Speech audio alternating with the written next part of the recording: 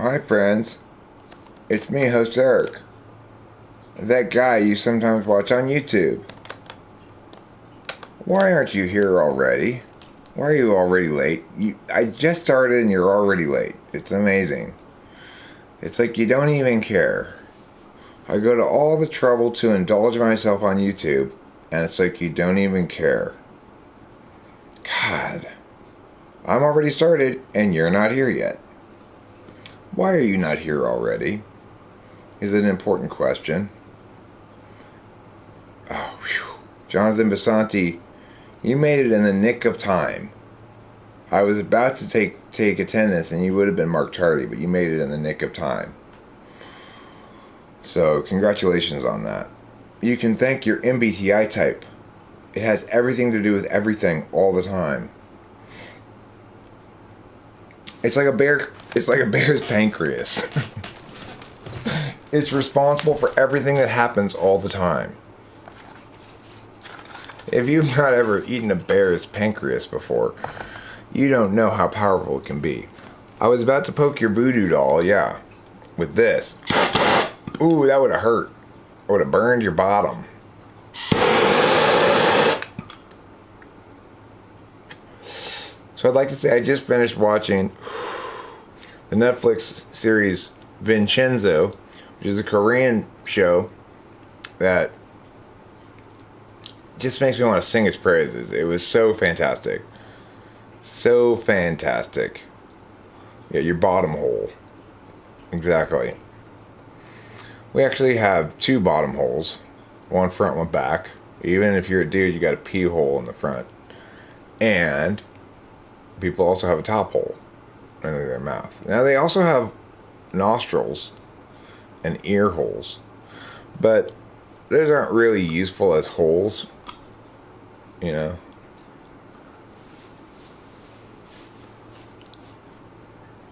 They're more like maintenance shafts. Or I guess venting systems. Well, really, your nose is kind of like a venting system, but your ears really don't vent anything, except when you're angry, then they vent steam, of course. If you've ever been angry before, you know that steam literally comes out of your ears. We have a bottom hole, an unconscious bottom hole, and a shadow bottom hole. You guys are going to have to pardon me this morning, anybody who comes around here. I am currently in my shadow, which means you may not be able to see me some of the time. It's weird. I didn't realize it was possible to be in one's own shadow. But if the sunlight comes at exactly the right angle, you literally go invisible as your own shadow subsumes yourself. And that's why you can't see me right now. That's the only reason why you can't see me right now. Oh. Whoa. No. I mean, that's the only reason why you can't see me right now. Oh my God, it worked. Can you imagine? It worked. It were true. It is true. It was true. And it continues to be true. Because I'm in my shadow, you can't see me. I've disappeared from the visual realm. Oh, I'm back. I must be back to being an ENTP now.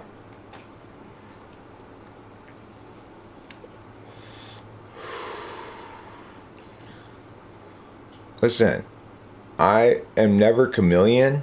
I'm only karma chameleon. It's the only kind of chameleon I ever am. How many chameleons can you fit in your mouth is one of the questions that I'm going to ask prospective employees at a job interview that I imagine myself holding one day to work at either Wrong Hole, Food Cube, More Than Just Condiments, All Licenses All the Time, Just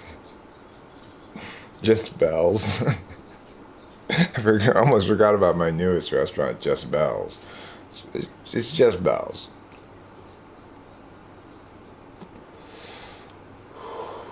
One of the interview questions is going to be, to get a job at Just Bells, is how many chameleons can you fit in your mouth? And then, whatever their answer is, the follow-up question is, but how many karma chameleons can you fit in your mouth? And that's going to throw people for a loop. They're not going to sure how to respond to that. Just going to be like, I'm not sure why they asked that question. A follow-up question will, of course, be, have you ever filled your mouth full of guinea pigs? Those are the only 3 questions in the interview. No, Just Bells is Just Bells. It's not a restaurant. It's not a restaurant. It's just Bells. But still have people working there. The people who work at Just Bells have to be trained in a very cultivated form of rudeness that is required for being an employee at Just Bells. It's just Bells. Whatever people ask them. Unless the person says, I'd like to purchase this bell, whatever their request is, like, can I use your phone, or do you have a business card? Sorry, this is Just Bells. We only have bells. Okay, well, do you have any, like bell-themed shirts or something? We just have bells. That's why it's called Just Bells. Get it through your head. I'm going to train the employees to be indignant and offended when people suggest that they might have something there other than bells. Because the message of this business is, read our sign and take it literally. That's the core message of this business. It's less interested in selling bells than it is in scolding people for presuming that it might have something other than bells.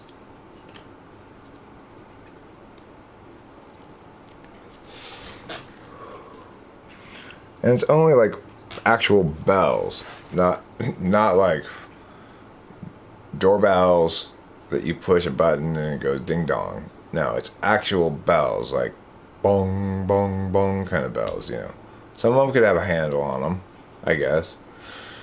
That's still a bell. Well, maybe no, I don't think there should be any handles. Just the bell. That's it. That's all you get is the bell. Across the street is Just Balls, which is a male strip club. Catering to clients of all kinds.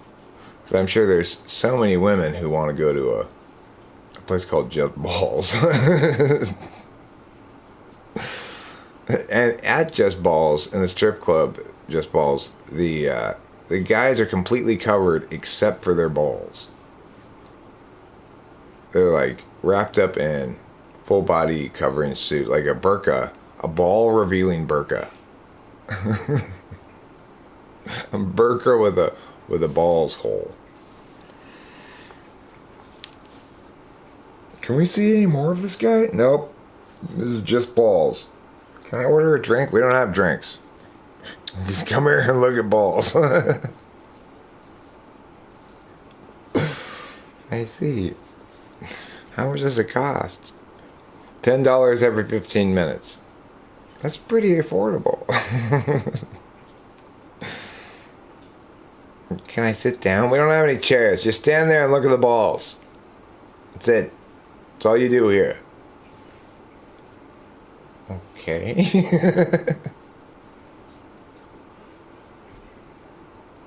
What if I wanted a bell? Oh, you need to go across the street to our sister store, Just Bells. Oh. Can I bring a bell in here? No. You can't bring anything in here. This is Just Balls. This is on the outside of the big sign says, no outside food or drink. They get in there. Okay, well, can I order some inside food or drink? No, we don't have that. We don't have anything other than balls.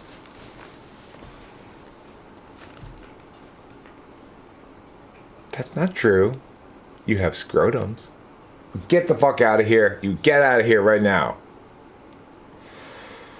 People hate it at Just Balls when somebody points that out,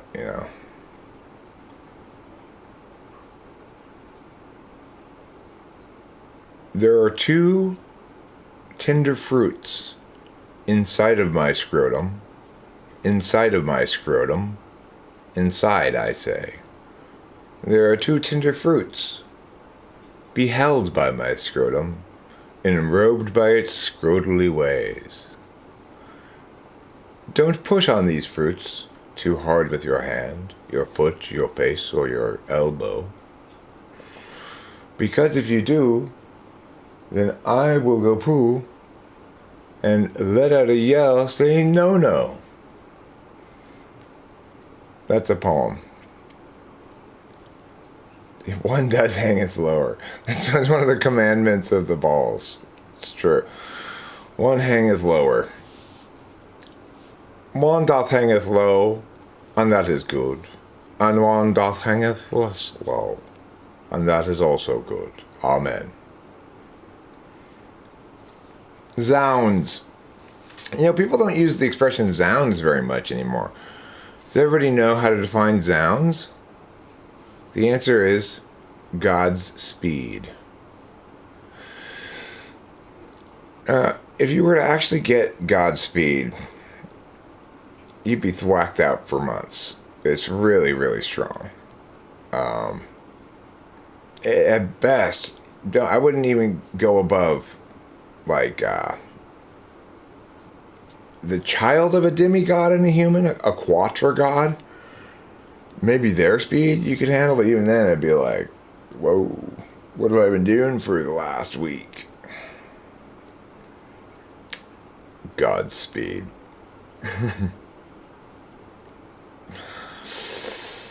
I do like uppers, but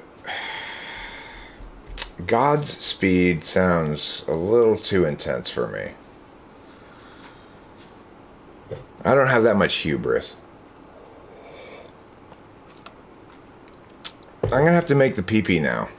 I'm going to make the pee-pee. I'm going to go stand over there. I'm going to use my crotchal region and my bladder in conjunction with my prostate and relaxing thereof to release the urine into this bucket over here. You don't get to watch, though. So, just deal with it, Oh, no, you didn't, I said. Deal with it.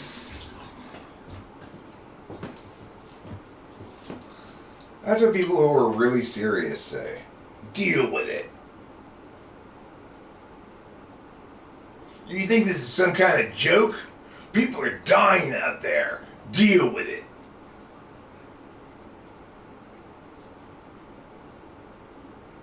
That's pretty hardcore, mister. Deal with it. Okay, I'll deal with it. Gosh, what an asshole that guy is, I wish I had never invited him over to stand in my kitchen with me over here while I'm peeing. Deal with it. That's what you get. Why do I get that? Because that's how life is. It's not fair. It's tough. Deal with it.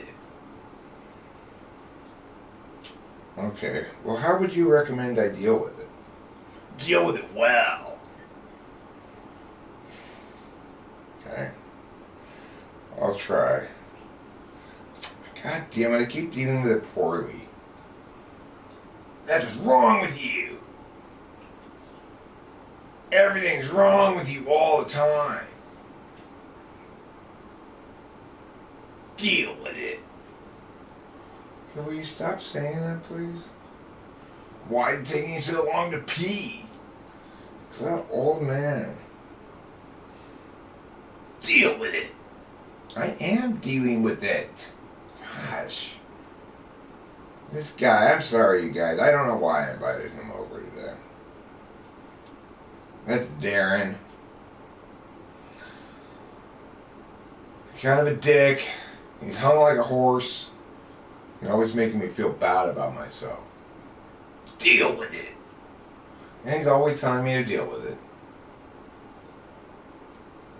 It's because you never are dealing with it. So I have to repeat it. That's fair, Darren. That is fair, what you're saying. Darren's tough but fair. Yeah. He's got a great voice, too. Yeah, I do.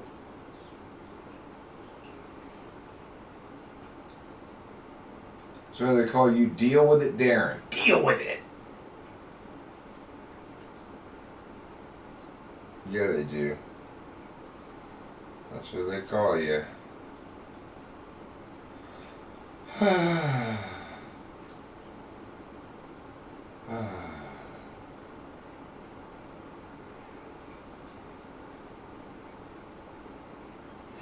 Why are there so many songs about urine? And what's on the other side? Urine is something that comes out your bladder and makes you feel empty inside. I wonder how long I'll stand here and pee more. I want to get it all out. Someday I'll pee now. The urine connection, the lovers, the dreamers, and me. All of us now going pee. You probably thought it was magic. Have you been half asleep, or have you been peeing? I think you're peeing my name. Is that the sweet pea from the young sailors? Is it just one and the same? I've been peeing now too long to admit it, but I still have to go some pee. Someday I'll pee more. The rainbow connection, the lovers, the urine, and me. All of us under its spell. You know that I have to go pee. Thanks, Kermit, for joining us here today. So, yeah, it's partially because of Adderall. Like, if you get too added up, it makes your prostate clench. It takes a while to relax it.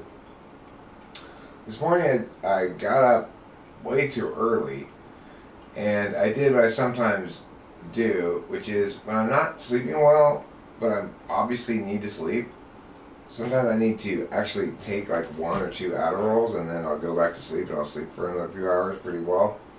But I did last night, and then when I got up, I took 2 more, so I've had 4 of them this morning. And that tends to prolong the agony, I might say.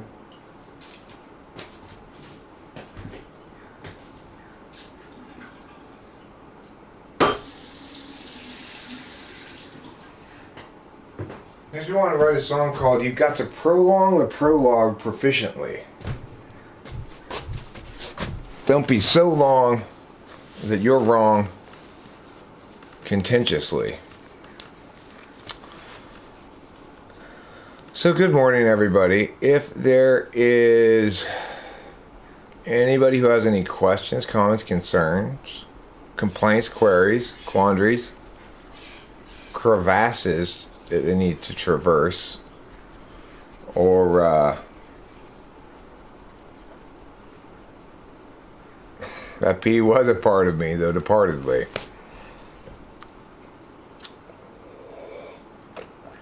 And I hope I never see it again. Unfortunately, won't be long before I gotta get up and pee again. Prostate Clench is a great name for a band. Although I think Amphetamized Prostate Clench would be even better. Amphetamized Prostate Clench is fantastic. Amphetamine Clench is a good name in general. Amphetamine Clench. There's a lot of things you clench when you're thwacked at. Clench your jaw, clench your sphincter, clench your prostate. I even clench my clenches.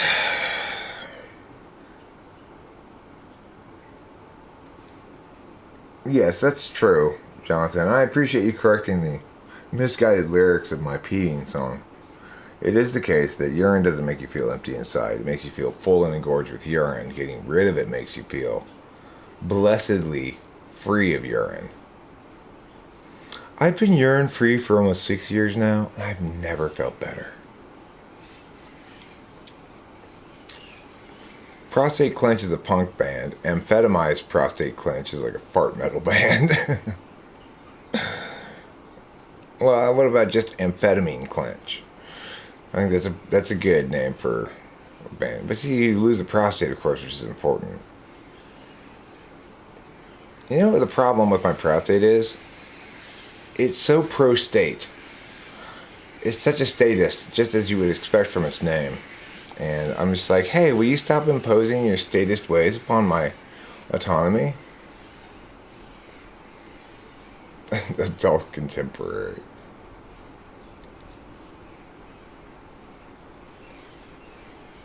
Adult contemporary meth is a good band name. Adult contemporary meth. Oh, don't worry. This is adult contemporary meth.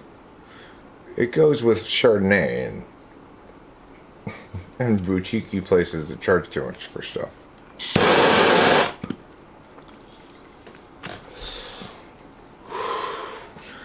No, nothing trashy here. This is a Svarky meth pipe. You know that store Svarky? Is that what it's called? Something like that? They feature it in Vincenzo, which also had me looking up expensive suits last night. Like, what are the world's most expensive suits? Because in the show, Vincenzo, the main character, he wears bolero suits, which are, I guess, a fancy Italian kind of suit, hand-tailored or whatever. Well, anyway, I looked it up. The most expensive suit in the world clocks in at almost $800,000, but that's kind of like a one-off unique thing. In terms of sort of off-the-rack suits you could buy, Swarovski, yeah, something like that, yeah. As long as you get your meth pipe at Swarovski, then it's fancy enough. It makes it high culture instead of trailer trash.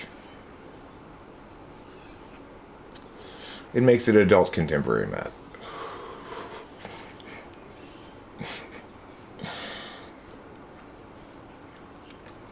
It makes it metromethual.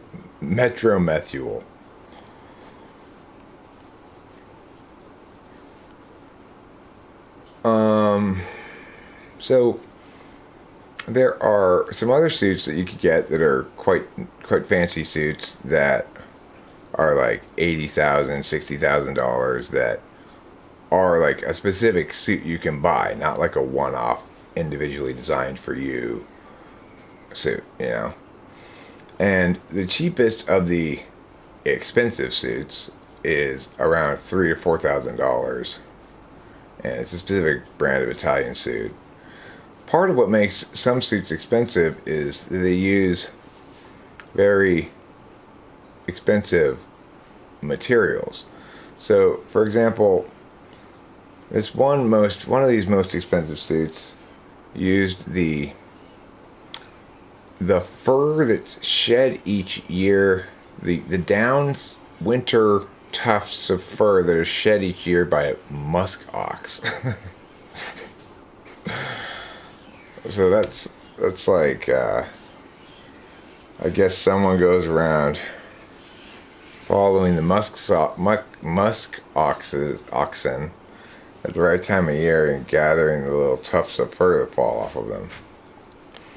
I guess that's what happens, because it's like they only get this kind of soft fur, I guess, briefly during the year, and then they shed it when it warms up or something.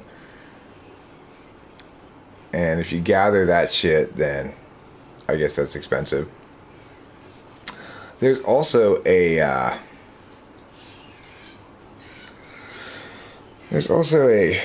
kind of down feather that's from this certain kind of duck, and they have to collect it like very carefully so that they take some of it and leave some of it because it keeps these kinds of ducks warm or something. But anyway, it's super expensive to get that kind of down feathers, or I guess it's feathers, something like that. How to bed an ISFP. Well, I will say this. Being ENTP is part of a good way to bed an ISFP. For some reason, ISFPs, like, they're the only types that were ever seem to be interested in me, really. Not that not that we had anything in common, but it's like, I don't know. Maybe it's just ISFPs are slow. That's the other possibility, but but it seems like I also found them sexy. I've always found ISFPs sexy in general. So I can think of a few ISFP girls that I wanted to get on, and a few that wanted to get on me. And when you get the middle part of that Venn diagram there, then that's called getting laid in an inconsequential fashion, you know. Because there's how you say, not a lot to talk about. How come you got notified of a premiere and not of the live stream? I don't know.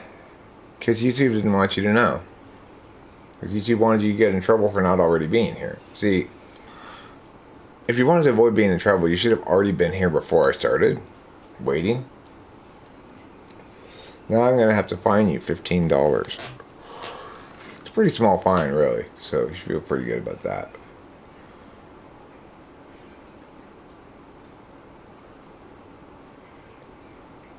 Hey, Sky Gear.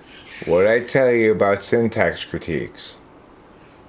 We were going to stop what?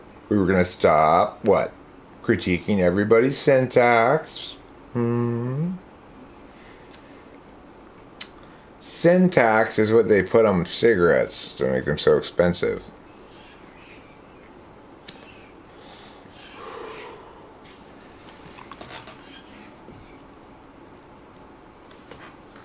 How can we make these cigarettes more expensive?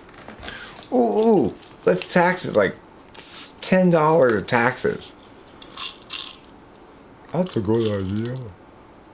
It'll pay for all the harms caused. Oh, fuck off. Harms caused. It's like, if you're gonna measure the harms in dollars, why not measure the benefits in dollars and add those together, you know? Boba Fett, you did just fine. Just come over here. Sky, you're the big meanie. Let me pat you. Pat.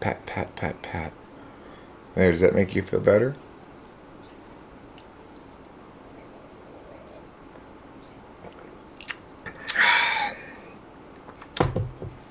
Okay. Now, I've taken a couple of more Adderalls in order to generate the motivational je ne sais quoi that will allow me to continually entertain you for the entire duration of the live stream.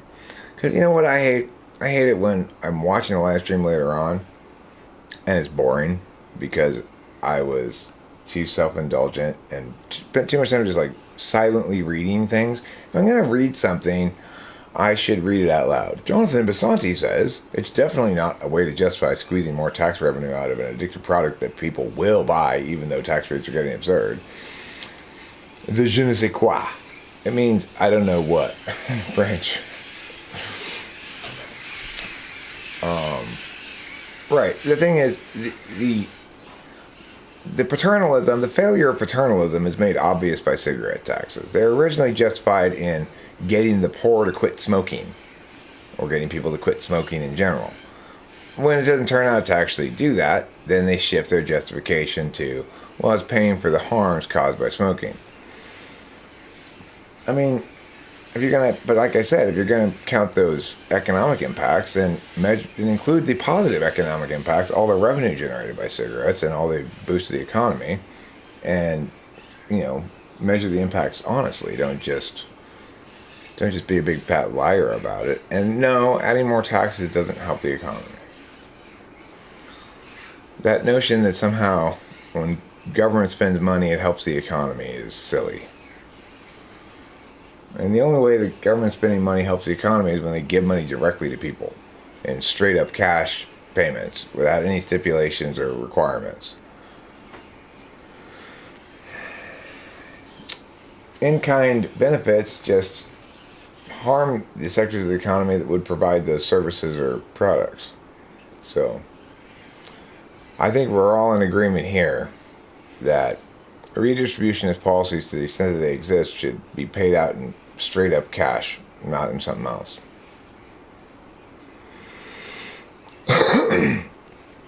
I think even the poor would agree with that, right?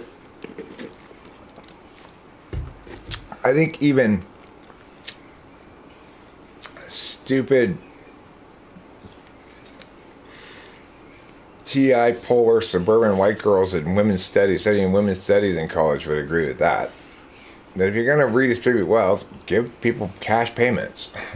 Don't give them something else. Don't have these weird, complicated meows. Hi, Anton Dean Nova. Dianova.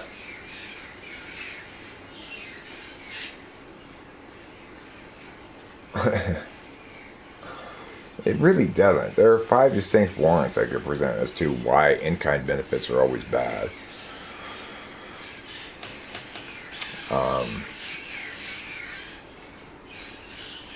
But, I mean, remember that anything that goes through some sort of, I guess you might say, attempt to shape culture or people by structuring things via a government program necessarily increases the amount of, you might call spoilage, the amount of resources having to be directed towards redirecting the resources. And that's activity that doesn't generate new wealth in the economy, unlike other useful kinds of work. Isn't blah blah blah blah ova feminine for Russians and Slavs in general? Huh.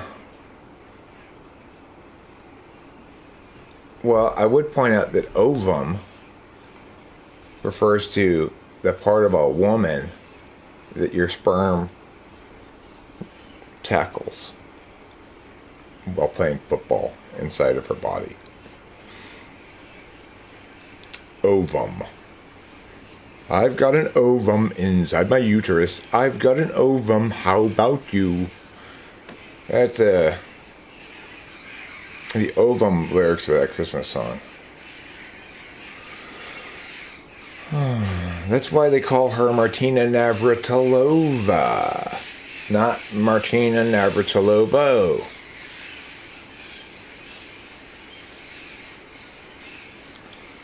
Like, I have a Nina as a child, not a Nino, because she's a girl.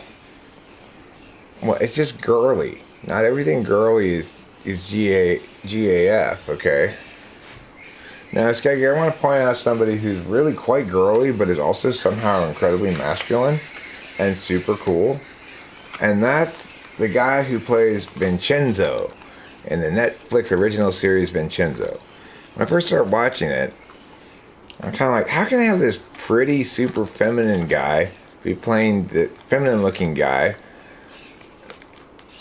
Her dad was Mr. Navratilova.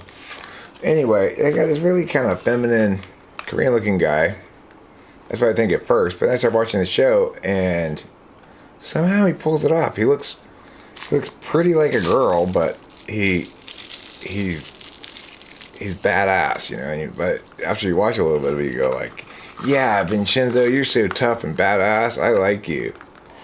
You don't think he's feminine at all, even though he's got these very soft features and he's very fussy about his clothes and stuff. Somehow he pulls it off. He's kind of like the prince of Korea. You know, Prince is the only other person, well, prior to this guy, the only person I ever thought of who could pull off sort of metrosexuality while also being masculine and attractive to women was Prince. Somehow he pulled off like being super gaff, but all the chicks still wanted to bang him. I'm not sure how he did that, but he did.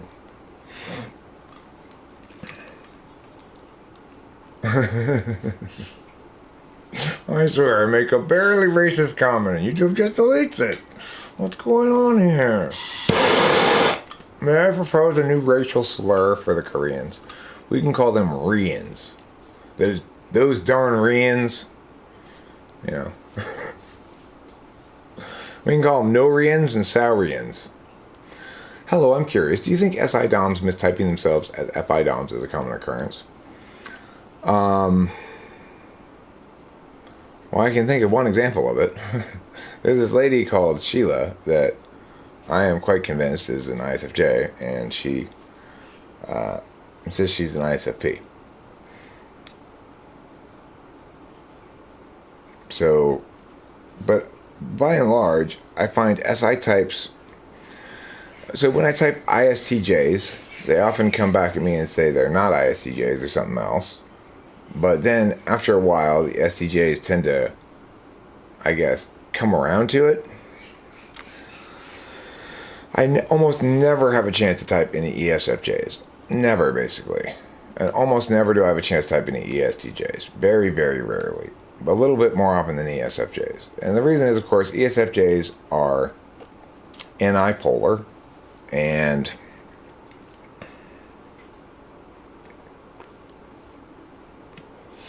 also communicative with their FE dominant. And it makes them very particularist in their use of ideas.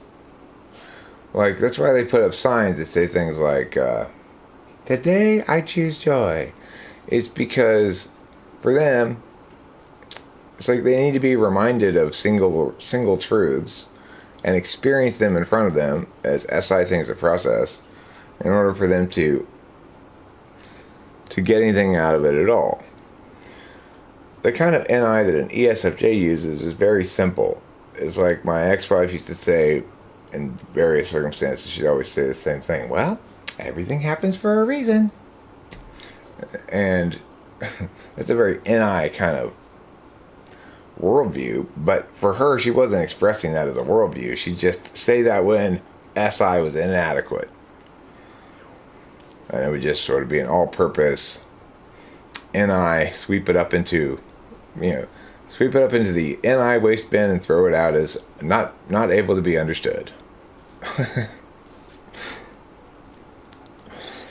So I don't really get type on because to want to be typed, you have to have some sense that understanding your label is of use to you.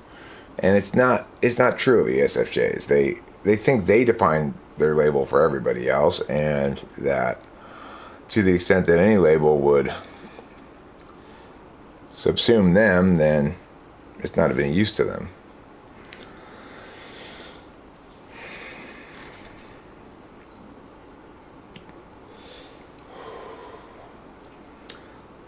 I gotta say, yeah, he does a great job as Vincenzo. He seems very mafioso. It's a cool show. It's funny too. It's super funny. Like, he's the consigliere of this crime family in Italy, and the Koreans can't say it to him, so they keep calling him corn salad. Like, just the people that he's helping in Korea and stuff. And he's always like,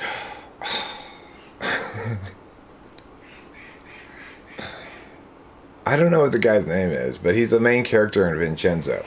Apparently he's a fairly famous Korean actor. When I was looking up expensive suits, because I was curious about his bolero suits that he wears and the pajamas that he wears and stuff, I guess the pajamas that he wears were quite expensive. What's the difference between a model and a theory? Well, think about the solar system. a model has all the things going around at their appropriate speeds to show how the solar system moves. A theory would explain why it is that this planet moves more slowly than that planet, or why it is that the planets don't all fall into the sun, or something like that. Or why it is we only have 9 planets, or exactly 9 planets, or why it is that our solar system, why it is that the universe is divided into solar systems instead of something else, or, something like that would be a theory. So what I'm presenting here is a model in the sense that I purport to explain how the cognitive functions are dynamically engaged with each other. Now, I don't actually have, when I talk about a simulation, that would be making the model into something that's equivalent to the solar system model. If I were to simulate it by coding artificial humans with these attentional manners, according to my understanding of the 4 fields and the flows of information being, put, get, receive, handshake. It's simulatable. So to model something that has no real physicality to it like that, like a cognitive function model, it requires a simulation. A model of the solar system is really a simulation of the solar system, but we don't call it that. We typically think that digital models are simulations and physical models are models.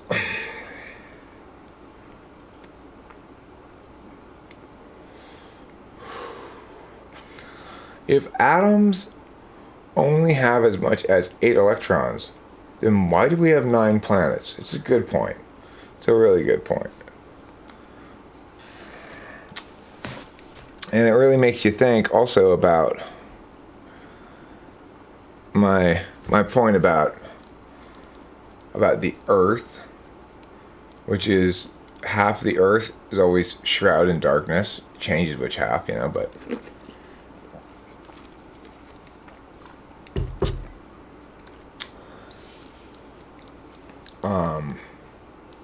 the moon also, there's a dark side to the moon.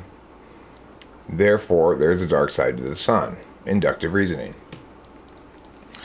And as we all know, inductive reasoning is the most sciencey of all reasonings. So that's what we should use.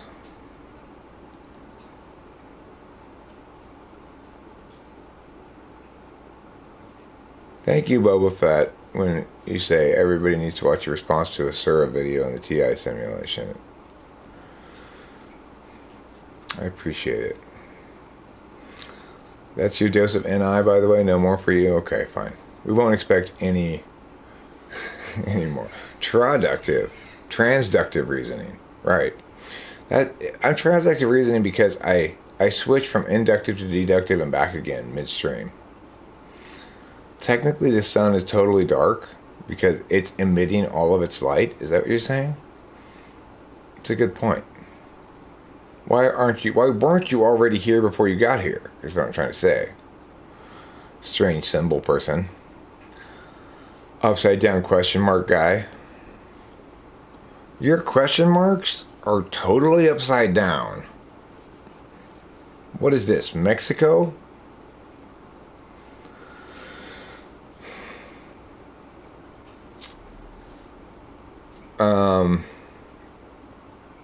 But anyway.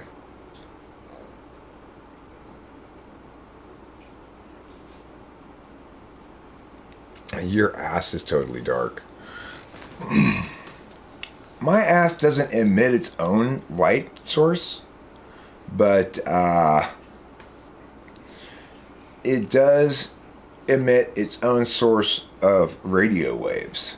So if you were to point a radio telescope at my ass, you get a repeating message that says, "Stop looking at my ass."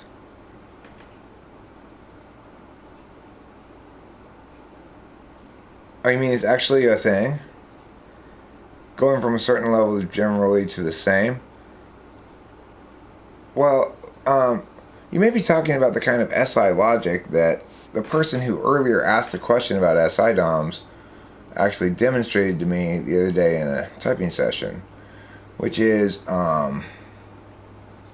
that she indicated that when she sees a given behavior in a given person, she'll remember or note the similarity of that behavior to the behavior in a second person, and then she'll recall what was behind that behavior in person over here, and then conclude that this person, that same motivation is behind that for them. So that kind of particular equivalency logic is, I think, straight up SI logic, you know?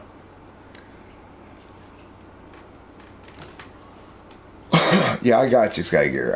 I was actually a step ahead of you explaining it. And the only reason I was because I typed that lady the other night. And she made me realize that the SI I was explaining was fourth slot SI, and first slot works differently. Because I was explaining how SI converts experiences into generalities. It takes, I see Rachel do something, and then I go, I wonder if that means all INFJs do that. And then I inductively, hastily generalize, and then I check my generalization to make sure it's good. And if it's not, I toss it out. But of course, that's fourth slot SI. First slot SI works more like that. Example A shares quality of example B, and therefore example A probably shares other quality of example B. I don't know what kind of reasoning that is either, except to call it SI reasoning. It's SI reasoning. It's kind of inductive. 8 can really shine sometimes, for sure. Absolutely. The one thing that this channel is not lacking is SE. I put up plenty of videos. I don't fail to do enough stuff, right? If anything, I do too much stuff. Now, you might say it fails on SE grounds in a visual aesthetic sense, and that, I think, is not unfair. I think that SE does include, to some extent, you know, if you're in an SE frame of reference, you're going to understand aesthetics as being much more linked to the visual stuff. So, like, the kind of videos that Cameron likes to watch are very different than the videos that I like to watch. But the kind of videos he likes to watch tend to validate against SE frames. That is to say, they show some sensory matter, right? First slot SI, a Toyota. First slot SI, the same highway to the same vacation spot. First slot SI, the same restaurant we always go to. Well, I mean, the thing is, SI DOMs have periods of settle and periods of disruption like anybody else. The thing is, when I feel disrupted in my extroverted intuition, I turn to more introverted sensing matters. Means I need to clean, I need to vacuum, I need to take a bath, I need to eat, I need to whatever. But when an ISFJ is experiencing some kind of stress or needs to, or is being disrupted in their comfort by reality, they turn to extroverted intuition. So the thing is, it's fair to say that ISFJs are the most intuitive of the sensors. Really, they're the most intuitive, and the smart ones will often mistake themselves for ENTPs, or even INTPs, but more likely ENTPs. The thing is, in general, ISFJs can test very well on things that Alpha Quadra can test very well on, whereas ESFJs much less so. So it's like ISFJs can kind of hang with INTPs and ENTPs as long as there's not a speed factor to the testing. Their TI is pretty damn good. It's just slow, you know, compared to NTPs. 5 is a package deal with 1. Not sure about 6 and 7, but yeah, 5 is a package deal with 1. And I think my point in an earlier video about NI is worth repeating here, which is people often think the problem with my channel is a lack of TE. I'm often accused of having bad TE, and that's why my channel is less successful or whatever. But that is absolutely not the case. The problem is not TE, it's NI. It's that this channel refuses to be something specific. This channel is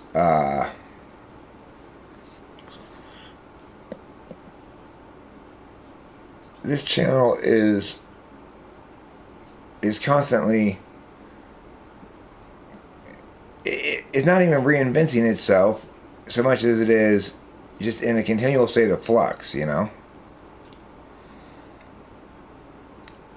I mean, but like, see, my point here in New Groove is that somebody like my mom, who was a very academic / intellectually minded ISFJ, was nevertheless pure ISFJ, but wrote really well, thought well, you know, was a lot of things, you know. But the point I'm trying to get at is that because ISFJs have SI, TI, FE, and NE, they can thrive doing NTP-ish stuff, like that ISFJ lawyer that I typed, who was convinced he was an ENTP, and he was very smart and I'm sure a very good lawyer and everything, but definitely not an ENTP. And the beautiful thing about that typing session is I typed him, his wife, and his daughter, and his daughter was an ENTP, so it was I think his daughter is the one who got them ultimately to get typed. It was pretty hard for anybody to object to my typing, because the differences were so obvious once tested directly. The respective strength of their extroverted intuition. What type is best at Inky Pinky? I mean, I would say Alpha Quadra is best at Inky Pinky. You know, Rachel's sister Kat, she did really well on Inky Pinky. She's an ISFJ. Oliver Linehan, I'm sure, does really well on Inky Pinky. He's an ISFJ. Let me see here what you have to say about this. By the way, is mathematical induction actually an inductive way of reasoning because you derive the truth of a statement enumerated in some way by whole numbers through a base and an assumption? I don't know enough about mathematical induction to answer that question. Because if you chose an arbitrary number, is it really particular? Well, I mean, its arbitrariness is particular. That's the thing, right? It's like by designating it arbitrary, you're giving it a particular distinction from something that's not arbitrary, so it's defined at least, right?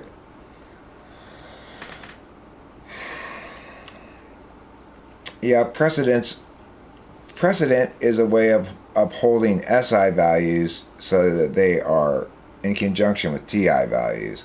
Unfortunately,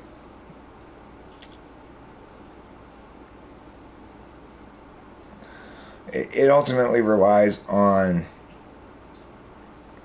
good decision makers, because the problem with precedent is it tends to aggravate bad decisions, tend to snowball, because other bad decisions have to be made to justify and articulate why the previous bad decision, it wasn't a bad decision even though it really was. So that's the problem with precedent in general.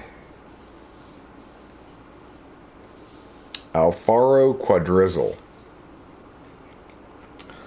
Do we have any quadrabling fans here?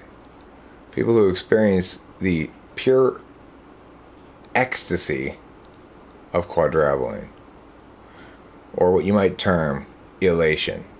So if you don't know, I one time read an article on some socionics website It talks about this phenomenon of the quadruple. A quadruple is when it's you plus the other three members, one each of the other three members of your quadra, and it's just the four of you hanging out together. That's called a quadruple. Supposedly it produces elation.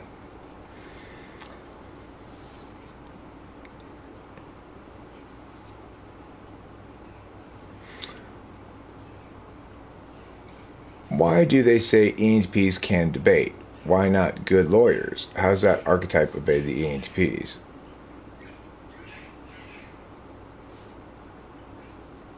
Well, because actual work in the legal system requires a lot more TE than it does TI. The problem, one of the biggest problems that the criminal justice or legal system in general has is its increasing move towards TE frames of reference and away from TI frames of reference. TE frames of reference, TESE frames of reference. Well, you've got to get this document filed by this date, or else, yeah, will happen. Or, well, you didn't.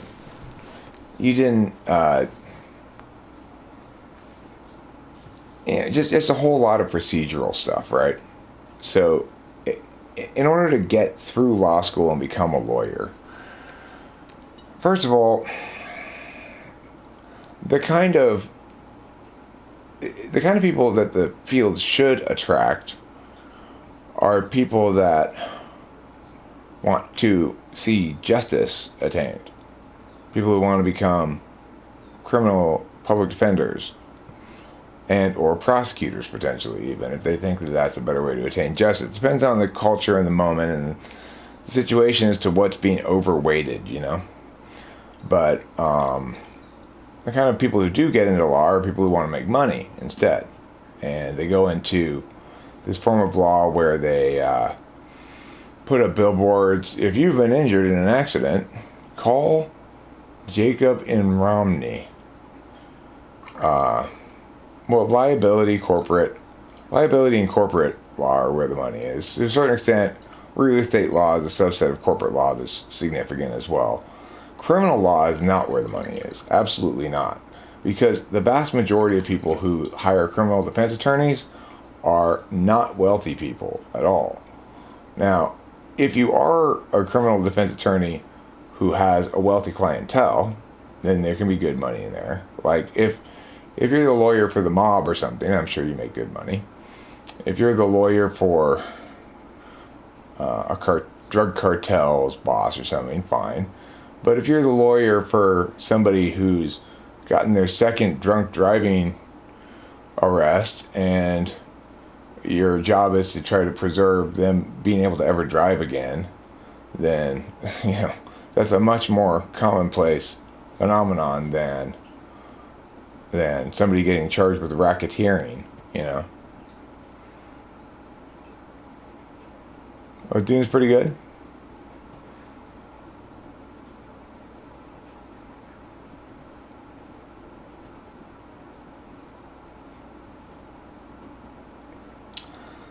The thing is, math is not a closed system. And the way you can know that math is not a closed system is this. If you take an irrational number, such as square root of 2, and measure the distance between the square root of 2 and 2, you cannot meaningfully determine how far away a given thing is from the other, even though they're both numbers. Which is to say, at that point, you're not dealing with any kind of real representation of anything, right? You're dealing with a mapping shortcut. And that's what means that's why it's not a closed system, because of irrational numbers, basically. If it didn't have irrational numbers, it'd be a closed system, and then it'd be purely deductive. But it can't be purely deductive because it's not a closed system. In the same sense that grammar is not quite purely deductive, but it almost is. Here's an example of why grammar is not quite purely deductive.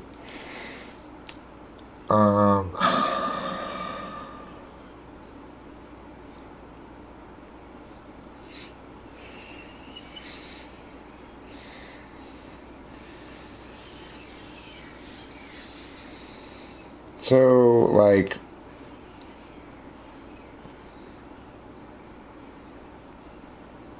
I can't think of a good example right now. It's kind of hard to think of a good example. But there are instances where it could be understood equally correctly whether something is an adjective or an adverb. In other words, it basically means the same thing whether it's modifying the verb or whether it's modifying the noun. And in those circumstances, that's where you see that grammar is not a completely closed system, because people convey things in ways that aren't grammatically correct, quote unquote. And linguistics is interested in sort of parsing out the grammars of non-formal grammars, but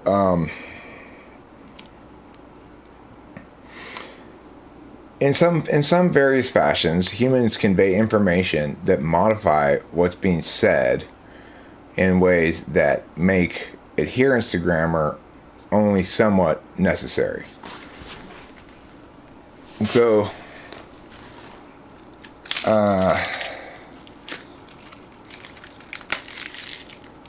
if I just answer a question, for example, no, or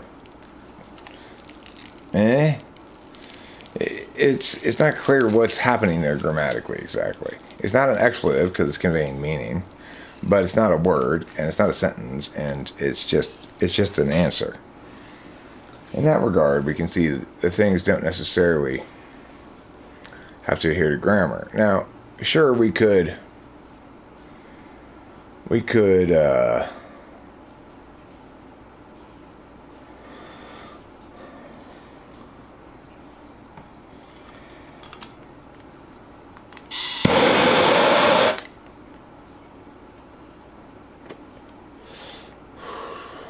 why is it just spelled just? Why is gist spelled gist? Well, I don't know. Well, I don't know the etymology of the word. It came from something, you know.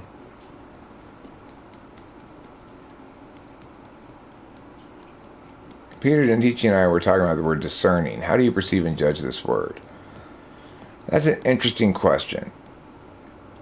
So, the ability to discern seems linked a lot to the ability to delineate specific distinctions. If I'm discerning about a given food, then I'm delineating a lot of fine distinctions, and I'm saying, oh, this is not quite how this should taste, or something like that, right? If I'm discerning about the people I hang out with, then you might say I'm very judgy and expect people to meet. Well, I mean, I think it depends on the context. So, what's discerning?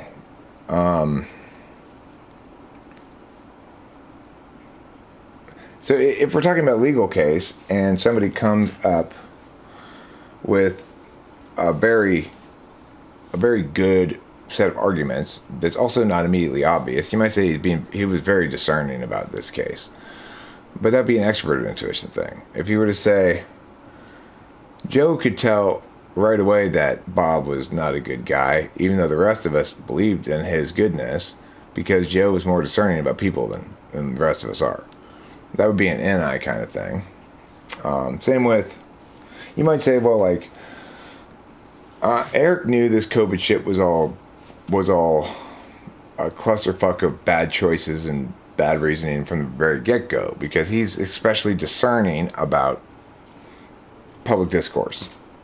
Now, in that case, it would be a combination of NITINE.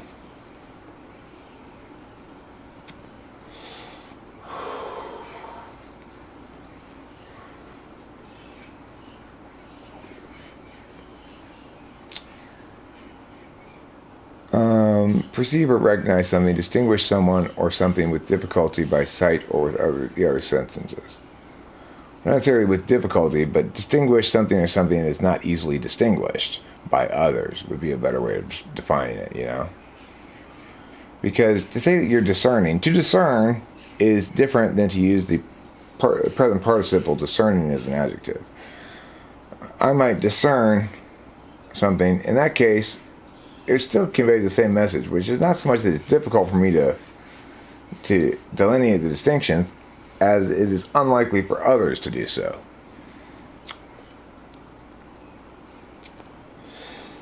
Well, I mean, FI is fundamentally discerning about what you want, you know? I'm not, hey, Peter, listen, I understand that you got that definition from someplace. I'm critiquing that definition and saying where it falls short. I'm not saying you fell short in providing that definition. I'm saying the definition fell short for the following reasons.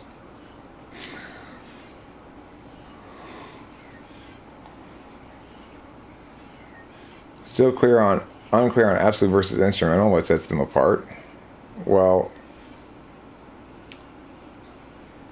I mean, I don't know how else to say it except whether it's a goal or a means to a goal. Like, you know, dribbling the ball well down the field in soccer is only an instrumental value, because if you don't score a goal, it doesn't matter. But dribbling the ball down the soccer field in a dribbling contest is an absolute value, because the one who does it best is going to get the prize, right? So we tend to think of our cognitive functions like that as well. TI for me is an instrumental value. It's something I'm going to use all the time as an operational value, but I don't actually care very much about TI, which is to say, if you can be wrong all you want if you're Rachel. You know, I don't necessarily feel any need to be fair to others if it runs afoul of my loyalties, you know. In personal matters, I try to say, because it's my operational value though, as well as my instrumental value, I do project it as a normative good onto the world, because of course I can use it really robustly, but I'm not married to it because it's instrumental. So I would love for everybody else to be married to it, right? It's just how shit works in the world, I guess. You want everybody else to be subject to your tool function, while you yourself remain not subject to it. You know, it's like there was a stretch of my time during my relationship with Kimberly when TI people were starting to really hammer on me, because what I was saying was inconsistent with reality, okay? Basically, I was saying, well, we're gonna frame this like this and like this and like this, and Kimberly's going to have to just change and become, you know, she's gonna have to be something that's not a problem, basically. And here's why she's going to. And a lot of, hi Hal and Brian, I'm glad you're here. I really am pissed that you weren't already here before I started, but I'll get over it. So where TI people were basically saying, Eric, this is bullshit what you're saying. It's not consistent with observation. It's not consistent with reality. And what I ended up, you know, I could only scramble and defend for so long over that. What I ended up saying is, yeah, but that's not the story I'm telling. That's TI tool when pushed on hard enough to actually uphold its own operational value, it disappears, and all of a sudden you realize, oh, but that's not the story I'm telling, is really what's behind all of this.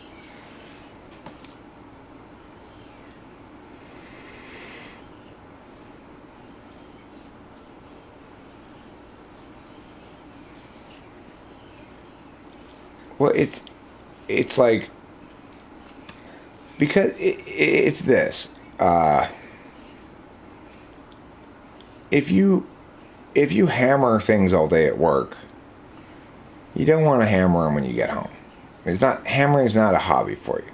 That's your tool function. Whatever it is you do as you move through the world to address everything you encounter, it's not something that you choose to engage in for satisfaction, unless it's going to link to your 1, 3, 5, you know? So it's also something that's not going to be very important to you. So whereas it's really important to Rachel that she be treated fairly, quote unquote, it's not important to me that I be treated fairly, really. What I mean by that is you could make the argument that there's an unfairness in my relationship with Rachel because I provide more various resources or utility to the relationship than she does, or something like that. That is just complete nonsense to me. It's like I have no interest in that way of thinking at all. I don't use TI for those kind of things at all. I'm not worried about being treated fairly. I'm worried about not being treated hurtfully. Most of all, don't hurt me is my primary concern for my relationship partner. If my relationship partner cares about me, protects my emotions and my ego and such, then that's all I need from her. I don't need anything else.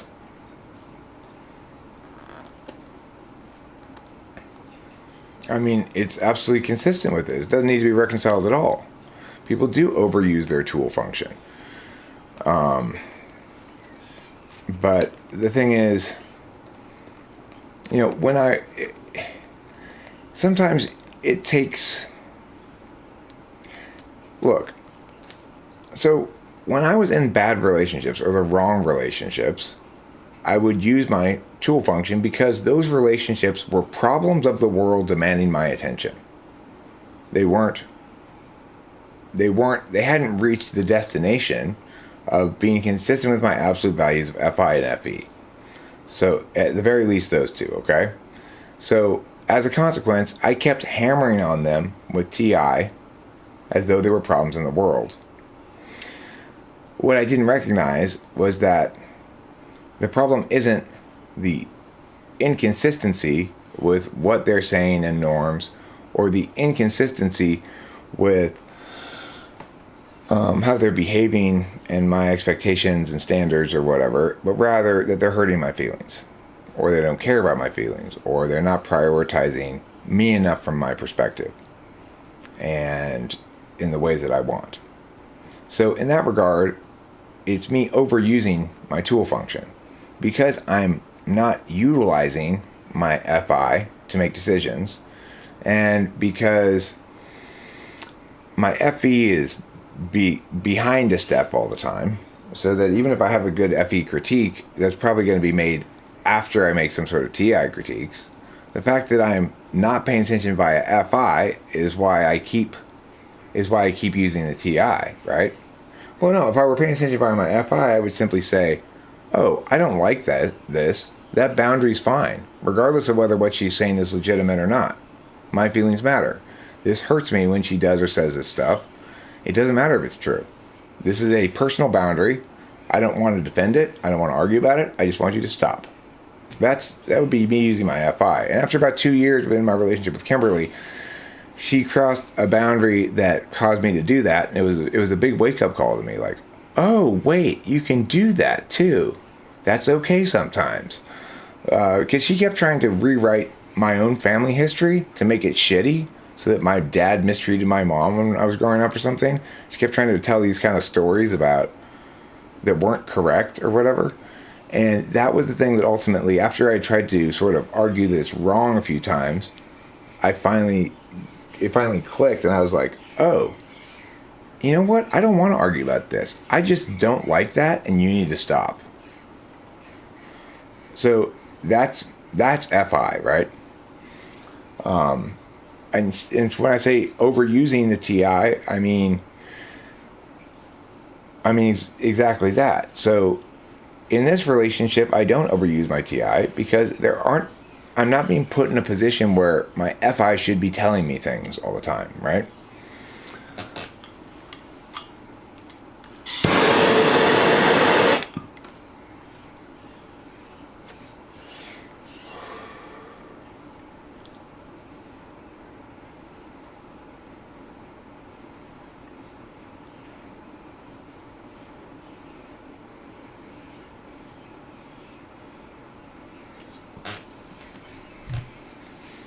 I mean, we're all trapped in our ego to some extent, right? We are our ego block of functions.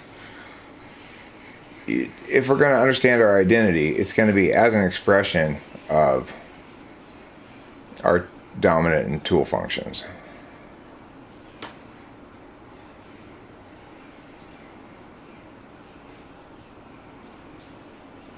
Men are more accountable than women. That's why we use fewer with men and less with women. You know who Alan Bryan is, everybody? He's the guy who introduced me to Dominique Young Unique. Now, if you're not familiar with this artist, she's pretty great, okay? I'd particularly recommend Shake That Ass, or Shake My Ass, or whatever it's called, and Fuck That Shit. Those are two really great tracks. The weird thing is, Alan Bryan is older than me. And yet, he's the one who turned me on to Dominique Young Unique. Why? Because he's an INFJ. He's got a good sense of both what's good, what I like, what resonates universally, what's gonna pop, what's gonna also pop as make him pop. You know, like it's unexpected when somebody in a demographic that you don't associate with Mia is right on the curve surfing edge of Mia, right? that's what INFJ can pull off. No, I will listen to more of her shit. I have listened to some more of it, and we've got a couple of her songs on our playlist. The thing is, she's got a really interesting producer. I don't know who produces her shit, but he's probably one of the reasons why Alan Bryan likes it is because the producer's using a lot of but not too much, because she's so NISE. The producer is always like shifting up variants of the beats behind it and stuff in ways that keep the tracks moving. So, Dominique Young Unique. She's this super freaking ratchet ESFP chick who kicks all kinds of ass. She's a great rapper. But it's like, the correct description of her is a ratchet ESFP chick. A ratchet ESFP thought. But Dominique Young Unique. But that doesn't stop her from making some great fucking art, you know.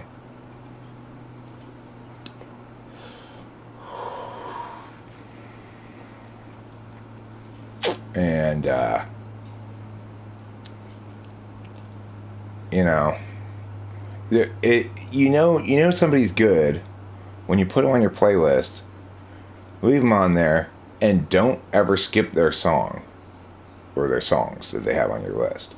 Like, if I'm always skipping a song on my playlist, I take it off the list because, okay, well, this is just making me hassle with my phone while I'm driving.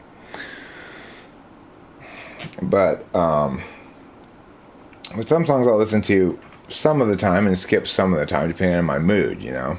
But I never skip her tracks, and I never skip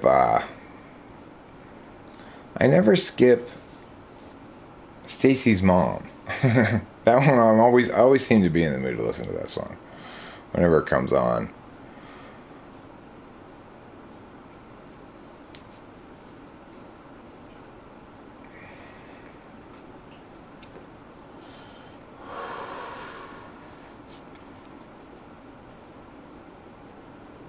Yeah. Dominique Young Unique. It's a terrible name. Is it a terrible name? Yes, it is. There's no disputing that fact. It's an absolutely terrible name. Spivak's calculus. Ugh. Boy, that's one of my least favorite calculi.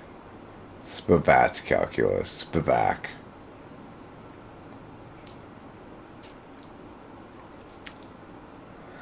I mean, it's a mouthful. It's not easy to remember. It's too much NE in the name.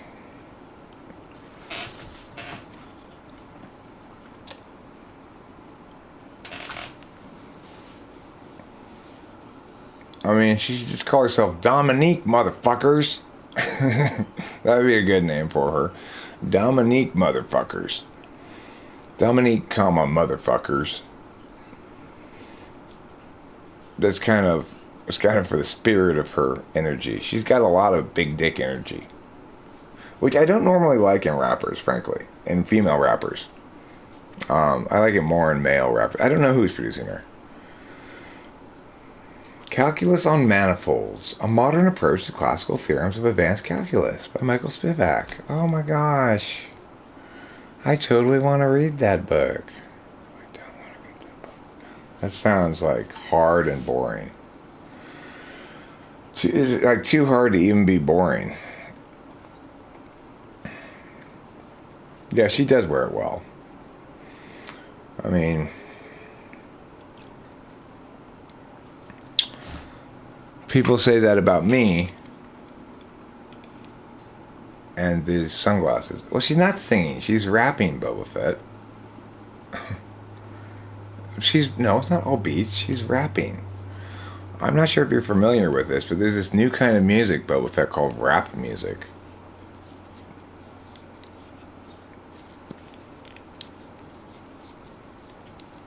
Boba Fett, she does not look good at all. Her talent has nothing to do with her looks. Thank you, Ellen Bryan. She's a great rapper. She brings a lot of energy. She's not lyrically accomplished, but frankly, lyrically accomplished rap is usually terrible. Look at mine. You know? My best raps are the ones that have the fewest words. Yeah, she wrote the lyrics. There's no way she didn't write those lyrics. Her lyrics are like, you know, I'm gonna shove my cunt in your face, and it's just like really ESFP-ish lyrics. Is it Rudden? If not, is it understanding analysis?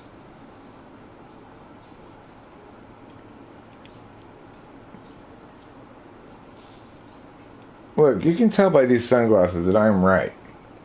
That agreeing with me causes you to fall in love with hearts. Well, for example, fuck that shit they talking about. Fuck that shit they talking about. Fuck that shit they talking about. Like that. Like those lyrics. It's very clear her opinion on matters. Her opinion is that we should all fuck that shit they talking about. And frankly, by and large, I agree with her. We should fuck that shit they talking about. You know what's some shit they talking about that I think we should fuck? One of my favorite things to shit on for some reason. I was talking about something that's totally undeserving of being shit on, but I just love to shit on it anyway. Buddhism. Buddhism is so like good and harmless and nice and everything. But I just love to shit on it for some reason. I like to make fun of it because it's so silly. It's all those like statues and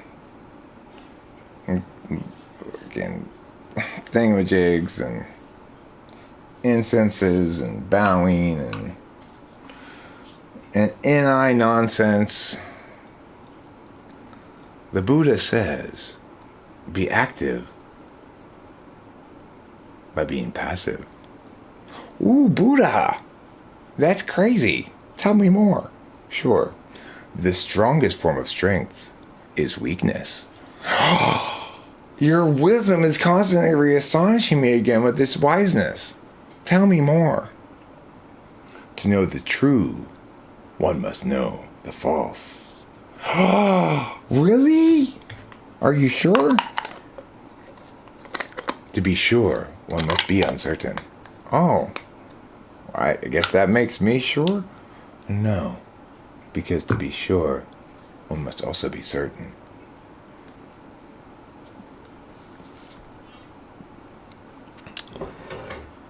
So you don't really mean anything, do you, Buddha?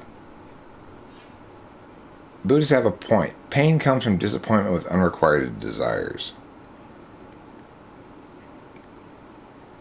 I mean, isn't that basically just saying failure sucks? You know? Losing sucks?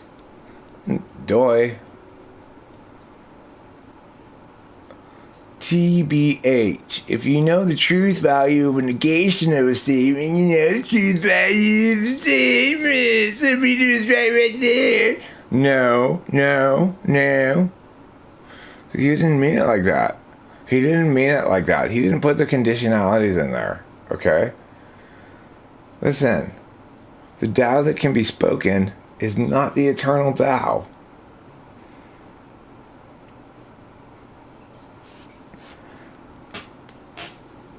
Okay, well, what is the eternal Tao? Shh. Listen. Hear it in the sound of the wind. All I hear is the sound of wind. You're just not understanding me, okay? To understand, you must let go of knowing. What? To make sense of it, you must not care if it makes sense. Oh, okay. Shut up.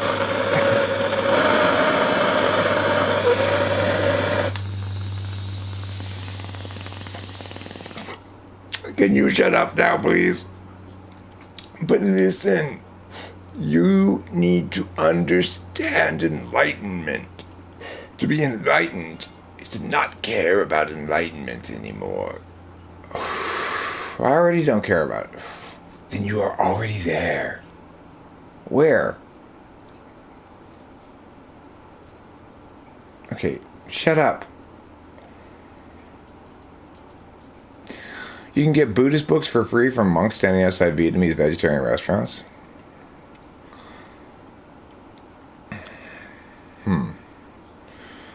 Well, you know, if the Buddha wants to convince me that he's right, he needs to sit down and have himself a juicy McDonald's Big Mac.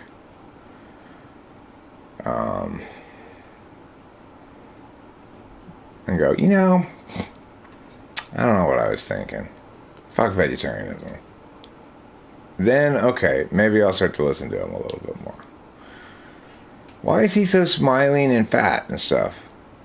I think he's a cult leader who's taking all of the money from his people, probably. How else did he buy all that food? You know?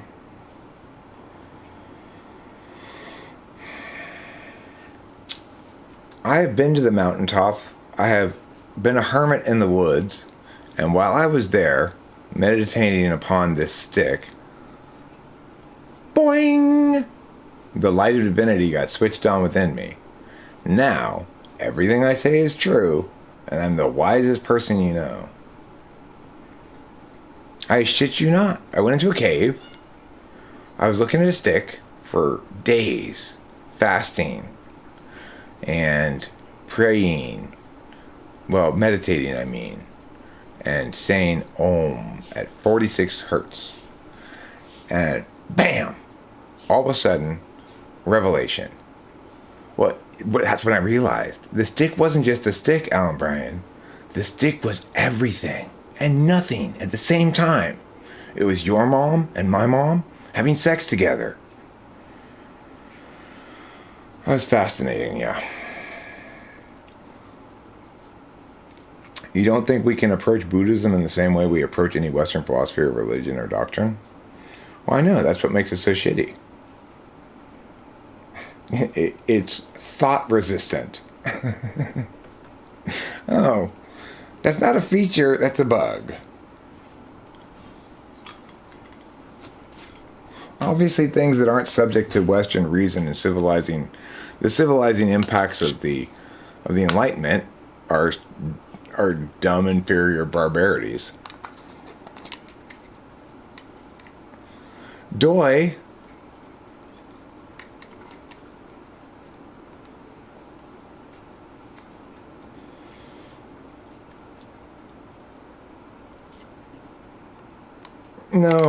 No. Your mom and my mom had this thing for a long time in secret. Neither of our dads knew about it.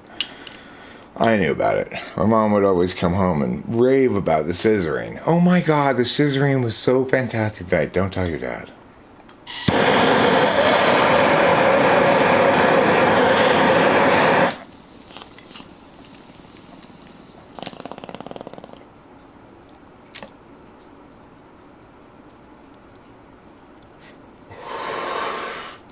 Nas TEFSVM.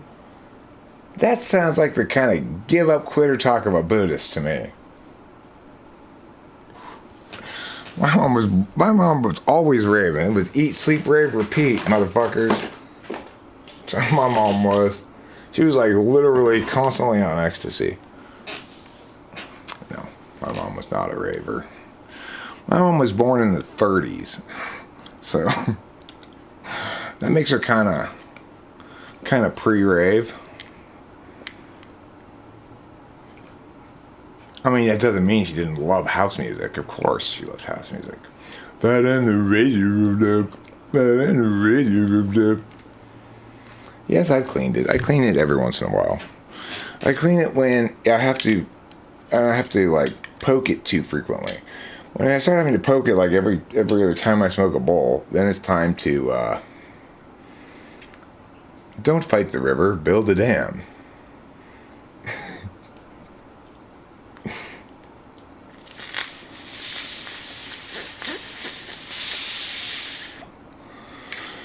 Yeah, she was constantly raving. She spent countless hours standing beside the nitrous tank, getting free nitrous balloons from the guy who worked at the dentist office.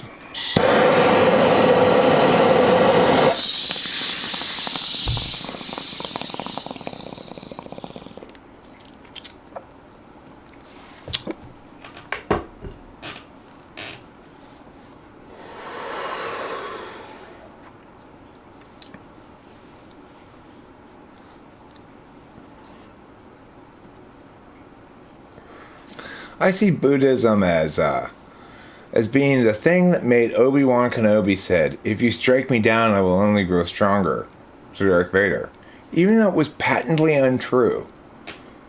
I mean, was anybody else totally unconvinced by that argument? I heard that Buddhism is understood through practice, such as meditation, or else. I think you mean or other such behaviors, right? Or else makes it sound like you're threatening that if you don't understand Buddhism through practice, such as meditation, I'm gonna get you.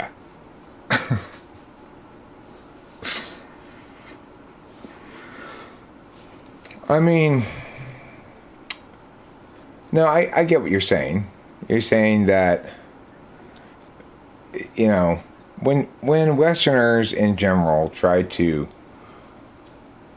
understand Buddhism as a philosophy or an ideology or a religion or something, we tend to process it through language, and that the point of it is to detach the individual from language.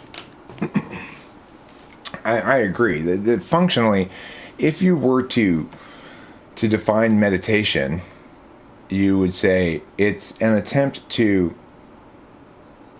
enter into and sustain over time an NISE state of being, a blank receiving state of being that's aware entirely of the unity between oneself as a biological being and the overarching environment. But the basic problem is there's no reason to prefer that. There's not any good reason to prefer that state of being over any other attentional state of being.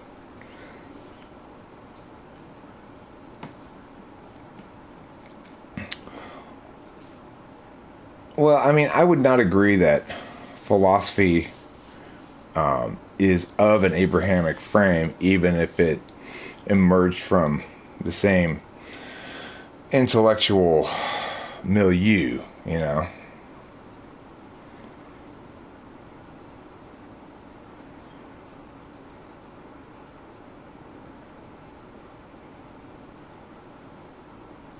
You added plenty of commas, Winston's mom. Don't you need to worry about that.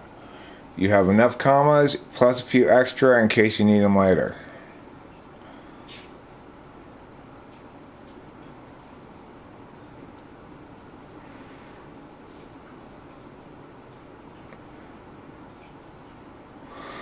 So the thing is, I don't think it's a good idea for me to spend a lot of attentional energy trying to empty my mind. My mind is very cluttered with thoughts and words and imagination and creativity and stuff. This does not make me guilty of monkey mind or a lack of presence or a lack of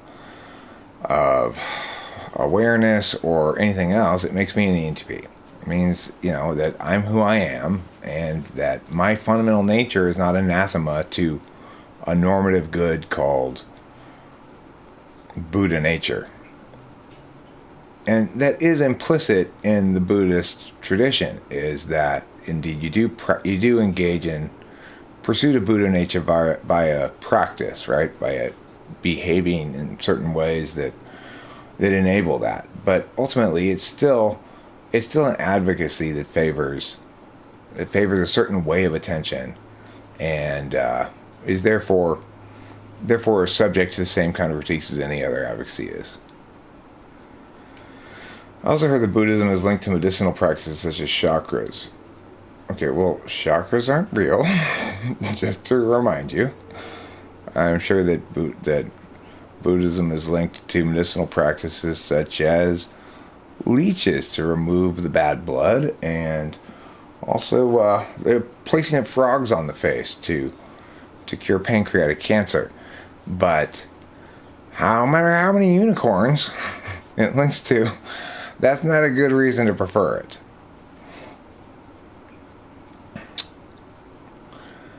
No, chakras are not real. I mean, what is a chakra then? Okay? What is a chakra? Somebody explain what a chakra is. Can I find my chakra? How can I distinguish it from some other chakra? Can we independently establish chakras? Like,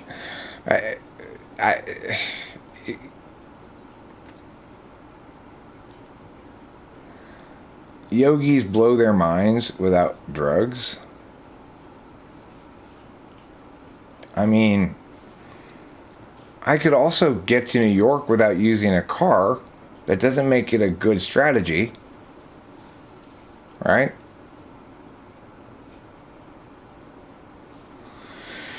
If we breathe correctly, we can, in theory, unblock the chakras, and this increased oxygen flow results in all of our energy centers, gut, throat, heart, etc. And if we breathe right, then our pineal gland opens our third eye. Okay, that's ridiculous.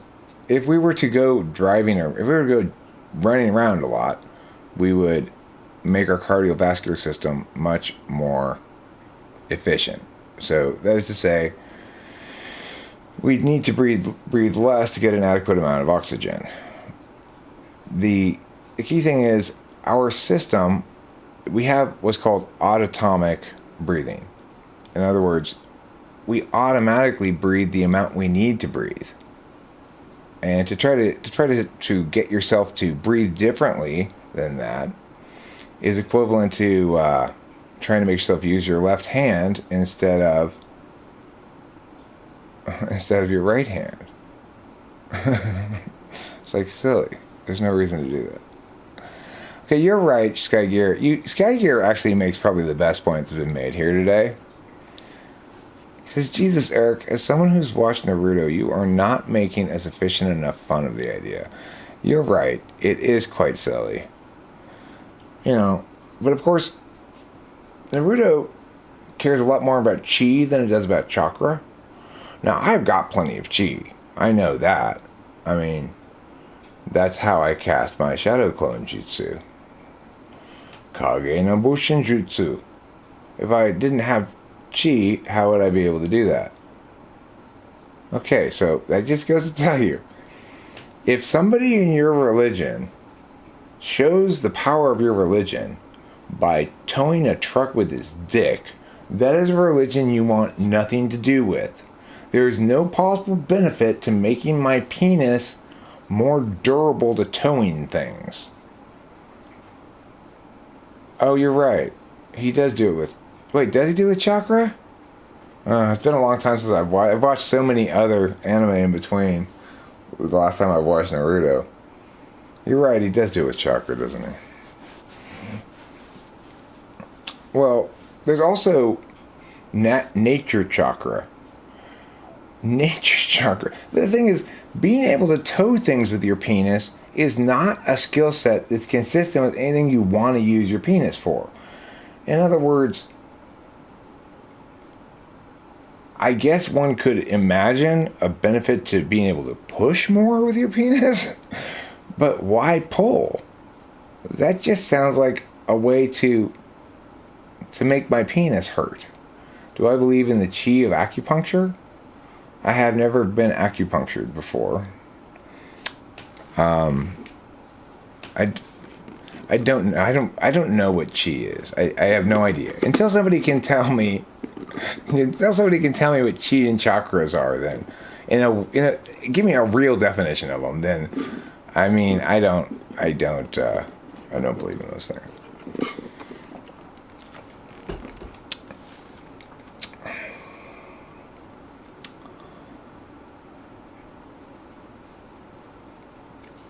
Jonathan Basanti says it's consistent with everything I want to use my penis for. So everything you wanted to use your penis for involves towing something behind you? And ki is the chi of people who cannot pronounce ch. Oh, ki. That's a thing that opens up a lock. That's different. That's the amount in which you ideally buy cocaine. It's different. Buy a key. Imagine you broke your car in the middle of nowhere. How do you get to the closest mechanic? You call them, and they come to you. You don't get to them.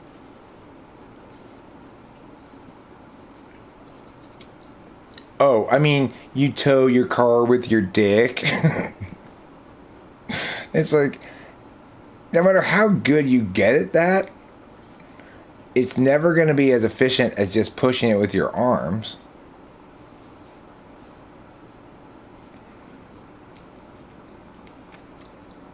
But see, this is a good question.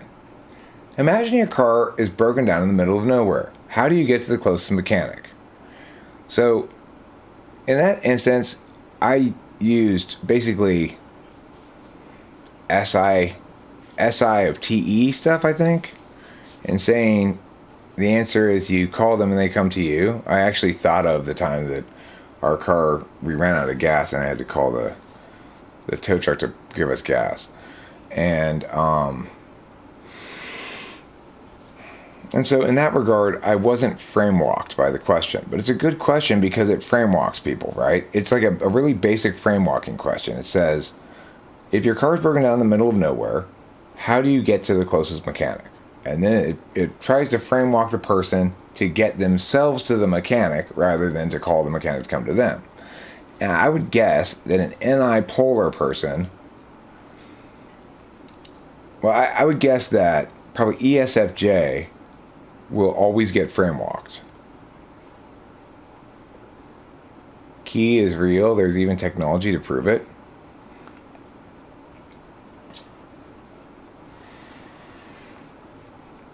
Are you sure those energy readings that it's picking up aren't just radiation from my scrotum? Because it's known to radiate a lot of various kind of frequencies of magical energies. The best and the great is God. Yeah. That's the one I want to worship. I want to worship the best and the greatest one. And the winningest God of all time.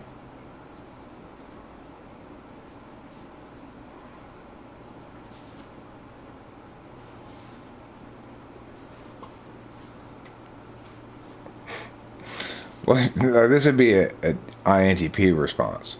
Well, you're in the middle of nowhere, and nowhere's middle should by definition be every point in the set of nowhere. So if you're in the middle of nowhere, you're also at the mechanic of nowhere, assuming, of course, nowhere's a set that includes a mechanic, and that, in fact, why would you conclude that that every point in nowhere is equidistant from the perimeter of nowhere? I don't understand why. I guess because it's unrelated, it's unrelative to any other place because it's no place. Is that why? The things I learned from INTPs, it's amazing. The energy field around the body and heart is real. Well, I'm not saying that people aren't energy generators. We are. That's why we eat food. It generates energy. That's why we smoke crack. It peps us right up. ECG, electrocardiogram. Don't electrify my cardiogram. We have reference to constructs, entanglement with these spiritual things. Look, quit entangling your spirituality with my machines. I'm picking up all kinds of crazy readings. That's why some people use a ghost box.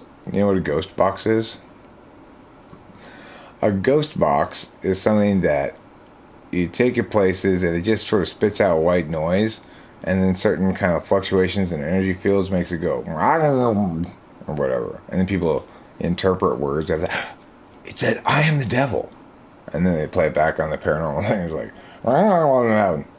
See, I am the devil. Am I supposed to bonk them? Okay. Bonk. There, I just bonked you. I'd money is, in your second slot, the most winningest gods of all time. Judas kind of demonstrated that. I'd money. I'd money is a good name for like a rapper or something, right? Well, Boba Fett, I've talked to you before, and I think if you're looking for some kind of a sky chariot, what you're going to want to do,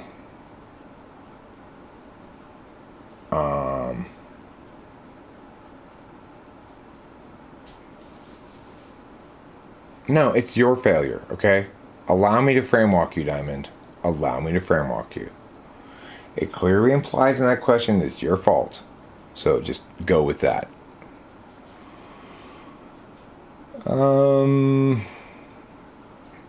Turquoise isn't a color, Lady Lou. It's a mineral.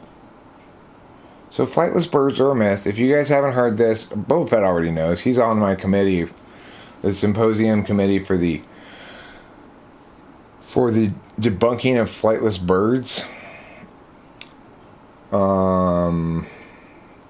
A ghost box is the message service you get when you call a narcissist after he just got what he wanted from you. That's comedy joking. Anyway, the point is, scientists all over the world are finally coming out and admitting that they've been party to a grand global conspiracy to create these so-called flightless birds in people's imaginations. Some people say ostriches supposedly are flightless birds, but as you know, they are among the biggest birds, and obviously the bigger the bird is, the better it can fly, because birds fly. The Bible tells us all birds fly, and all things that fly are birds until airplanes are invented. Or hot air balloons, whichever comes first. And the Bible said it, I believe it, that settles it. So what we can conclude is that there are ostrich sky chariots, and there are emu sky chariots, as well as chicken sky chariots, of course, which are your low-end sky chariots. And they're mostly run on chi and pluck. Ki, chakra, and pluck. They run entirely on ki, chakra, and pluck. No, it is the case that ostriches can secretly fly. They're definitely birds, because look, Sky Gear, here, this is how you know. They have what? It rhymes with can fly. Feathers. That's right.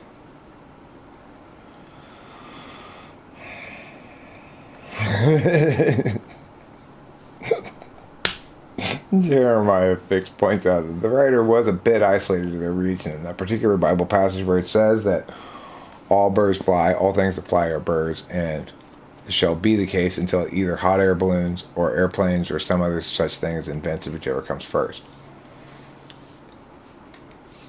You know what sucks is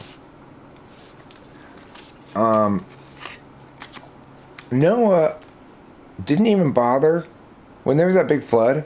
Noah didn't even bother to collect any fish for his ark. That's why there are no more fish. Because, I mean, where are they going to live during the flood? The giraffes get to be on the ark. The hedgehogs get to be on the ark. The buffaloes. But why did he just ignore all the fish?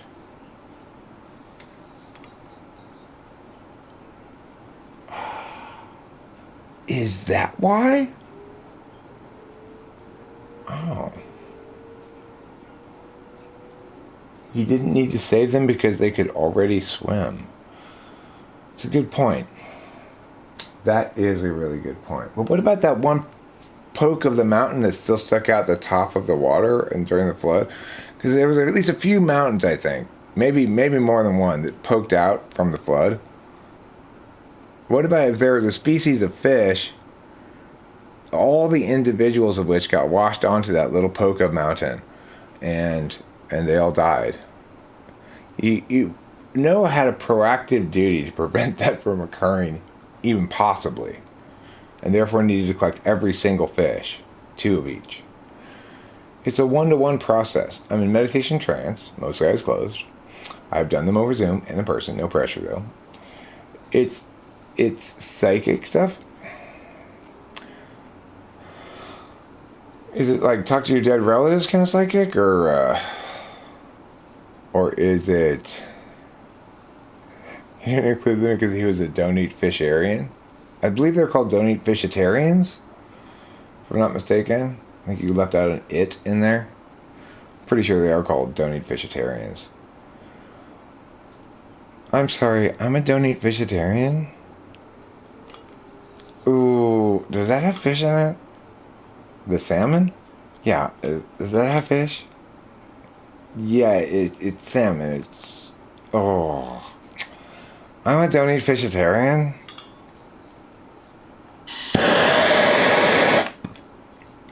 Aura reading. Reading my aura. What color is my aura today? Let me guess. You tell me if I'm right or not. Is it brown? Is my aura brown today? AD people? AC people. There's AC people, there's AD people, and then there are AC/DC people. For those about to rock, we salute you.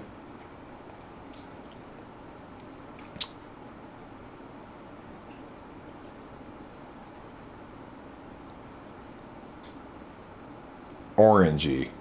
Let me turn on some lights to see. How's my aura now? Is it more of a hazy shade of winter? Yeah, and just because I like to kind of tease these kind of things on live streams, I have nothing against it. You know, Rachel likes that kind of stuff, and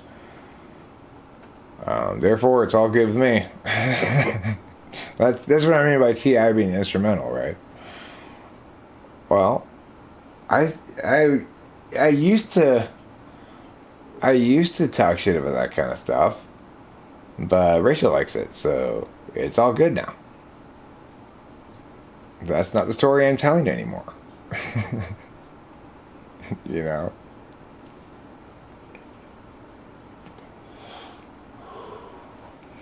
Oh, it's a lighter shade of pale. I thought it was a hazy shade of winter.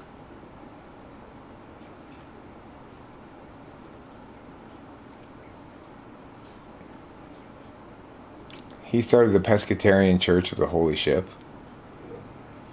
Well, a lot of these other sects of Christianity have now been subsumed under God's Big Heaven Church, which is the church I started. Once I started passing out flyers at other churches explaining how my church offered a better heaven, people started flocking to my church. It also offers a much more TE-friendly way of dealing with sin. For a small monthly fee, we will sign you up for a home delivery service for holy water, and that way you can be prepared. Anytime you know you're going to sin, just take some holy water with you after you sin, drink some of it, pour some of it on you, and you'll be, say you're mandatory saying, which of course in God's Big Heavens Church is praise the Lord, amen, and Eric's right. Then you'll be liberated from your sin right away. That way you don't have to keep track. It's instant communion. Confession. It's instant communion and confession combined into one. You know how the Pope makes holy water? He boils the hell out of it. Ba-da-da-da-da-da-da-cha. Hilarious. Cha.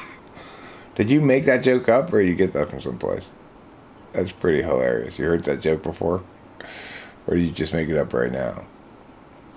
Anyway, so obviously my church has passed a lot of the smaller forms of Christianity, like Episcopalianism and Unitarianism and stuff, and I'm creeping up on Catholicism to be the main form of Christianity.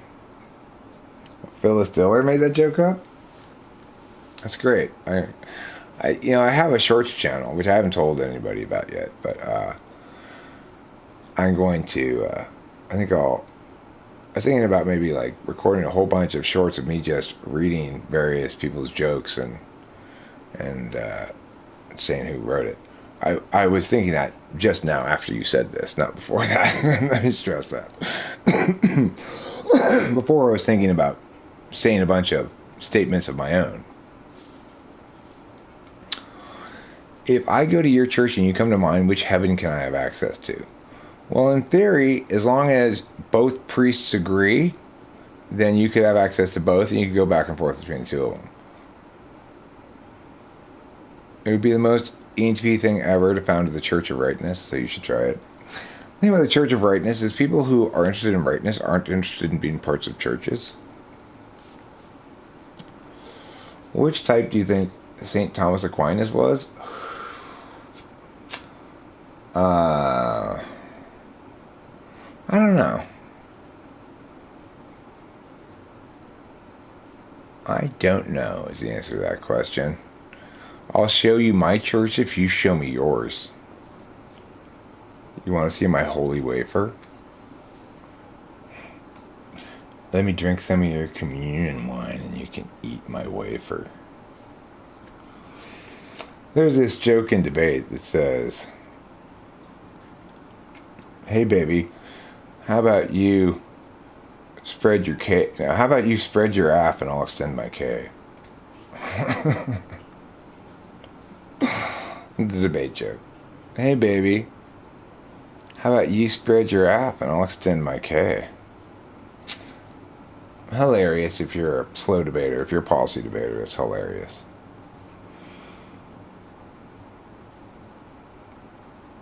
And because it's like, it's something you could actually hear somebody saying potentially in a round, such as, okay, she spread her ass, so I don't have much time left, but I'm going to extend my K now. You could actually, that would make perfect sense in a round. Like, if she spread her ass, that means she has a shit ton of different points, and she's trying to hope that you're going to, she's hoping you're going to miss one and covering the flow. You know, like drop her third argument or something, didn't catch it or whatever. And if you do cover them all, and then you have a critique that you want to run, such as a speed K, which is like, we should discourage going fast like that in debate and spreading me out, so vote no to discourage that. So in the second neg speech in a policy round, it would make perfect sense at the end of it to say, okay, so she spread her off and it's taken me a long time to cover the flow, but I've got a little time left, so I'm going to extend my K. It would make perfect sense. Don't eat my naan. If you do, then it won't be quite delicious. It's good for me, 'cause you'd have eaten my naan. Yeah, yeah, yeah. Eating my naan. Yeah, yeah, yeah. Eating my naan. Yeah, yeah, yeah. No, I mean, it would be a fairly typical round, really. People spread. Mostly people...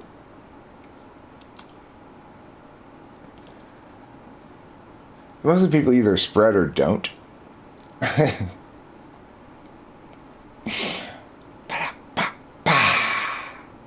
Alan Bryant's going with the awesome pun. What do you call an irrelevancy in India? A non sequitur.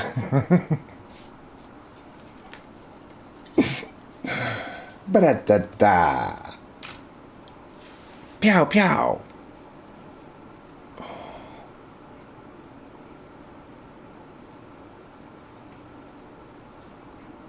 What was the most profound thing I ever said? I'm sure it was something dumb, actually. Eric, why are you always saying such dumb stuff? I'm not. I'm saying smart stuff. I'm trying to. You're not fooling anybody.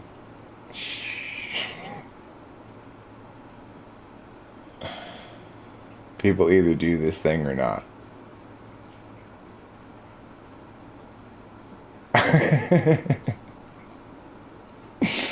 Hey, come on.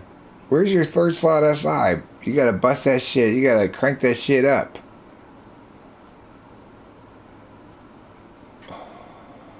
I put myself in a meditative trance, and I do my best to be a channel, master the other person and describe, yeah, yeah, yeah, the pictures that appear to the questions. In short, probably the latter, and whatever that thing was, I forgot. It was the most profound thing ever, but at the same time entirely unmemorable. That's what was so shocking about it. Everybody agreed that Eric had said the most profound thing ever, but nobody could remember what it was. It's a good beginning of a story, right?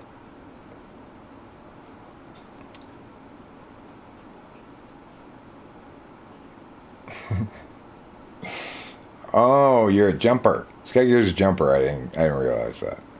Thank you for correcting me. What makes ESFPs cute? Well, what makes them cute is it's gotta have to be a circumstance that's you're actually out in the world with people. It's not gonna be around the internet particularly. But if you're hanging out with them and they've got kind of this honest, genuine engagement with the world and things going on around them, and you're included in that space in a way that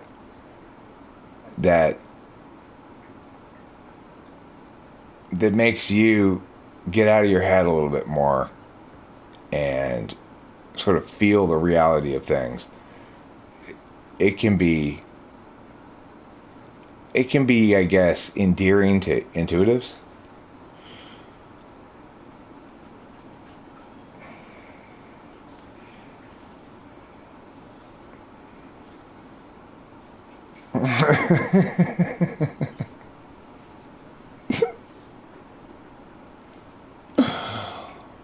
Their easiness is basically what Skyger is saying. What makes ESFPs cute? You're drunk and they're easy.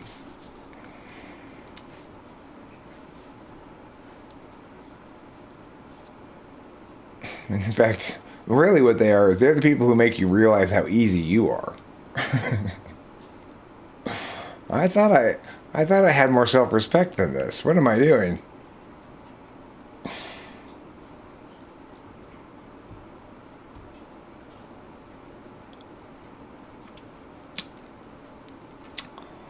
I'm going to demonstrate Lady Lou's process right now. Okay, Sky Gear. I'm seeing oranges. I'm seeing oranges in a bowl. I'm seeing the color orange. I'm seeing the Syracuse football team, and you are hanging out with them on an island, drinking margaritas with some topless women. It looks to be you're at a strip club in Tijuana. That's right. You are. I see you there. Oh no. Oh God. Oh no. Apparently, if you go to Tijuana next week, you will die. So don't go. That's what my spirit helpers told me.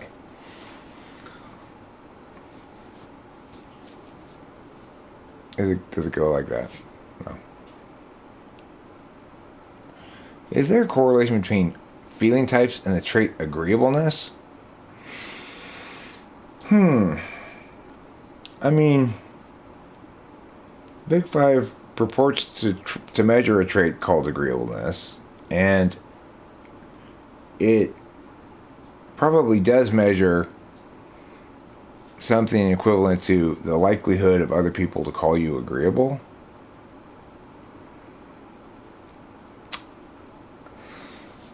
All the spiders I saw in my vision were regular sized spiders, Skygear. So I don't know. If there were any giant spiders, they were just off camera. I don't mean to be teasing you, Lou. I'm sorry. I'm sure it's not like that at all. Okay.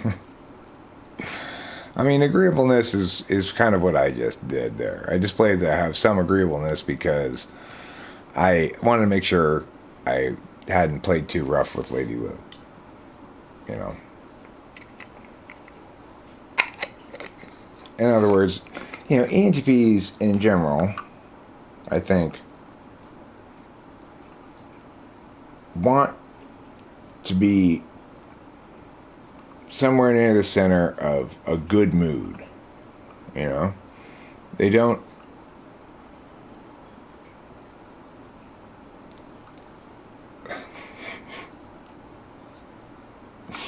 they don't like bad feelings to run amok across the feeling-based landscape.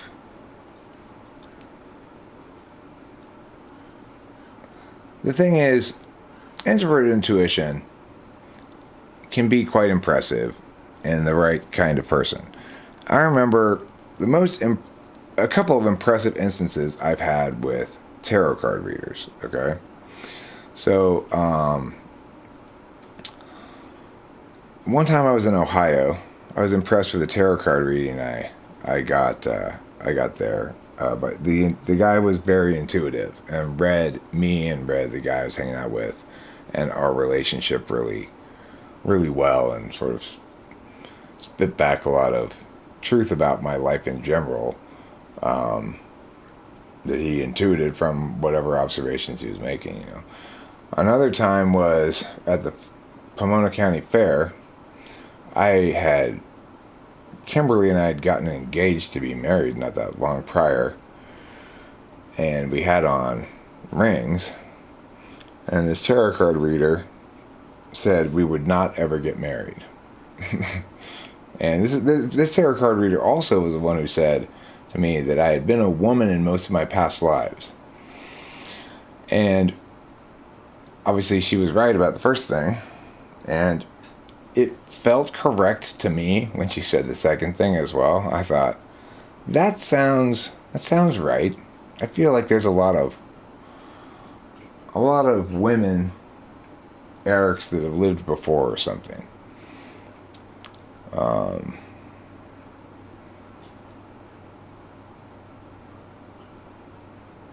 Which I have a very feminine.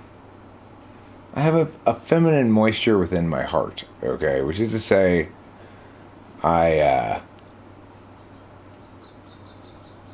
cry really easily. I feel strongly if I'm compelled to feel something at all.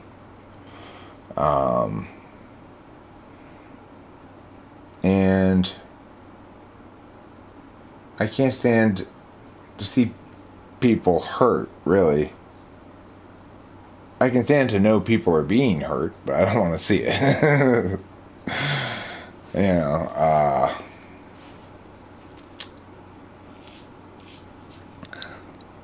Well, if we were to try to secularize the concept of past lives, what we would say is that individuals feel as though, at some point in their life, that they reflect identities that persist beyond the scope of their own life.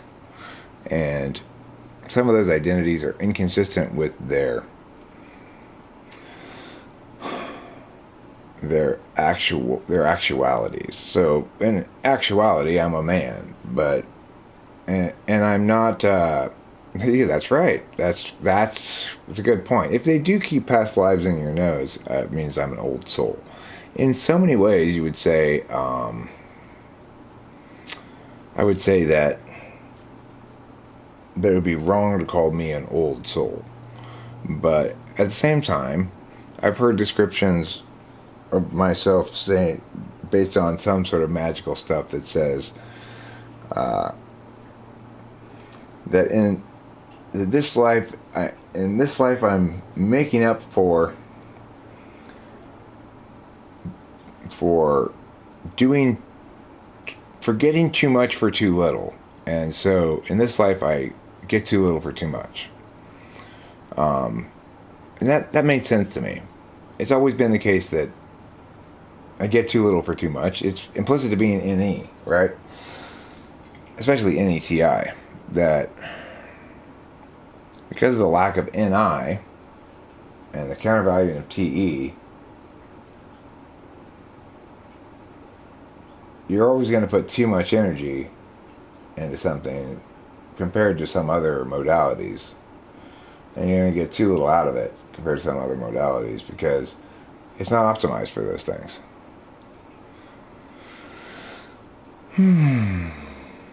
Was I as sensitive 20 years ago? I was just lost. I sort of had ontological Dunning-Kruger.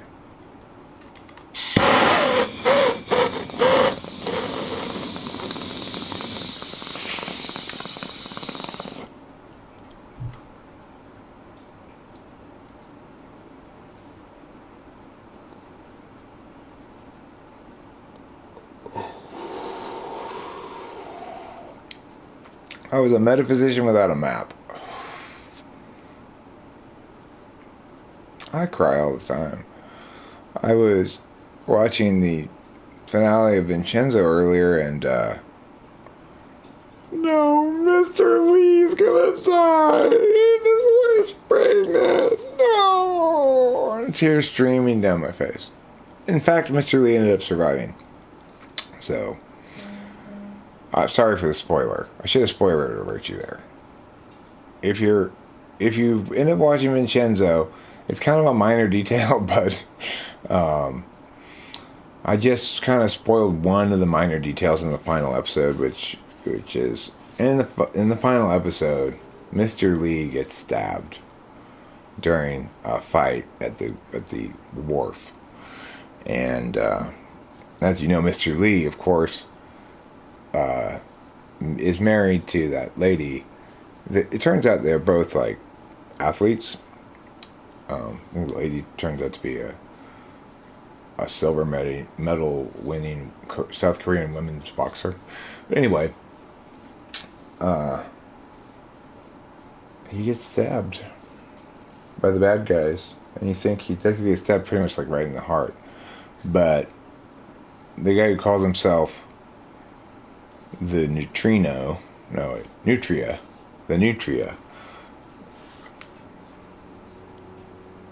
which of course is a very large kind of rodent,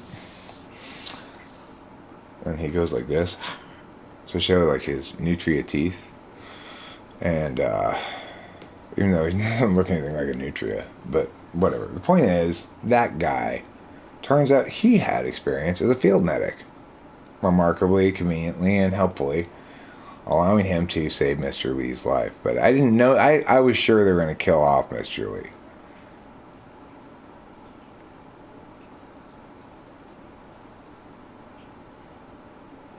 Polybus, Polybius, Sophocles, Oedipus, Polybius. You know what guy I like? I like the Roman Emperor Superbus, because he makes me think of a really huge bus that's incredibly super. Some people might say, hey, that's not Superbus, it's Superbus. But I say no. Taha! You're here. Is it often the case that when people sort of vocalize their arrival at a conclusion that you think they're talking to you? Somebody's standing over here and goes, ah! And you go, yes? Is that how life is for Taha? I'm not toast, Eric. I wonder, it's like, how many pieces of bread would I have to toast before one of them came out with a burn mark on it, looked like me and my face?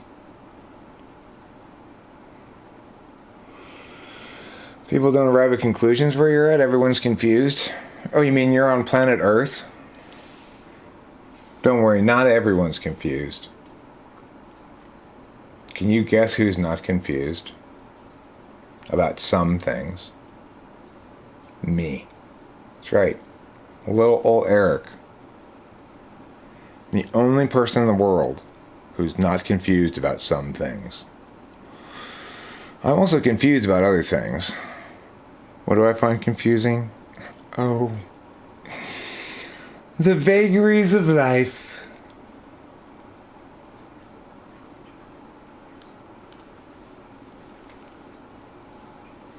I find jazz hands confusing. What makes them jazz?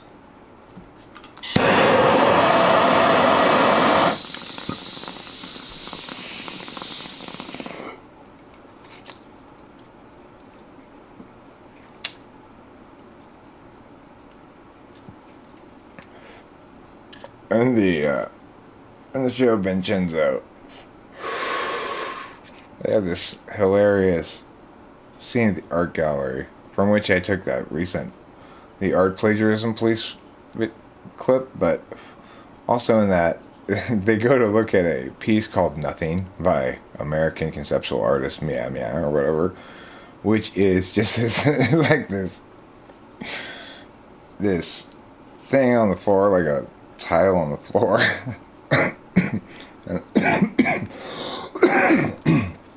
Underneath that, a pad, and the thing that's supposed to be the art is just the nothing that's there. And Vincenzo goes to like step on it, and whoa, whoa, whoa! Like, you're gonna step on the nothing. It was really funny.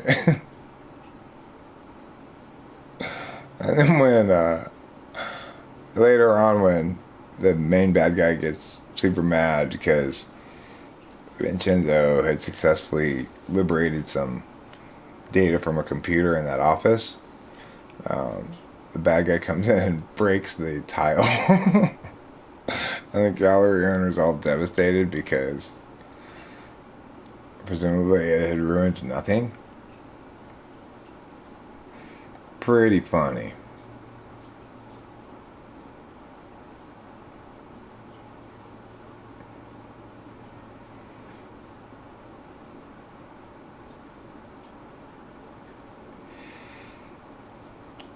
See, now that's what I call extroverted intuition as a tool function. Scaggier's explanation of his name. Well, I wanted to change my username to the longest rhyme chain I could think of with a random syllable. It turned out that Google didn't allow names so long, so I had to shorten it to this. Also, I wanted it to be somewhat of a fun story, but the size limitations didn't allow me to turn it into that. Okay, so the main premise of the show, Karma's Pimp, is that Vincenzo was a Korean orphan at age like 6 or 7 and got adopted by an Italian couple and grew up in Italy, and then had to learn to fight to avoid being bullied by the Italian kids or whatever. And then he this is all backstory before the show starts. And then his parents were killed by burglars or something, and then after that he joined the mafia and rose to the position of consigliere of the Cassano crime family. And after the show begins with him like finishing the last bit of work he has to do in Italy before going to Korea. He's going to Korea because this Chinese kleptocrat has died, and Vincenzo had helped this Chinese kleptocrat when the Chinese kleptocrat had wanted to hide all this gold he had taken in a secure location, and Vincenzo had said, "This is how you do it." So he knew where the gold was, but it was hard to get into it. It required the iris eye print of the Chinese guy. Anyhow, so he goes to move into that building, and it turns out that this corporation is trying to take over the building, knock it down, and turn it into their own big tower. So he gets in this battle with this corporation, and the corporation is run by this sociopathic brother of two brothers, the older of the two being the sociopath who killed his own father so that he could take over the Babel Corporation. It's called Babel, and the tower they're trying to make in the central soul there is called Tower of Babel, Portal is one of my favorite video games. Eric, do you play video games? Not very often. Every once in a while I'll play one. I used to have a PlayStation 3, and I played a lot of Madden on that. I like playing console football. Fly Guy, your wife started watching this show, Vincenzo. Well, if she's like me, she's going to be like, oh my gosh, this is so good. One thing that Netflix makes me think about is how, to the extent that you want to talk about cognitive functions being about processing information, one way to point out that people process different kinds of information at different desired speeds is the fact that some people turn up the speed of videos and some people don't. Now, I turn up the speed of most videos I watch, but that show I had to keep turning it up and down again. So for the talking parts, I wanted to go faster, and for the action parts, I wanted to go at regular speed. I don't like watching fight scenes at fast speed. I only want to watch them at regular speed. Or like chase scenes or any other kind of action scene, I want it at regular speed. But for any of the talking parts, I want it at fast speed. And one of the reasons I like watching anime is because I can read all of I like watching subtitle shit in general. I can read all of the words they say before they're done saying them,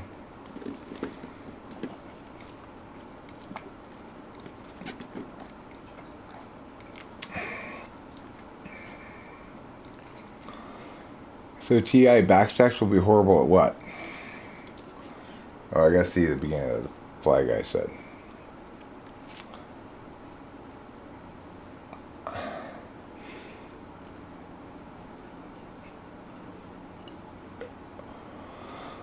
I don't know what kind of game Portal is.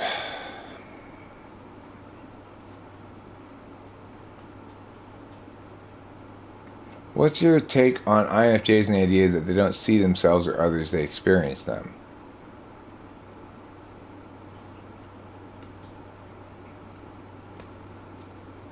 I mean, I've never heard that said before. I would say that INFJs would self-describe as knowing or intuiting things rather than seeing or experiencing. As a rule of thumb, entertainment is 1 to 1.5 depending on how fast they talk and how entertaining it is. Education is sped up almost all the time because otherwise I would get distracted and do worse. Have I seen Old Boy original? No, I haven't. Sub is better than dub always? Oh yeah, for sure. For sure. 1,000,000,000%. When I first saw that, I actually thought you said it the other way around. For some reason, I got sub and dub confused in my head. Now that I read it out loud, it's obviously you're correct. The Talos principle. No matter how many Talos you have, you can never bring enough. As soon as you make your pile of Talos, make it 5 times bigger. Then maybe you have enough. The same as the firewood principle. There's not really any reason to have 2 different names for it. Would you say that is the firewood principle? That whatever resource you're accumulating, as soon as you think you have enough of it, get 5 times that much? Except I think the firewood principle is specific to firewood, but if you were going to say about something else, this adheres to the firewood principle. Would everybody understand that's what it means?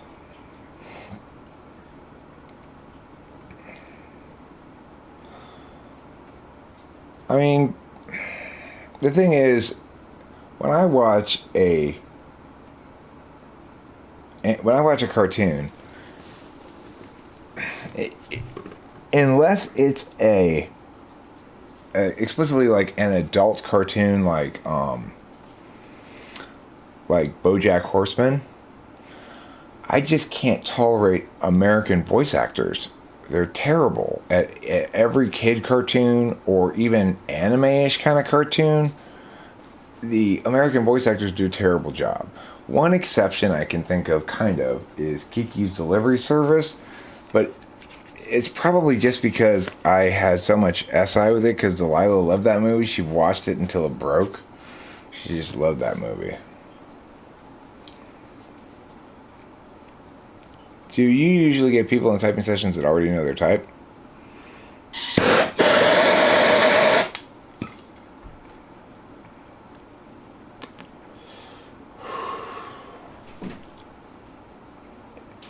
INFJs seem not to have reflexive consciousness and not see people as stable entities with past and future. They experience their present in a sort of self-other representation of this organization. I mean,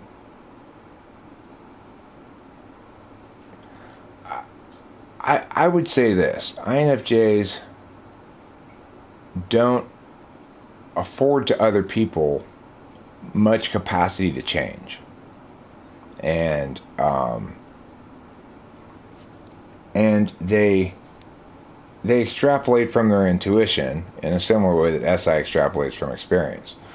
Once you've done a few things that they've linked clearly as sort of backwards engineering to this general rule, then they'll assume they've got you encapsulated. And until they feel like they've got you encapsulated as a stable entity of analysis rather than as an experiential being moving through time, then they'll expect you to stay encapsulated. The thing that makes ENTPs interesting to INFJs is that we're very difficult and slow to encapsulate, because we, in fact, violate their principle, which is patterns don't change. They're just in different moments of their expression. They'll get back to their other moments of expression at some other moment. That's their fundamental assumption that they go into things with, being an IDOM.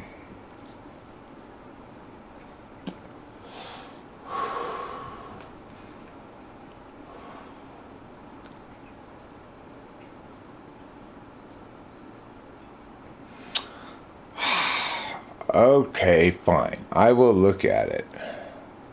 See what it is.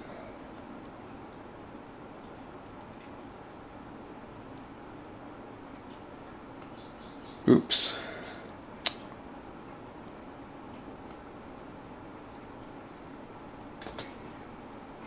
Is that thing called the firewood principle or the law of firewood, do you think?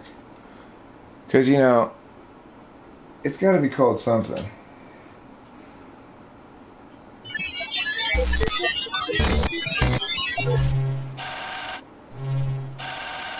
It's a first-person puzzle game who will you be in the tradition our of children? philosophical science fiction. Will you love us for having created you? Will the world you build be like ours, or so different that today we cannot even imagine it? I'm not listening to it, I'm just watching it. Is there anything that we I associate don't more want it closely to with intelligence infest and the curiosity? audio stream. Our mythologies are full of riddles and mysteries and Oh divine wait, it might knowledge. be coming through anyway. Is it? Shit. My child, you may go free. I didn't mean to do that. I meant to not do that. So I just made it the worst possible scenario, which is it did come through on the stream, but I couldn't hear it. That's the worst of all scenarios.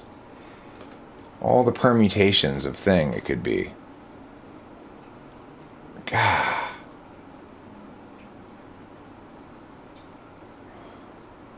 What do you say to those who scoff at pattern recognition as linked to NI?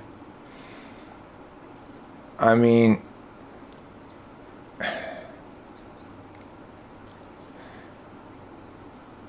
it's not pattern recognition exactly. If you're an NI Dom, you have a frame of reference that says things are expressions of patterns. If you're an SI Dom, you have a frame of reference that says my experience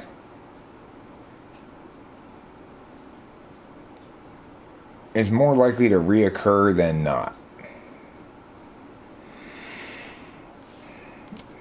Also, I mean, it's like when we understand these cognitive functions, pattern recognition, who's better at pattern recognition? Well, there's testable kind of pattern recognition, like probably INTJs are going to be the best at the kind of IQ test that I took one time that was almost all visual patterns. Like they show like a triangle and a circle and a box, and then a triangle go out of the box and circle in the box, and yeah. And I really had no idea on most of them, and I ended up scoring like 107 IQ or something. And it was all that kind of question. So, but that doesn't mean I think INFJs will necessarily be better at that test than me, right? Because the kind of patterns that INFJs intuit are a little more challenging to test.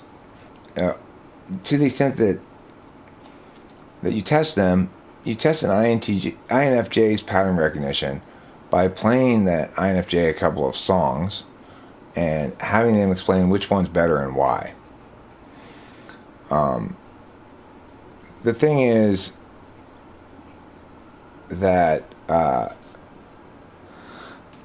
it's a frustrating thing to pattern recognize because unlike INTJ kind of pattern recognition that tends to test well on IQ tests and stuff, the kind of pattern recognition that an INFJ has, which is aesthetic in some sense, what resonates universally aesthetically is the specialty of INFJ. And we tend to think of them, FE, is relating to other people all the time, but in their optimal way of being, they are in a world of stories and recognizing and seeking out and experiencing the best stuff, It tends to play out also as being cool, but that's what it means to be NIFE, is to be optimally suited, not so much for FEing other people, although they are good at that, but for effing stuff that people make, you know, like, or making good stuff. You know, the Weezer guy, he's an INFJ, and you can see how painful his own relationship is with being cool, and how ultimately instrumental and a value FE is for him. And that song, Pork and Beans. No, yeah. I don't give a hoot about what you think. That song is very late in his career and is sort of him going, it's more a pep talk to the self than it is an actual declaration of anything. You know, it's very much like, oh, come on now. We can do this. Gamma superior, beta inferior. Thanks, Fly Guy. Thanks for that winning contribution to the conversation. Yeah. Nuh-uh, I mean, wait. What am I supposed to say? Am I supposed to say, yeah, it is? Or am I supposed to say, nuh-uh? Which one? Which one should I go with? Yeah, it is, or nuh-uh? Yosh. Oh, is it Yosh, not Osh? Okay.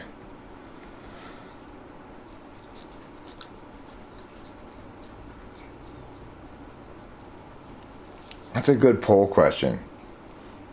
Which answer do you prefer? Yeah, it is. Nuh-uh. Or yeah, huh? Nuh-uh. What do you think?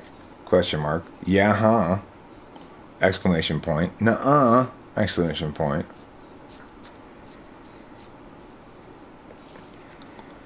No, yeah, no, yeah, no, yeah. Listen, yeah, no, yeah.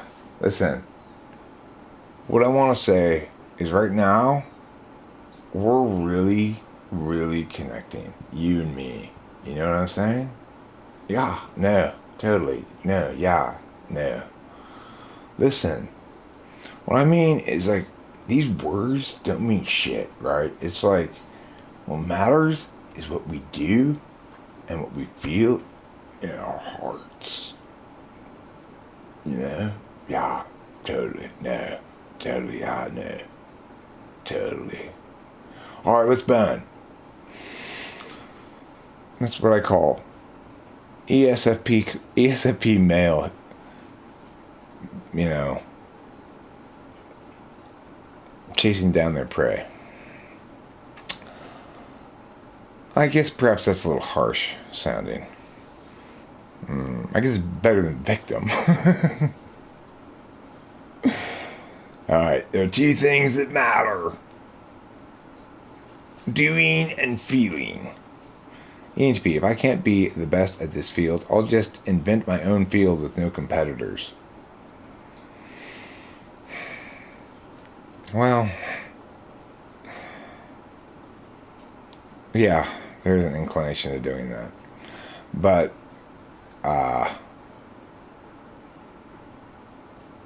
there are also fields where they could potentially be the best at it, you know. Debates narrowly enough aimed at ENTP function stack that ENTPs can be extremely good debate coaches. Because it takes a certain amount of FE, too, to motivate a squad, and a certain amount of FE to motivate the self in terms of not wanting to lose.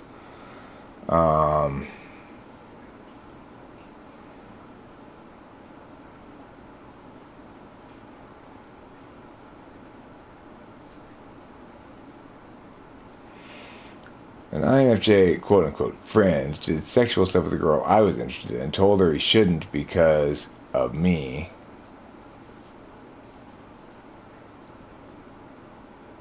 I told her he shouldn't because of me. She was angry with me and doing it out of spite. He ended up doing it. Well, I don't think that's an INFJ thing, okay? I uh, I think that's a possibly insecure male thing.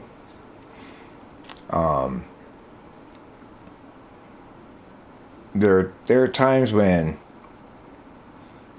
young males of like especially intuitives can feel as though they they can't compete with more sensory males in terms of being attractive to women. And with insecurity comes bad decision making. The thing is, you should be blaming you should be blaming her, not him, really.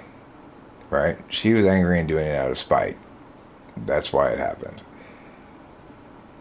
Getting beat in your own field. I heard about this farmer beating his puppy. A bystander hopped out of his car, beat the farmer, and took the puppy. Getting beat in your own field. Imagine inventing numbers and then some scrub becoming better than you at inventing algebra.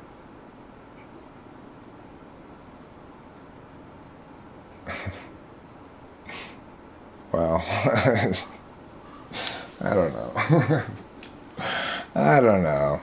The thing is, there is a fundamental validation of novelty in an any dom. I tend to prefer my own ideas and my newer incarnations of things much more than explaining other people's ideas and or revisiting stuff I did a long time ago, right? I've got a strong recency bias and a strong novelty bias. And that's why I can't really ever commit to doing anything specific with this channel, although I'm getting better at it, you know. But I still have to live stream sometime. If I don't live stream, then I'll die stream. I have an addiction. Oh, he's much older than her and you? Oh. Well, insecurity isn't ageist. I'm sorry that happened. Don't blame INFJs. There's shitty instances of all types, and there's also individuals who, like every individual does an occasional shitty thing in their life, you know? It's hard to say for sure how representative that is of him, or perhaps an uncharacteristic behavior for him, possibly. I don't know.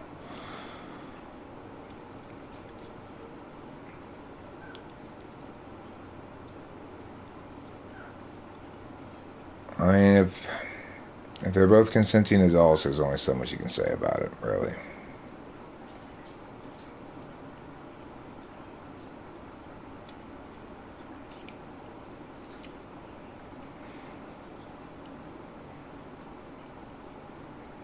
Well, look, the INFJ, to the extent that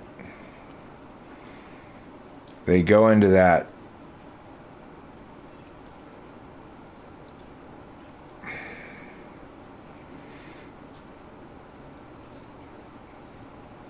I mean, like if he's expecting anything beyond being used for that purpose, then he's gonna just be suffering for him, not anything to envy. But I guess if he's just interested in being used for that purpose, then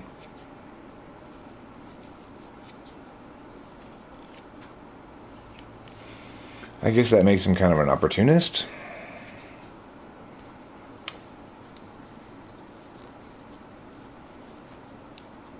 Agony Uncle Eric.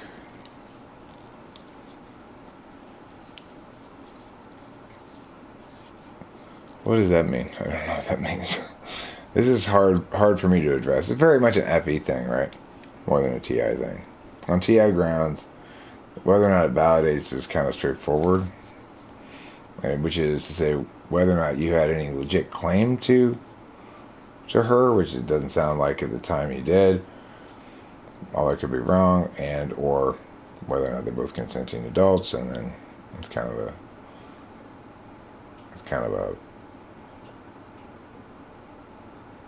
love triangle mess, you know. Love triangle messes are always messes. Relationships are most healthily and well executed as pairings. You might find a few people who are interested in being part of a three, but a trinity of partners. And if you happen to find exactly the right three people and they're all the same mindset regarding that, I guess it might work, but it's like just the dynamics between two partners is so complicated. Adding a third person in there would just... Oy. In fact, Eric, you can generalize the statement to the profound tautology, all messes are a mess. No, it would be more correct to say, all a messes qualify as messes. Each instance of a single mess qualifies as an example of all messes. An example comprising all messes. When you meet a female, establish your desire to mate immediately. If you can't seal the deal, move on. Doesn't that eliminate from your available slayages all girls who don't have SE in the first or second slot? How long do you give it to seal the deal? You establish it immediately, but how long do you afford the opportunity to seal the deal? So I mean, I agree basically that you should establish fairly early on that you're with some sort of flirtiness or something, that you're interested in that way, right? But I'm probably more patient about the sealing the deal part than Fly Guy. I'm of the mindset that in the digital age,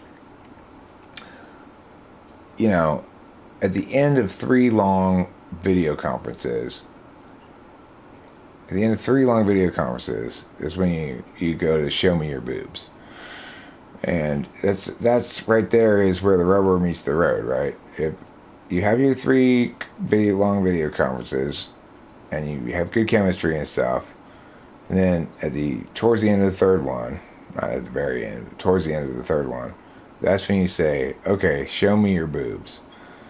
And if she doesn't show them to you, then you got to move on. And if she does, then, you know, you're in like Flynn.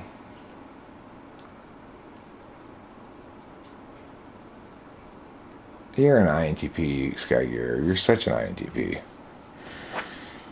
God, could you be any more of an INTP? Well, you could be Horse Mumbler. You and Horse Mumbler could switch off accounts and just, if all you did was correct me, either of you could be Horse Mumbler. If you start talking about math, then I know it's you. I'm just joking, Horse Mumbler, if you're out there. I don't feel overcorrected by you. I appreciate INTP's correcting me. I really, genuinely do. It sort of validates for me what I'm saying when I'm not getting corrected by them, you know? Do you know immediately that your intent hell takes me eons to recognize I'm attracted to another person?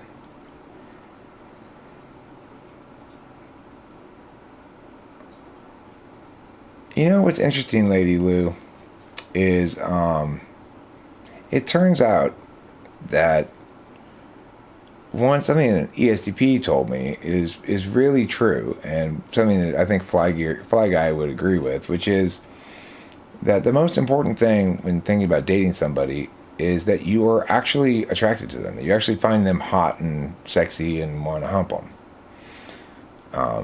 That should be one of the first questions you should ask yourself about this matter, not one of the last questions. Intuitives tend to think looks don't matter, that's physicalities. Or they tend to think looks matter from an FE perspective. I don't want somebody who is too far outside of where I land on these various demographic vectors in terms of age, attractiveness, right? So what was interesting is my experience with Rachel did not represent my normal experience in dating or relationships, which is I got into a state of limerence, quote unquote. After talking to her for a couple of times, I was smitten,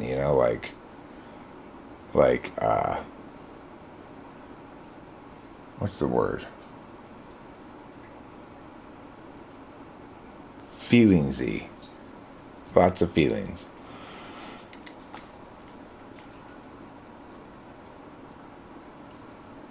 So I couldn't stop thinking about her, right? And I really had her on my mind. I was really in the swooniness of the thing, and I think that's a good sign.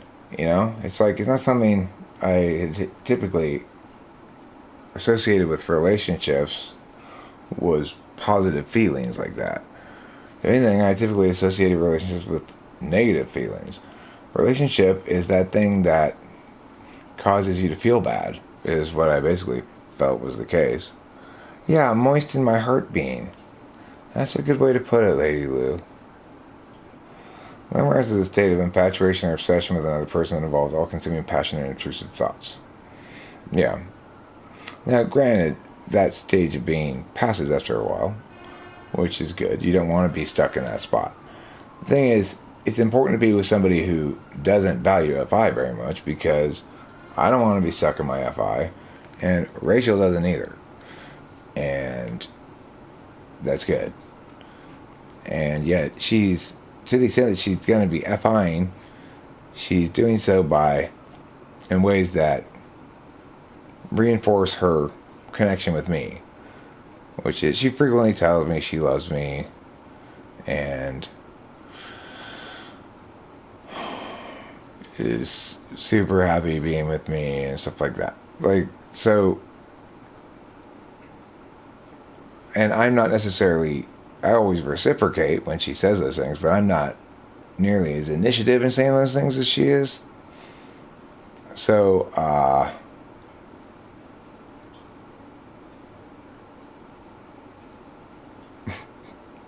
once you're running that no hole can run, you're set.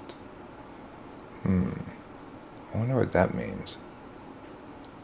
Anyway, so it does matter a lot that you think they're sexy and that you also, just as a person, not just physically. But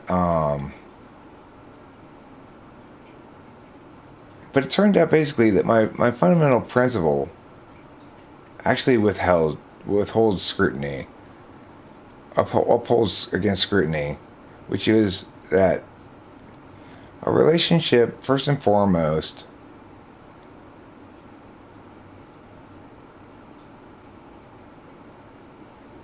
yeah, it would have been a little bit rapey. Which, I'm not opposed to humor that walks along the edge of things. So, nevertheless, it probably wouldn't have played because of a lack of tonality implicit in text only. Regardless, what was I about to say before I got sidetracked with that? Hi, Carrot. Which is basically this.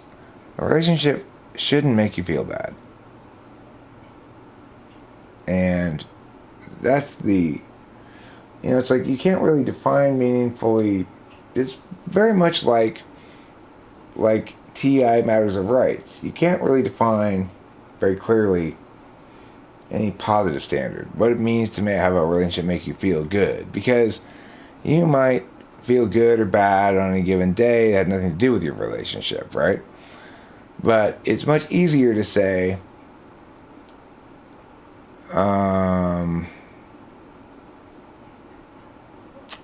FE does ruin everything. I like that statement. FE ruins everything. It's so not true, but I like it.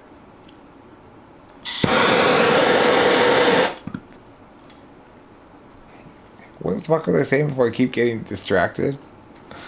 I was in the middle of saying something really important, and I never quite finished what I was saying.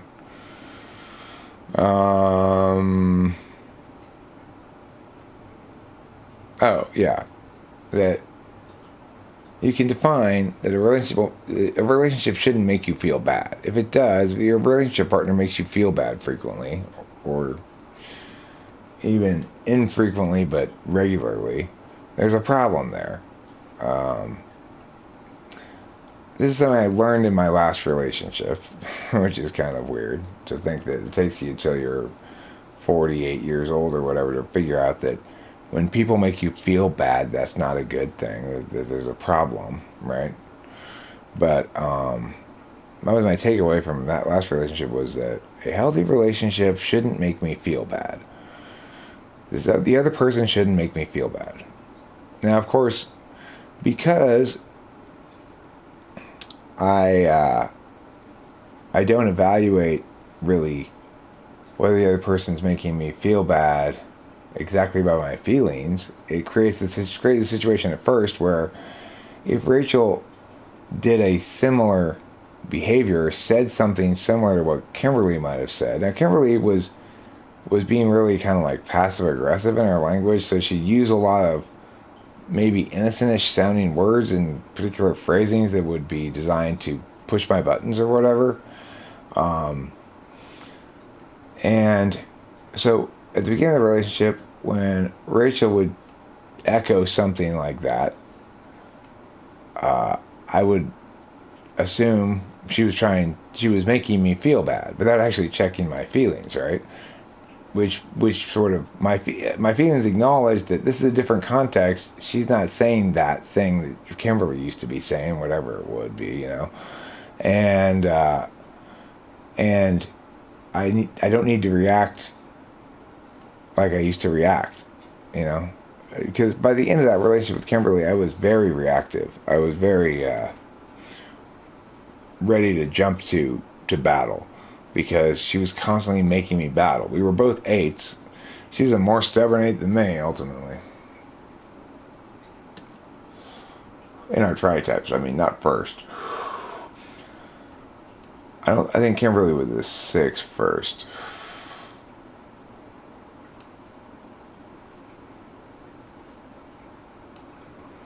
Maybe it's the SJ vibe that we disappoint them somehow. I don't know. But the point is, like, how much time are you really going to spend sitting around feeling things? Like, what does that even mean?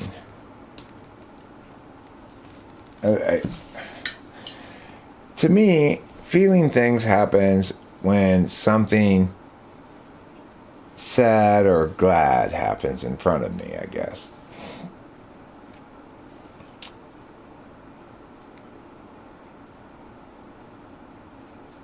RC says, the 6 rules for dating an EHP video is quite rough. I've never felt more happy for someone to be out of a relationship.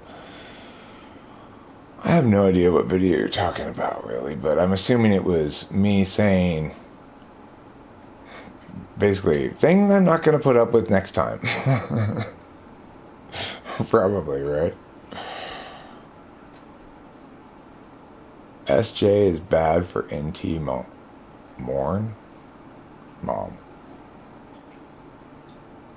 I mean, I think I would have found it easy to have an SJ kid.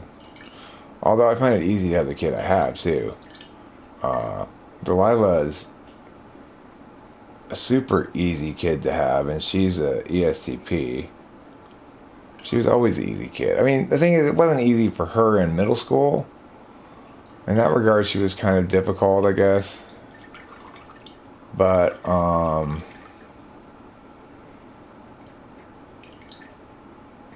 yeah, besides that, I mean, if I had been like her stepmom and trying to prevent her growth into teenhood and keep her in childhood, kind of, then I would have found her a lot more difficult. But I basically wanted her to do what she wanted to do, and operated under an assumption that she more or less knew what she wanted to do, unless she was suggesting something ridiculous.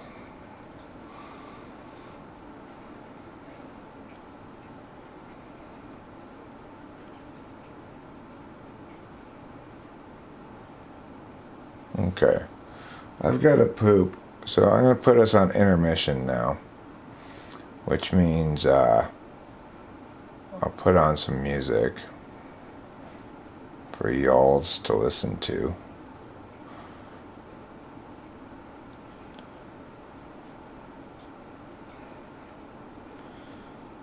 Music, you might say, of a musical nature.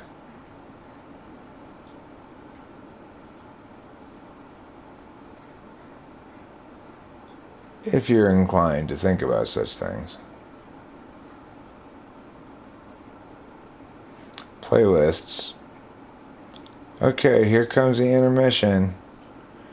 You are going to be so excited by this intermission. I think this time, unlike usual, instead of putting it on in its ordinary order, I'm going to push shuffle. That way it'll be a surprise. You stuff the express, it's in you, innate. But until I'm done, please wait. Text your mate Maurice that you'll be late, at least 4 your plates overflow with the bait police. Better text your niece, send the least some ideas, you becoming lawyers with the baited wrong, let's get you the painted one, sheesh. But until I'm done, please wait. Text your mate Maurice that you'll be late, at least 4 your plates overflow with the bait police, the bait police, the bait police, the bait police, the bait police, the bait police.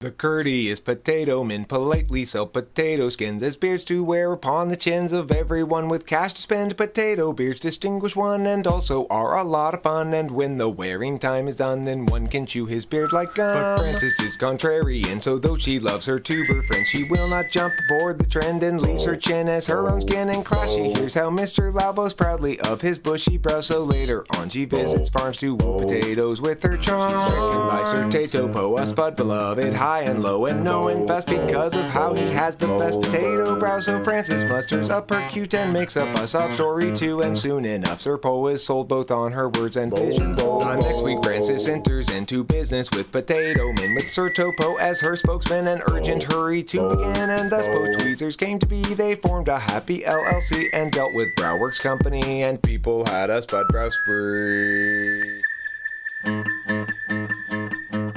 Spud brow spree, spud brow spree, spud brow spree.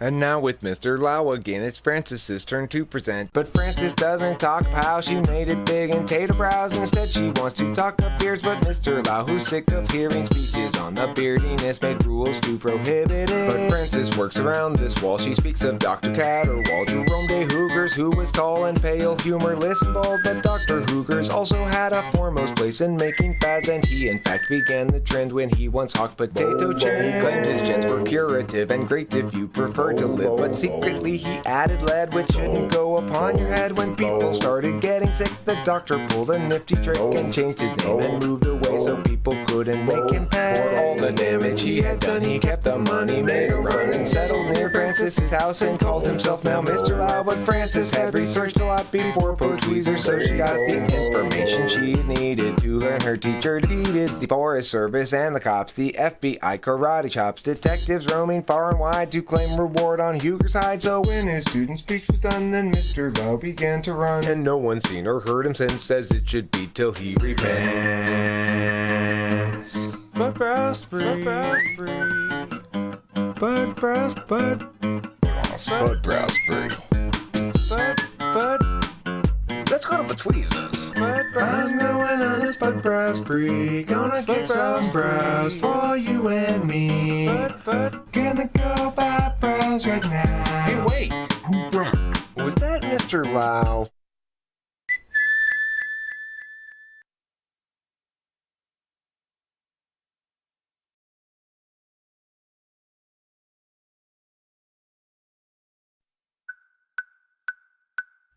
got a story about 10 years old. It's a song for an open road, and such a thing must always do its job.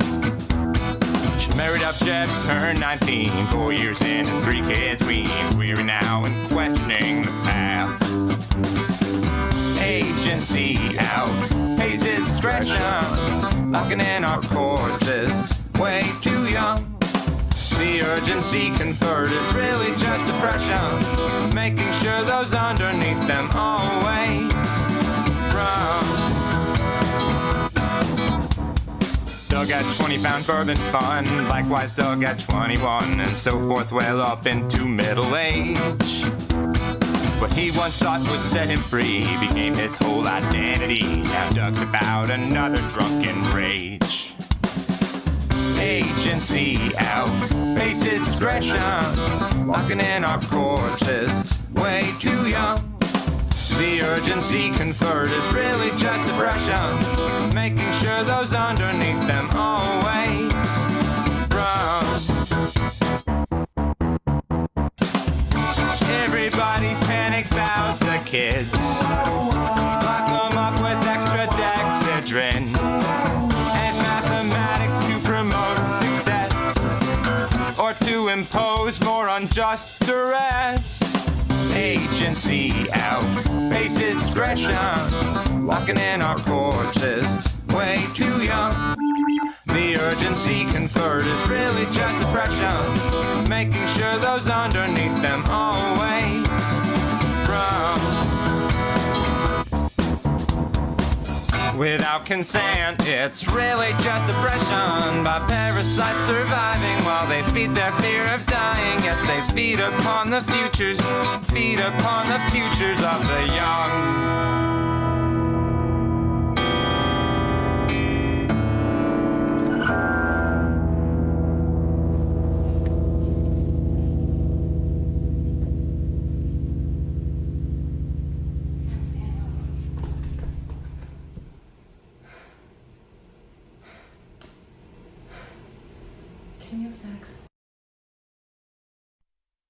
It's a very cloudy day in Los Angeles, and today we run out of time. Struggles past, troubles still to come. The day is nearly done. Could someone buy us some more time?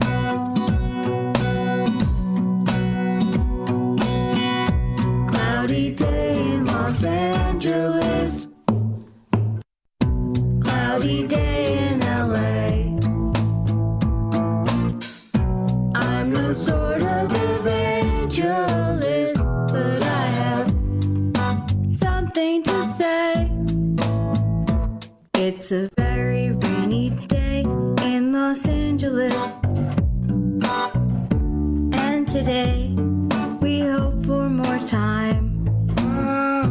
Struggles past, troubles still to come. The day is nearly done. Could someone buy us some more time?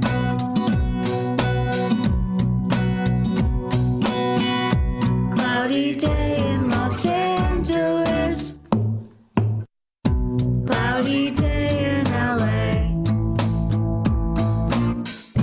I'm no sort of evangelist, but I have something to say.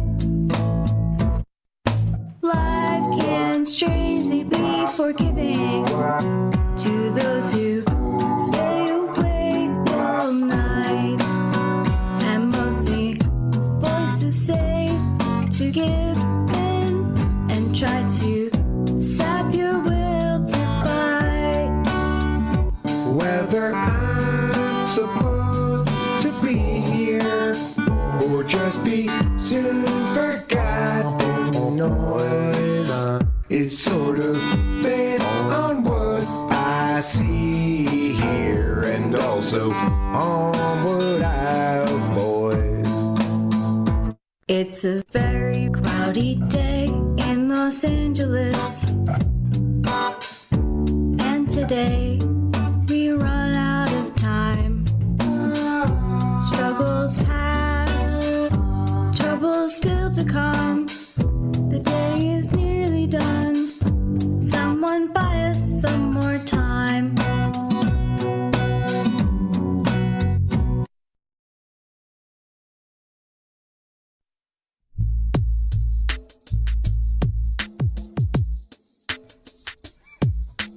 Lola first snow an hour ago, even though everybody said, wait, no, she couldn't stay. It'd be wrong. She already been there too long. Florence could hear the things they said. She preferred the words in her head. She took the wheel, heading due east. In order to feel, she hurtled towards space. Picked up the kid, surveyed her mood, doubt on her face. She slowly unglued,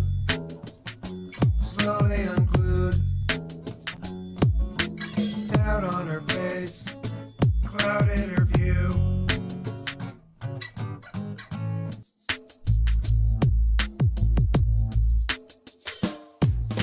Chicago now room where Theodore lived.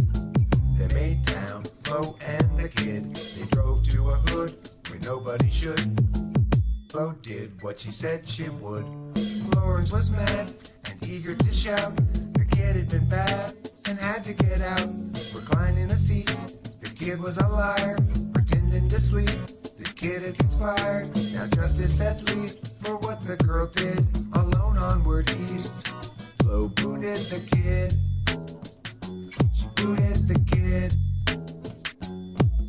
Alone onward east, Flo booted the kid. Her existence seems entrapped. Florence can't stay one place long. Now she's on her way to Joplin. But that place too will end up being wrong. That Theo received a call from the kid. He's from Chicago, as previously said. Young like the kid, he hopped in the car. Here's what he did. He drove to a bar, outside of which stood the kid and her stuff. And quick as she could, and just fast enough, she got in the car. They drove away. She had been saved by Theo that day. Onward alone, drove Florence to space, losing her mind, but keeping the pace. Keeping the pace. Losing her mind and keeping the pace.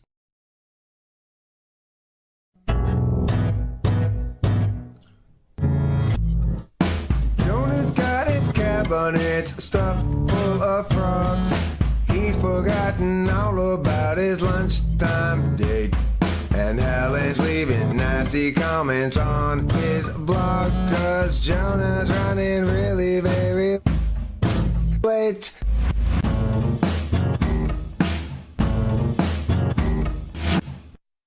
They say neurotics always link up to a tendency towards the things they do. Means mostly in blues, finishing life and rescue now I must.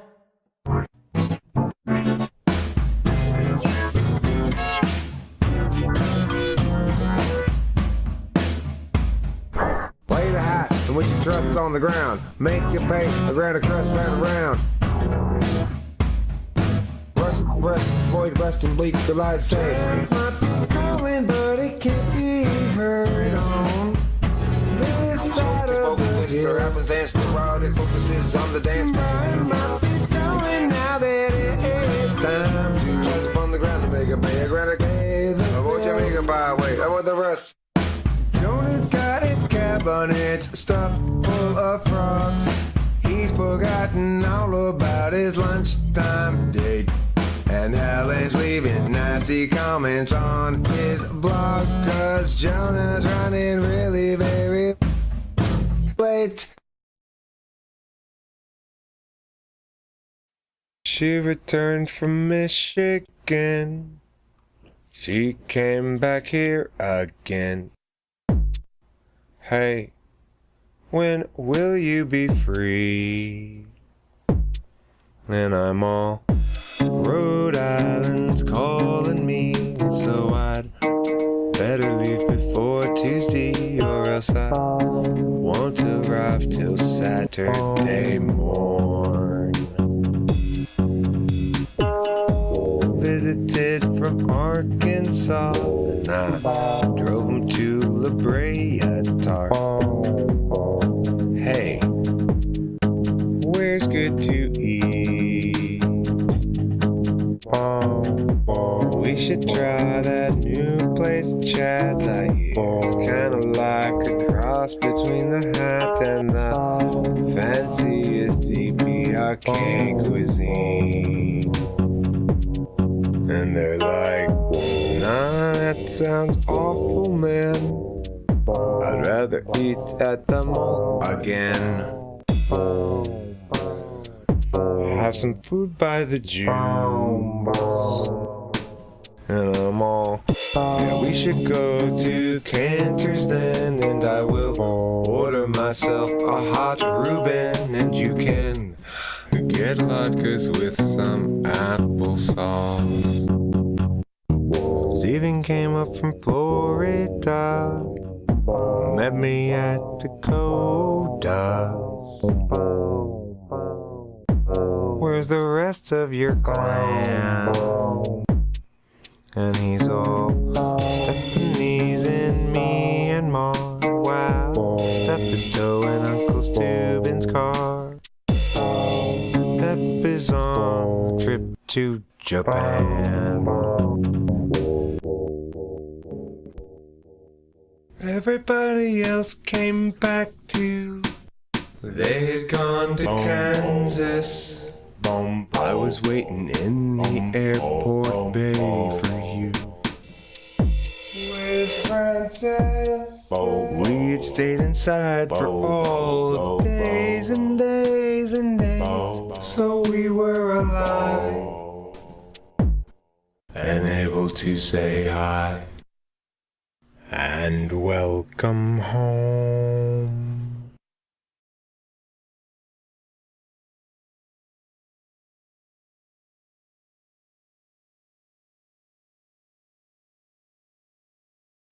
The nation had a hard plan.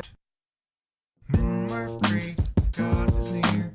Hunters chased the wild deer. People lived their lives as they saw fit. The land of Kansas bore the bread above the head of those on bed, and bore respect for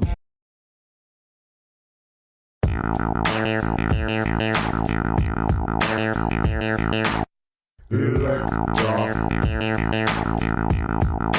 goddess of the night.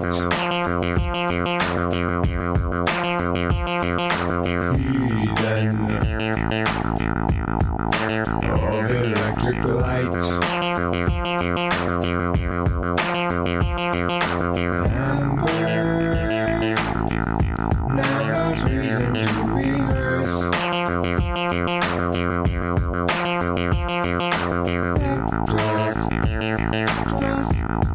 He's surely just the first.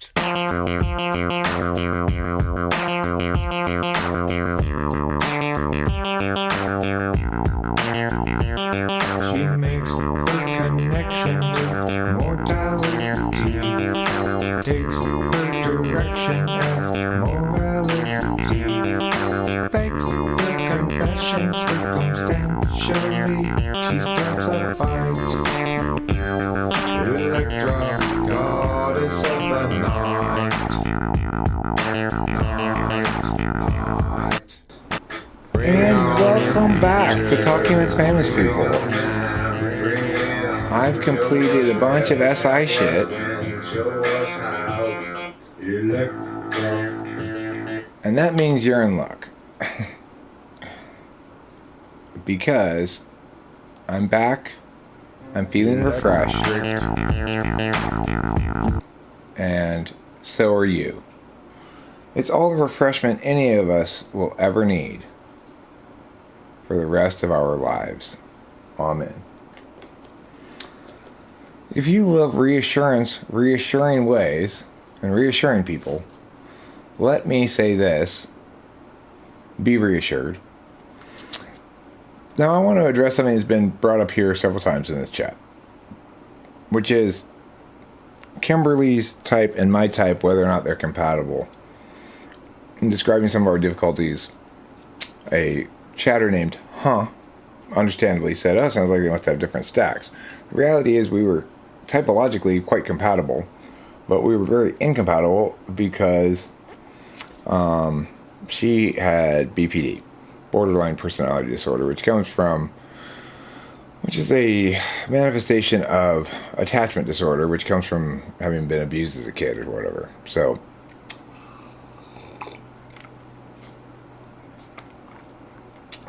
that's why that relationship was ultimately unsustainable. In fact, the cognitive function stack, I mean, I think ENTP ISFJ is not a bad pairing at all.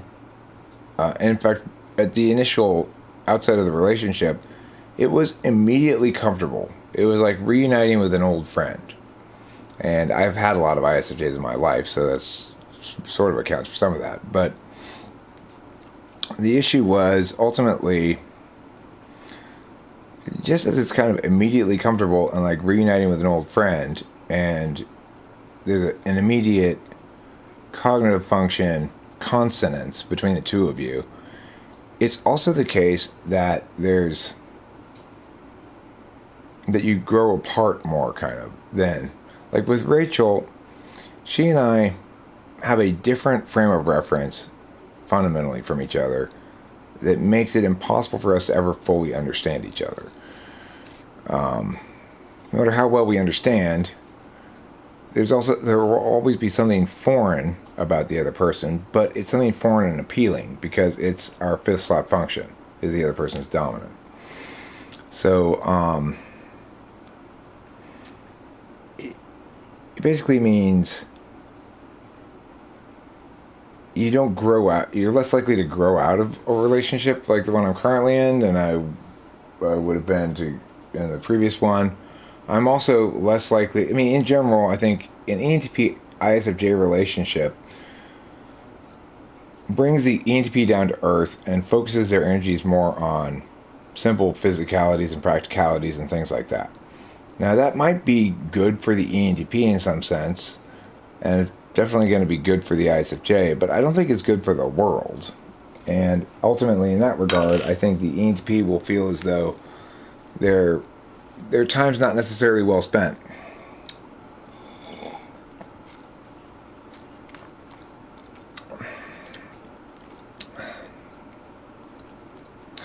I mean, the basic problem with socionics is it's trying to do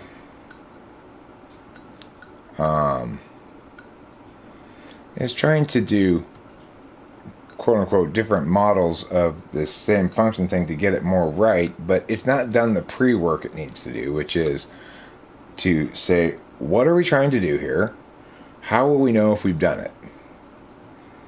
And until they ask those questions and answer them, they're going to continue to run into the same problem, which is you can break it into infinite dichotomies, but if you're not drawing distinctions between what things are mechanical and what things are correlative, what things are behavioral, what things are values, if you're not drawing distinctions between whether the individual is functioning as a subject, object, agent, then you've not done the pre-work and you're just going to be arbitrary, and there's not going to be any real reason to prefer one model over another because they'll all be sort of right.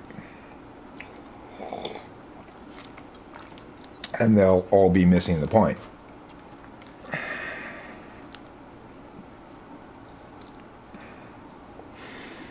I mean, look, socionics is in my mind, it goes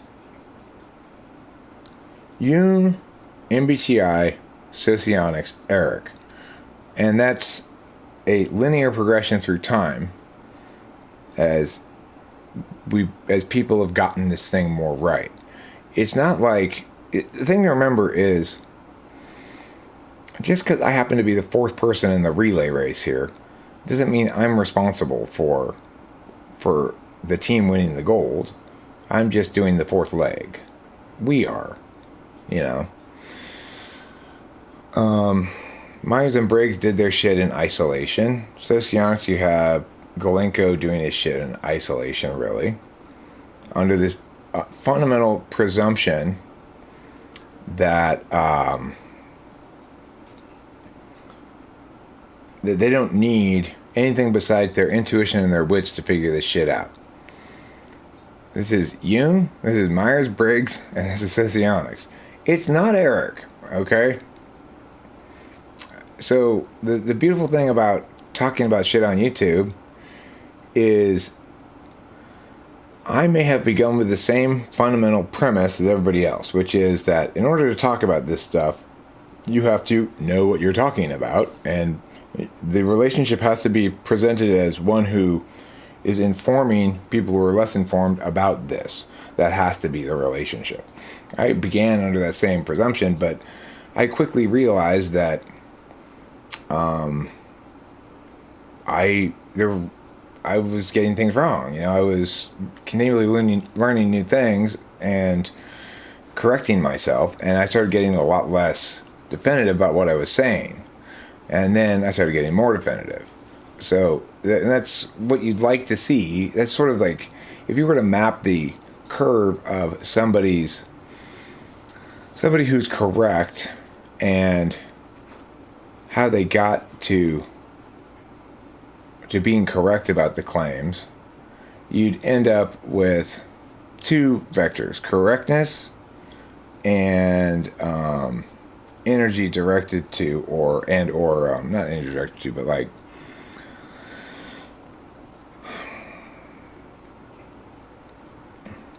I guess you'd say certainty of claim and correctness of claim are the two vectors. So at the beginning, you'd have a very high certainty of claim and a very low correctness of claim. And then you'd go down to a very low certainty of claim and a low correctness of claim. And then your certainty of claim and correctness of claim would gradually rise together over time. So that would be the curve of Dunning-Kruger resolving. Because, of course, Dunning-Kruger doesn't just state that people who don't know anything are going to be irrationally self-inflated regarding their own competency. It also says that a small amount of education will collapse that bubble of self-inflation and make them much more realistic about what it is they're dealing with or whatever. And that the more you know, the more realistically you can assess your own competency in a given area against an ideal, but not necessarily against the average other, because the other end of Dunning-Kruger is that people who know a whole bunch about stuff misassume that other people know more foundational level shit than they do.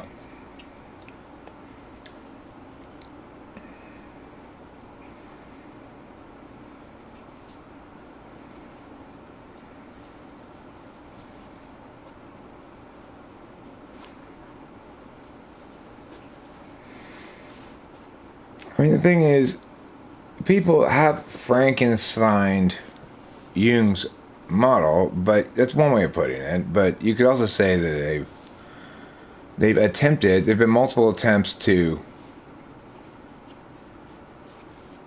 debug it, and previous attempts have failed.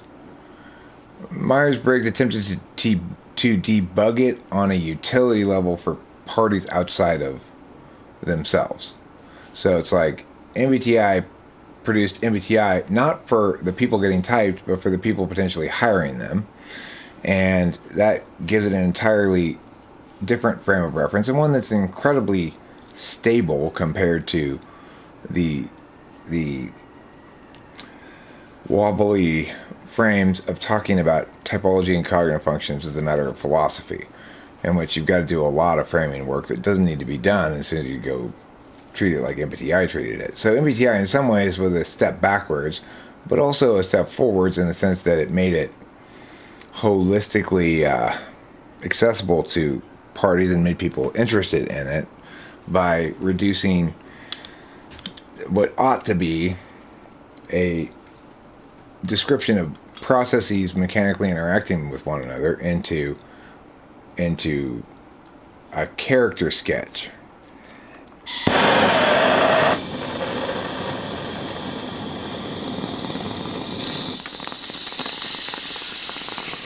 That's why the slogan should be, "Make psychology smart again for the first time."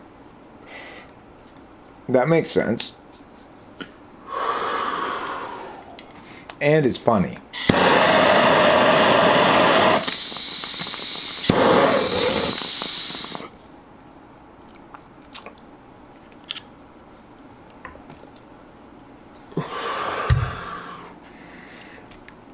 I'm not exactly sure what it's been used for, but I'm quite confident that somebody's used the slogan before, "Taste it again for the first time," to advertise their restaurant or something, you know?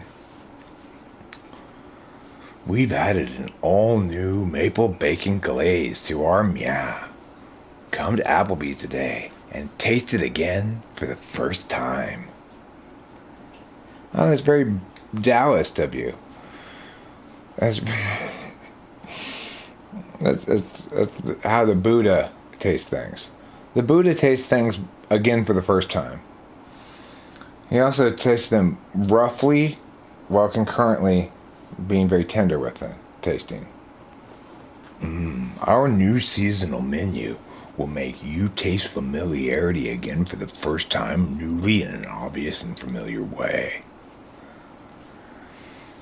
The thing about psychology is, it would be bad news for everybody's ontology if it were to actually work perfectly. Well, it's an open system. So that means what makes it challenging to model is that individuals, the same thing that psychology has struggled with forever is more, which is they keep trying to structure these tests whereby they have to hide what they're testing from the people because people's knowledge about what they're being tested about impacts how well it tests, usually, right?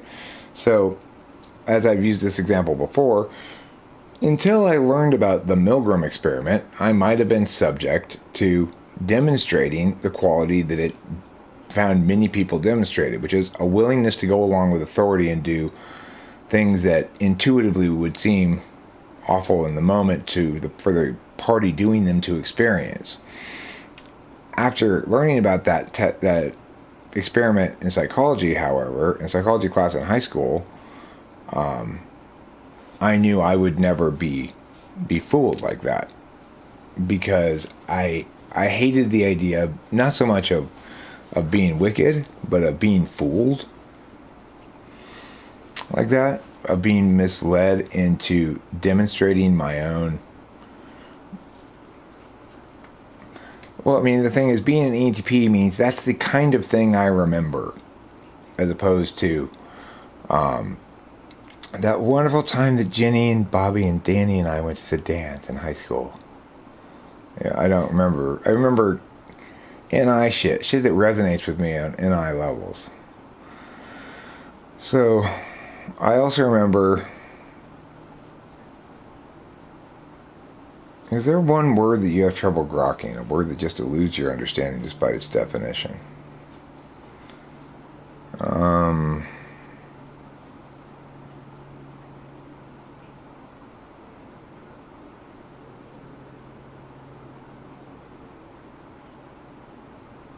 I mean, the word that came to mind immediately and it keeps coming to mind is love.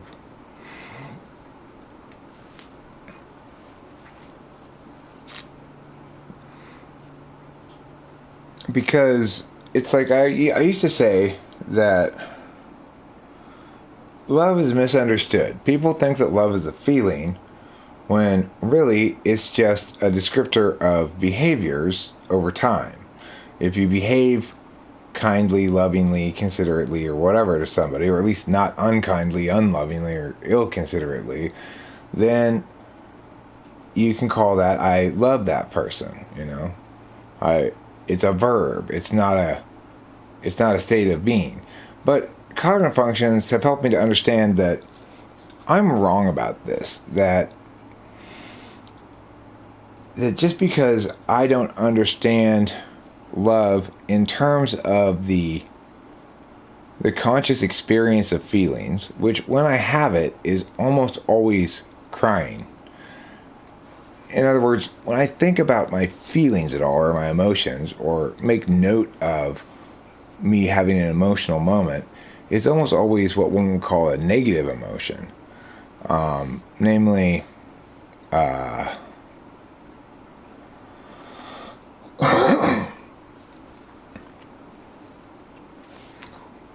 namely that just because I'm not noting the real-time emotional quality of experiencing this hour or that hour, these moments, those moments, doesn't mean that it's not underlying the meaning that people mean when using that word. So, I don't, it's like my ex-wife Candace, she used to come home from work or wherever, and she'd always ask me, "Did you miss me?" And I'd think to myself for sure, like, I don't know if I always say it. I probably said it sometimes. I don't remember what I said in response, but my basic response was, no. Well, I mean, obviously I was busy doing stuff. I wasn't thinking about you while you were gone. Why would I do that? That makes no sense at all. Well, she probably was missing me. You know, she probably was, I don't know, probably thought about me or something. Or maybe she didn't. I don't know what went through her head. Regardless, I noticed FI when Lacey died, that's for sure. It was oppressive. It was oppressively awful. It's still awful to think about even to this day, although I'm more philosophical about it. It's more in the past. It's more something I tell stories about and make meaning, use to make meanings clear to others and stuff, than it is so experientially close to me. But I still wince when I see your name even, you know.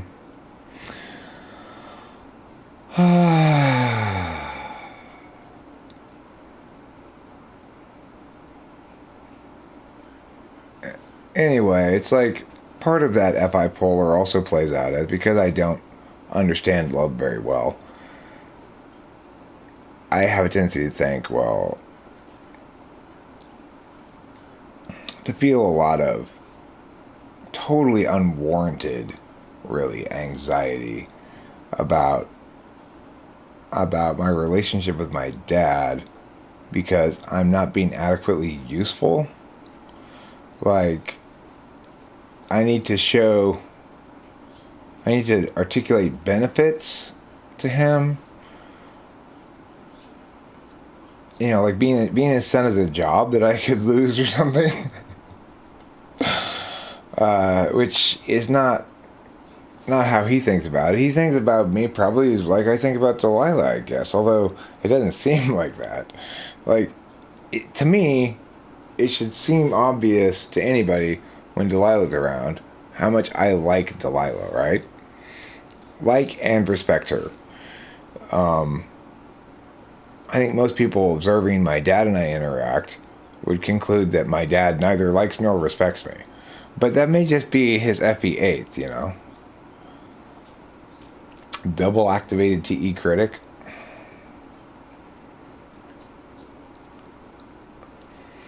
I mean, I understand the word love differently when I think about it in terms of Delilah than anybody else in my life, which is to say, I get the feeling aspect of it, kind of. I feel a warm kind of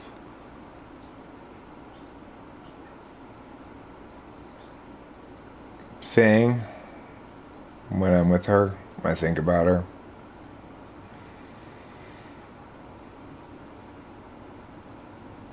And in general, when I start thinking about emotions or feeling emotions, it really slows me down, and so I start getting quiet because I can't. I don't know how to deal with the experience that I'm having? Well, look, the point is that it's not just a behavior. It's also has a corresponding feeling that I just never really noted before, or recognized, or named, or something, and that I probably would have attributed to some cause other than my feelings prior, you know? It's taken me a long time to learn about my relationship with my feelings, and I've needed a roadmap to do so, which is to say, I had to recognize first how dumb I was about FI, and that there's a category of thing that I'm incredibly dumb about, and what kind of thing that might include. And then I could actually start recognizing examples of it occurring and meaningfully have a relationship with my feelings. Because without that roadmap, there's no way for me to really understand them. After all, I'm not like an intuitive knower, like an NI-DOM who knows things before and without needing to explain what they know.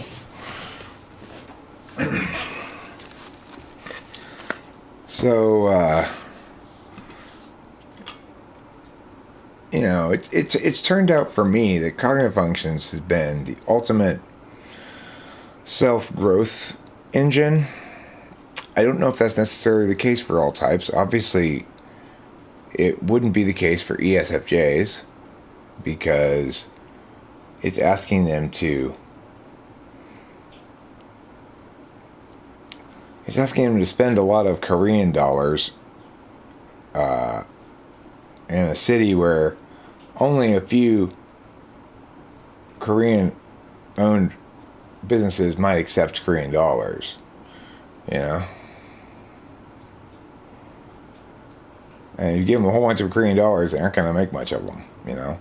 They have to get them exchanged into something else first. And so you have to convert the broad NI realities that inform our understandings of the world into a lot of specific examples.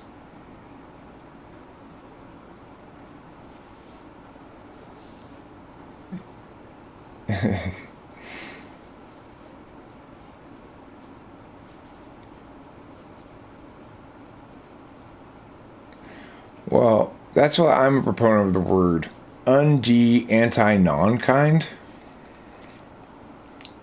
Anti-non-kind. Non-anti. Non-anti-con.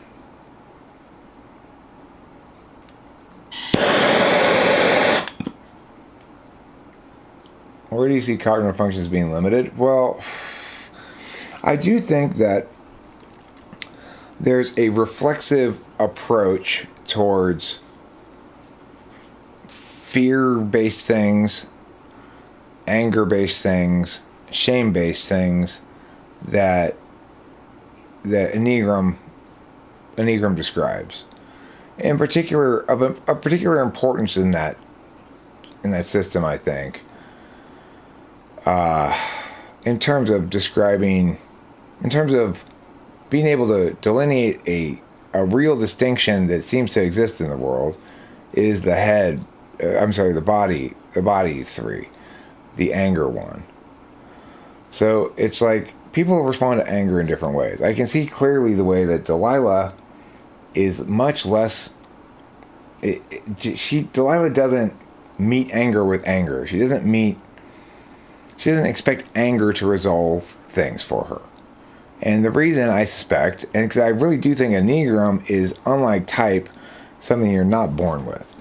And I suspect that the reason Delilah's not an 8 is because 8 never got her anywhere with me, right?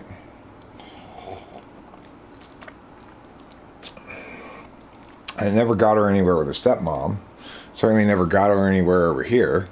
Whereas in my house, 8 got me places with my mom, who was rather 9-ish, and it didn't get me places with my dad. And so I ended up, and also I see many of my failures of childhood as being failures of failing to establish adequate boundaries or stand up for myself enough. So, well, I mean, the only part. Okay, but the thing is, if you say Enneagram is your nature, your instinct,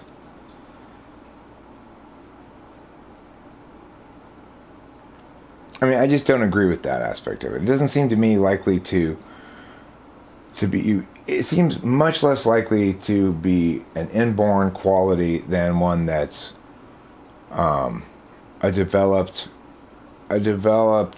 prioritization of response approaches to stimuli. Whereas cognitive functions,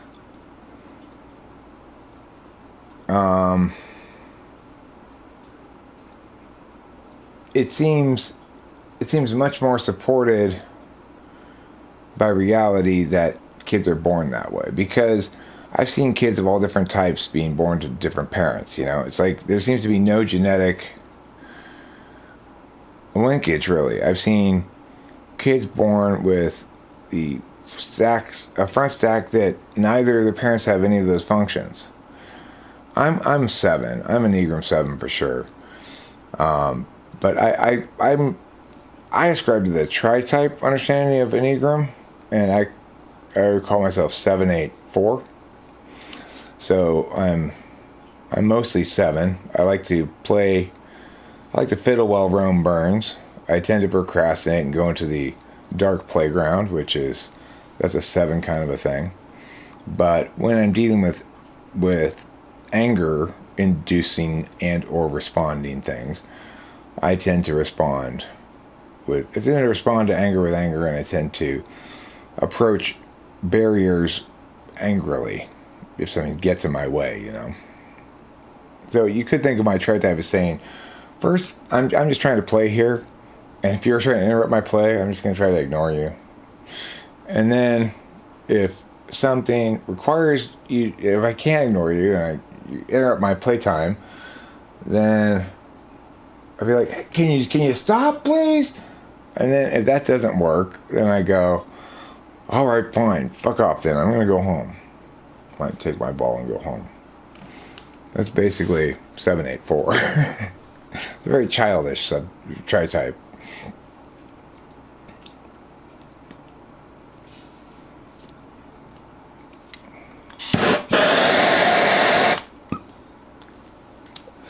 And I also think that Enneagram shifts some over your life. I am less 8 now and more 1 now than I used to be.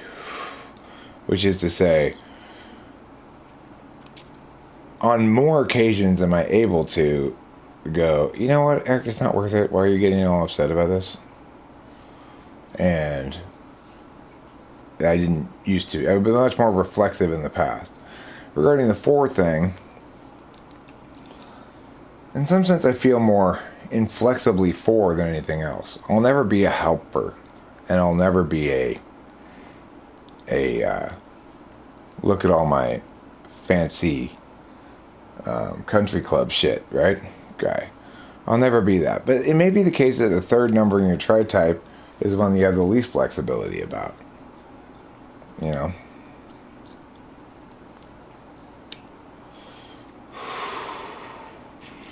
thing is, it sort of fits in with my stacks bias as well. For me to think of emotional things as not really being covered by cognitive functions, you could call Enneagram in that sense kind of a way of looking at a way of modeling out how FI. It's like the stack of FI. Enneagram's like the stack of FI, kind of. Or the stack of your Fs.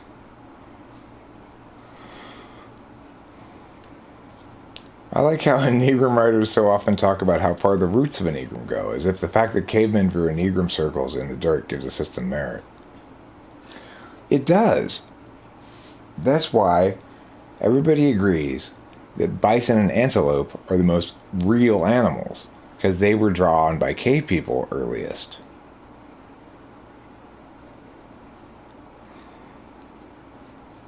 Stack of FI sounds like a tarot card.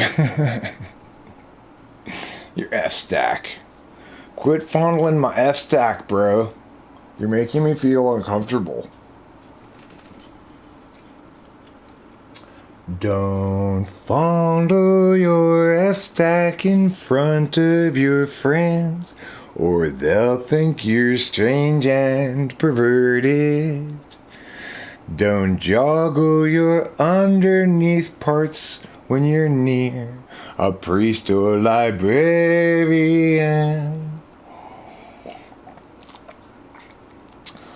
Don't tenderly stroke your lovely old chode while you are on this tour bus. Instead, wait until you're by yourself, Will. He can come out then and sing. What came first, the artist or the painting? The artist. We can answer that one. That one's not too mysterious.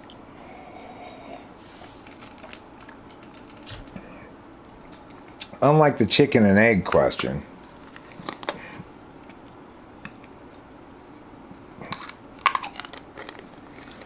which came first, the chicken or the egg?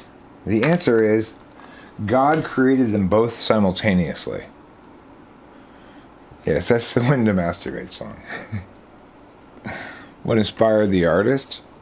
Me fisting your mom. That's usually most people's inspiration. That one video that's very common on porn sites is called Eric Fists Boba Fett's Mom. That's been the inspiration for most art since 1994. Because that video is from back in 93. Back in the 93, the fisting revolution of 93, they called it in the fisting community.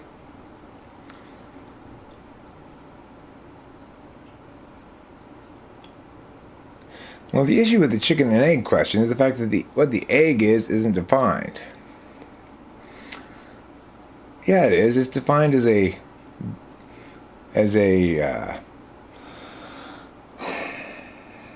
baby chicken in an external uterus.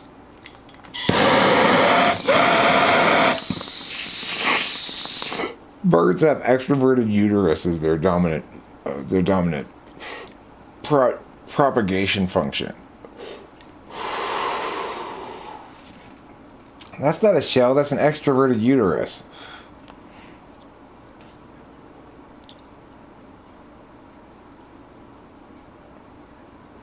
Saying both is the case results in its paradoxicalityness.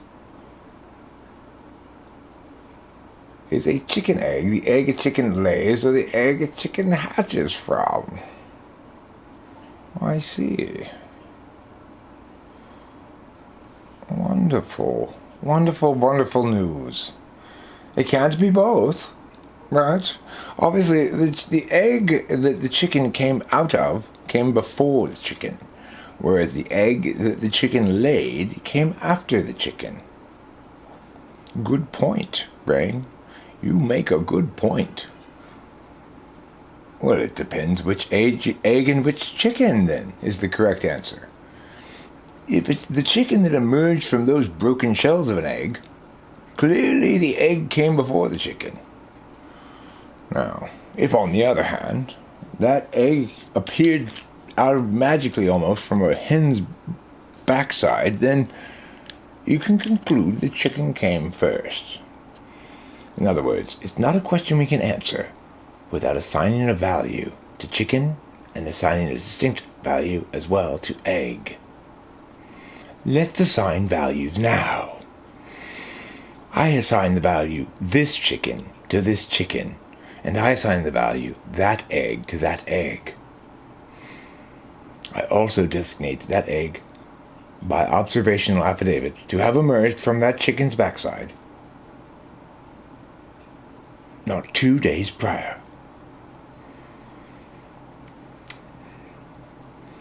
You only have indica right now? Well, I only have cheap weed right now too, but it's actually pretty stony for being cheap weed. This is like the cheapest weed they had at the place. And it is this Almora brand. It's called Banana Dream. It's a hybrid. But is Attenborough less likable without a script? I didn't know that. I'll give you my full blast Attenborough in a second.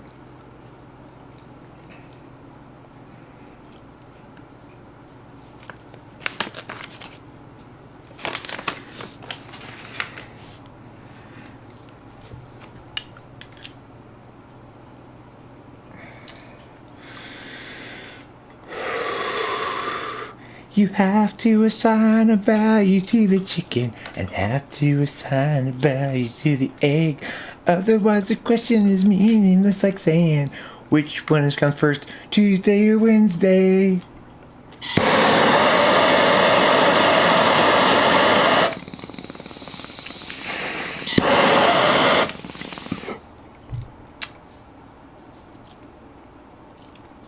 The answer is it depends which day it is now. Right?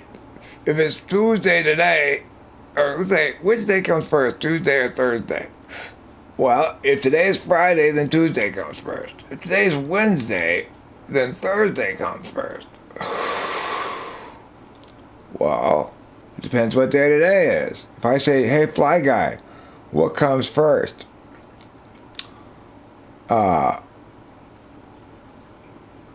Sunday or Monday? Well, in that case, you'd be right today. But if I said instead, what comes first, Monday or Saturday, you'd still be right. But if today weren't Sunday, it would be a different matter, okay? So just stop. Just stop right now, Fly Guy. If today weren't Sunday, it would be a different, he'd give you a different example. But because Sunday is arbitrarily designated as the first day of the week, I can't do it for today. So you're just going to have to be okay with that. Because tomorrow's Sunday and today's Saturday, and so tomorrow is the first day of the week, so it doesn't work. You don't drive high? That sounds dangerous. I try never to drive high. I mean, non-high. I try never to drive low.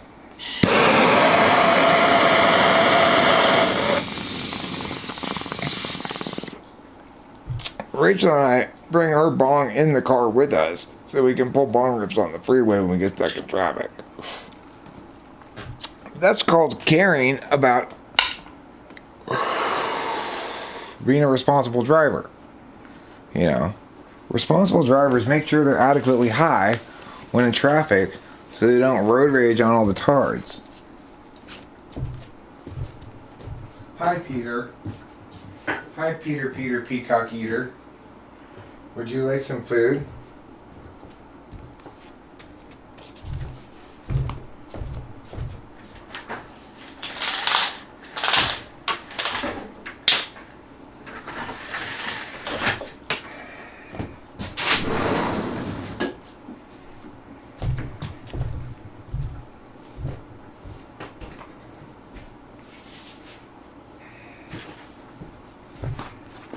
Let's have a peacock watching party.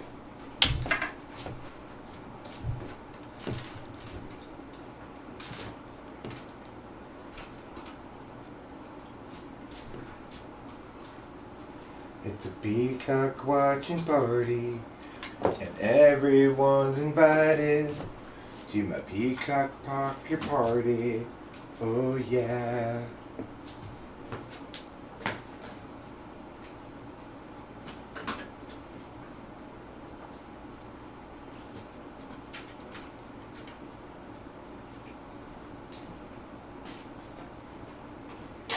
It's a peacock watching party, and everyone's invited to come and watch the peacock over there. Yeah, yeah, yeah.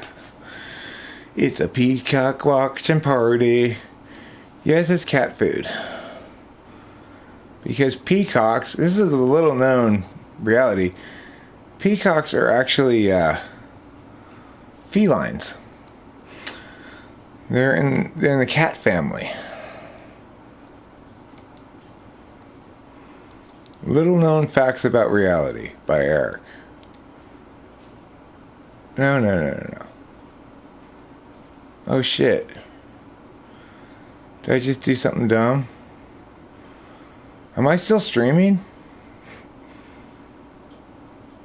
Can you still hear me, everybody? I accidentally closed the window that has the live stream thing in it. I don't even know if I'm still streaming or not. It tells you like how many people are in the stream and like whether you can still hear me and everything. Okay, cool. That's a peacock. The reason it's a peacock is because it's just growing in its new long feathers. It let them all fall off not that long ago. Thank you for the confirmation. Because it was that time of the year where it has its long feather splosh splash party. And so now it's growing back in new ones. That's Peter. His name's Peter, and he and my cat Capillo are friends. Yeah, well, they're coming in. He'll be majestic again. Don't worry. He hasn't forsaken majesty as a general affirmation. They molt, I believe it's called with birds. You know, I thought of a good compliment for a woman who has on a particularly red shade of lipstick or something. You say, your lips are as red as the hindquarters of a female gibbon in estrus. Do you think that's a good idea? Oh, we find them all the time. During the certain time of year when they shed them, it's like they're all over the place. You got more peacock feathers than you know what to do with. Anyway, oh my gosh, your lips are as red as the hindquarters of a gibbon. A female gibbon in estrus. Or is it a baboon? Which one of those kinds of monkeys gets the very red, big red inflamed crotch during estrus? It's a good compliment to narrow the candidates. Do you want more, Peter? All right, I'll give you some more.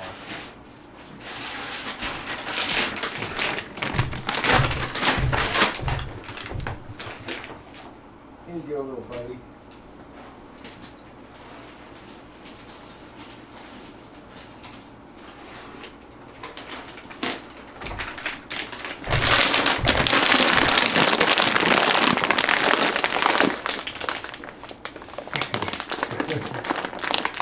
Peter, that was very rude, chasing a kitty out like that. What an entitled peacock friend, huh? Yes, he is a very entitled peacock friend.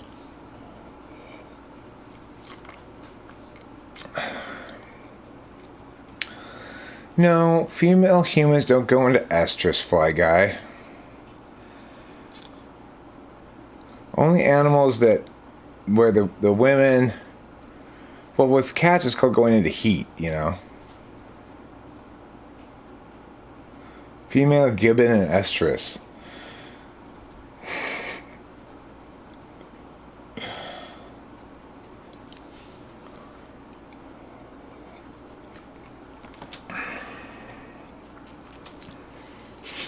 I like that they've got another word for heat for some animals. Primates don't go into heat. Primates go into estrus. But cats go into heat. Human women are always in heat. Human women are the nymphos of the double X chromosome.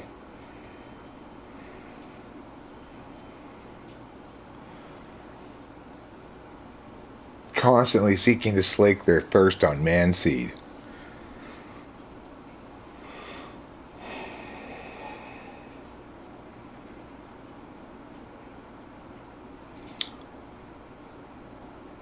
So,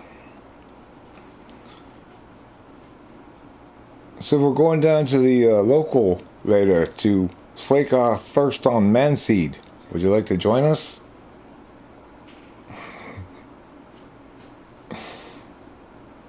No? You don't like Manseed Express? You want to go to Manseed Emporium? No?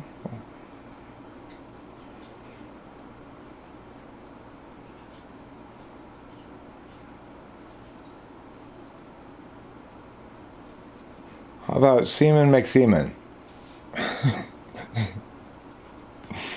Seamen who are seamen make seamen. Name of my store. Oh, it's Delilah. Hi, Precious Wonder. Hey, Dad, how are you? I'm fine. How are you? Just fine. Just got back from a Starbucks run. Nice. You get yourself, meow meow meow with 4 squirts of maple or whatever. Yeah, you got the 4 pumps right, but I changed it up because I got the dark caramel when you brought it to me, but I've got it with chestnut praline today, and it's really good. Chestnut praline, huh? Yeah, dark caramel. The word I was looking for was molasses. That's why I was thinking molasses. Okay. It looks molasses, the dark caramel sauce does, but no, I got chestnut praline today instead. Is that seasonal chestnut praline? Goes out of season? Yeah, they just released the seasonal syrups and stuff like 2 days ago, I think. So did they release the chestnut one more towards Christmas than the pumpkin spice one, or are they all released on Pumpkin Spice Day? Yes, correct. The chestnut one, and like they have like a couple other specific holiday ones like gingerbread, which is like ass, and like a couple other ones. Those are released on like November 3rd and November 4th. The pumpkin spice, the dark caramel, and like a couple others are released at the beginning of September. And that's when, because those are like the fall drinks. These are the holiday drinks. Gingerbread is an interesting euphemism for a flavor that tastes like ass. Well, yeah, I mean, it's not even like it's just like, I feel like if anyone likes some kind of artificial gingerbread flavoring, it's just gonna taste like ass, so. So what's going on, darling? Nothing, I was just, so I have in my calendar that we're going to, Cheesecake Factory with Grandma on Wednesday, November 10th at 1:30 p.m. Yep. So, I have a hair appointment at 3:30. Do you think we would leave by 3-ish? Yeah. I think you're pretty safe there. Okay, cool. Because, I don't think it takes like an hour to eat. Right. Okay, I figured. I just wanted to, it's like a 20-minute drive only, so I figured that would be fine, but I just really needed my hair cut really bad. Have you considered ever asking 1 pump of chestnut, 1 pump of pumpkin, 1 pump of ass, 1 pump of whatever? No, that doesn't sound very good at all. But I've tried the pumpkin spice. It's fine. It's not like it gets too much hype. Have you seen all the hype around pumpkin spice? Well, I noticed it's divisive. It's a wedge issue like abortion. Oh, okay. I think people either love pumpkin spice or they're like, I hate it out of principle because it represents all this corporate meowing that I don't like. Right. Well, I think the thing is, what about me? I love abortions. Once a day at least, I think. And I'm neutral about pumpkin spice. Well, then you would be the anomaly in my predicted data set. Okay. There are always a little bits of anomalous noise in the data stream. You would represent that noise in this instance. Right. Got it. Well, but I know where I stand now. Cool. And So then, cool. see you on Wednesday, November 10th at 1:30 p.m. What are you doing today? I'm going to Elliott's later. Okay, well, maybe you should come over here and have lunch with us or something. Okay, maybe. I just had a grilled cheese, but what time?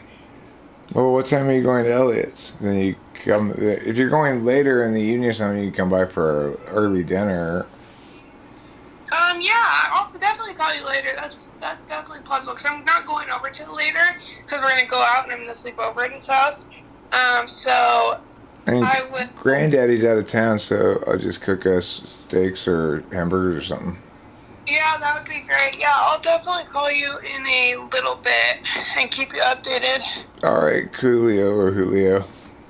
Alright, cool. Love you. Love you too. Bye. See you later. Bye.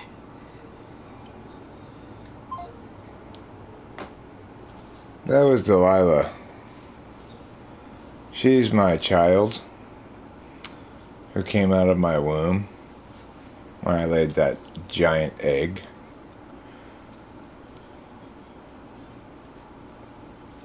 It was an unusual relationship. It was between me and the chicken, and we agreed before we had sex that we'd reverse roles for that baby. And so after the chicken got impregnated, we used our Wonder Twins rings. Me, a form of a chicken's uterus. You, a form of a bucket of water. And then that's how Delilah was born. True story. 100% true story. Of course, the chicken was the original surrogate mother for the original human mother that Delilah had been conceived in. So that was really the third uterus to carry Delilah. What happened was the original mother that had conceived my daughter had been abducted by aliens and had had my daughter removed from her uterus, but still in her eggshell. So that eggshell was then put into a chicken intact and continued to grow there for a little while until I had sex with the chicken, at which point the chicken and I, as indicated, used our Wonder Twin powers to reverse roles, but not technically genders. So for a stretch of time, I had a chicken uterus and she had a human penis. And we lived that way for 9 months. Best 9 months of my life.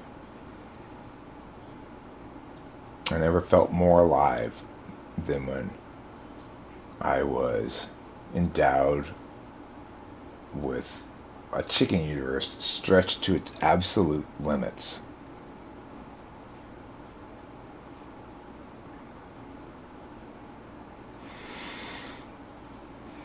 Good coffee tastes not bad on its own, but even the best coffee tastes better with shit tons and shit tons of powdered creamer.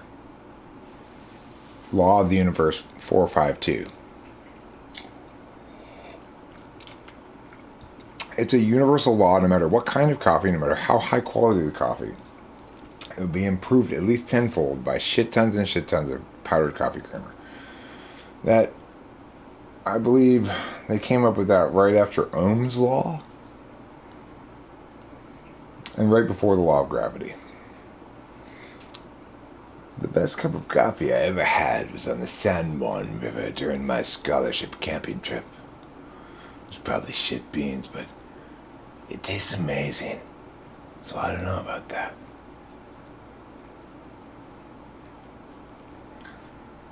That's like, you know, it's a guy who kind of looks like me, actually, and he's sitting and he's explaining to like a young woman who's sitting there with like a notepad, right?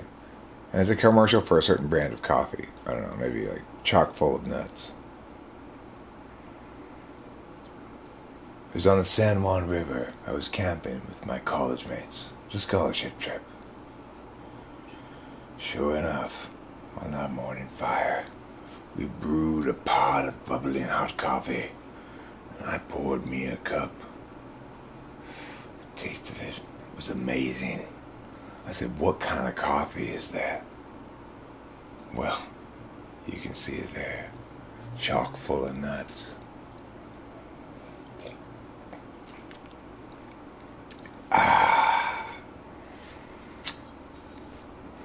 If someone says, I like carrot cake, that is not an opinion. That's a statement of preference, a clear statement about your preference. You know. Chock full of nuts. Chock full of nuts. Yeah, you could email it to me. I'll forward it to Rachel. Or you could just email it to Rachel. Shh, don't tell anybody. Her email's rlapelosa@gmail.com. Shh. Don't worry, Rachel. I'll get out on my horse with my lance if anybody emails you anything inappropriate. Carrot cake is not that good. This is not just what I'm saying I like. I'm saying universally carrot cake is not that good. Okay, it's like, why would you put vegetables in your cake? It's like, I didn't want vegetables in my cake. Carrot, have you ever had carrot candy? No, why not? Because that's not candy, it's a vegetable. No, I'm explaining something now. Listen to me. Good cream cheese frosting and fresh organic carrots make the meal.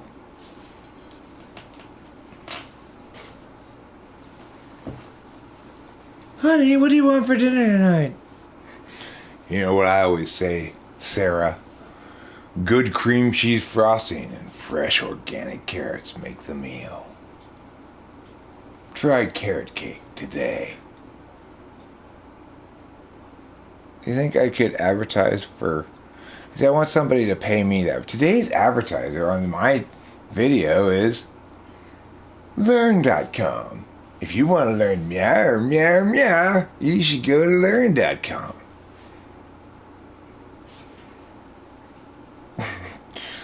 I mean, I don't know if I could do it seriously, really. I just have to do it pretty, straight, I guess. Just pretty straightforward. But then I'm not really selling it. It'd be hard for me to honestly sell it without feeling like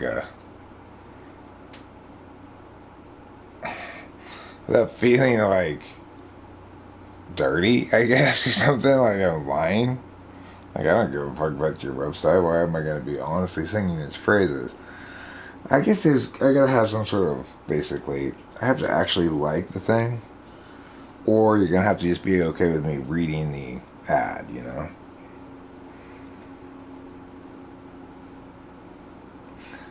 The thing is, I advertise lots of products that don't pay me to advertise them.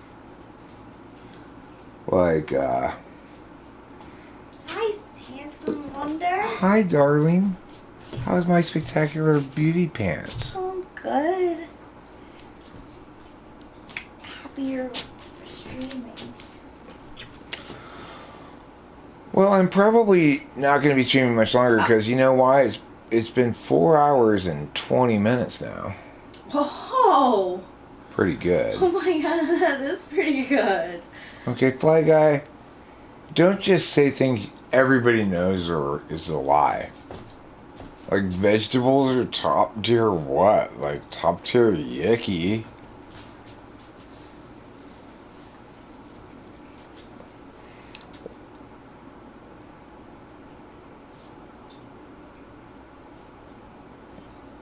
If I were a real privacy nut, I'd do this whole live stream like this.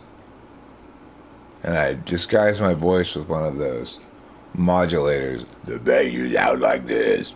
If you ever want to, blah, blah, blah, then you better, blah, blah, blah.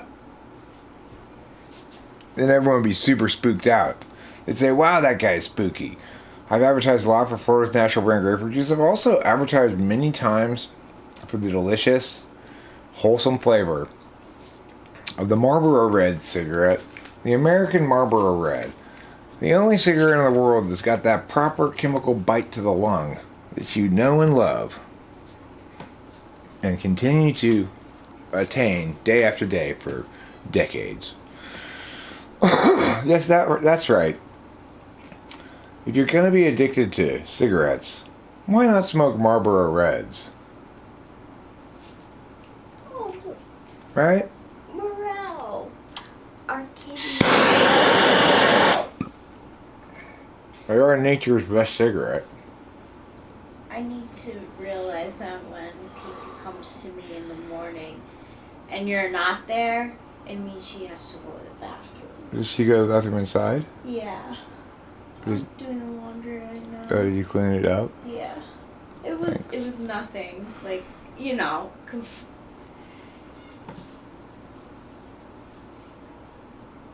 She's such a little cat. To forge a new reality? Is that part of the Dave Matthews Band song?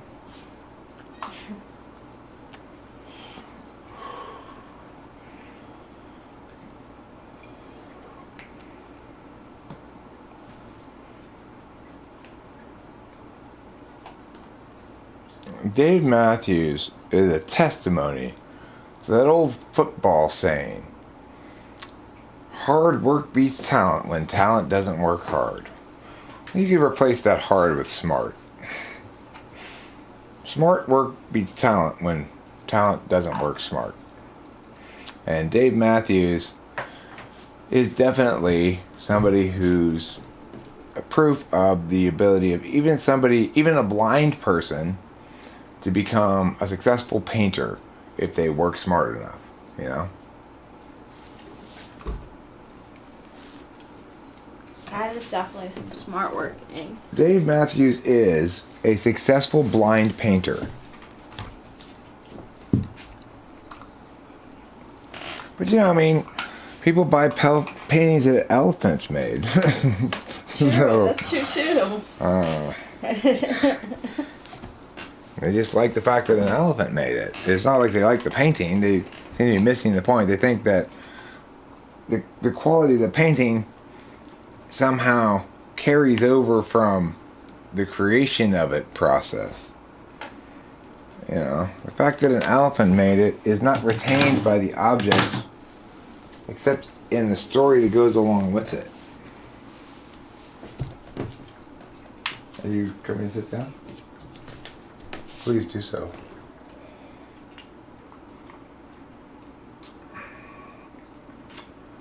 Yeah, I mean, nobody would say about the Marlboro Man that he's metrosexual, okay? Nobody ever accused the Marlboro Man of being metrosexual. Why? That's true. Because smoking Marlboro Reds is a manly thing to do. That's why I do it. I've gotten like 7,000 now manliness points over the years.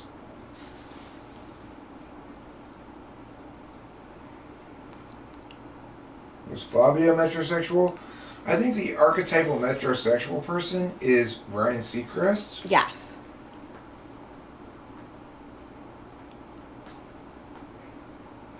But you know, the standard for what qualifies as masculine has gone down over the years. Back in like the 1400s or whatever, if you didn't like wake up every morning and break rocks with your head, you were a little girl.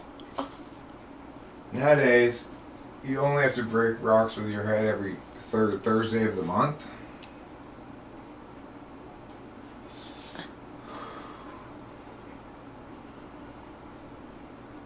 The Marlboro Man is a metrosexual who ties his identity to sucking poison sticks. Hey. That's not poison, fly guy. That's man seed. Oh.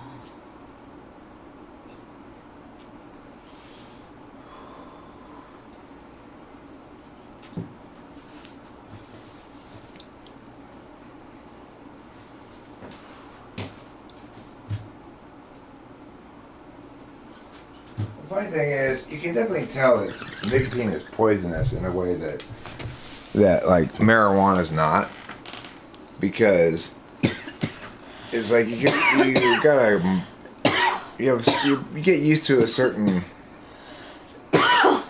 kind of level of nicotine or something, and you reach kind of an equilibrium, and then if you smoke too much, you feel kind of icky. And whatever that equilibrium is determines what too much is. For me, it's about a pack a day. I think probably that's fairly normal.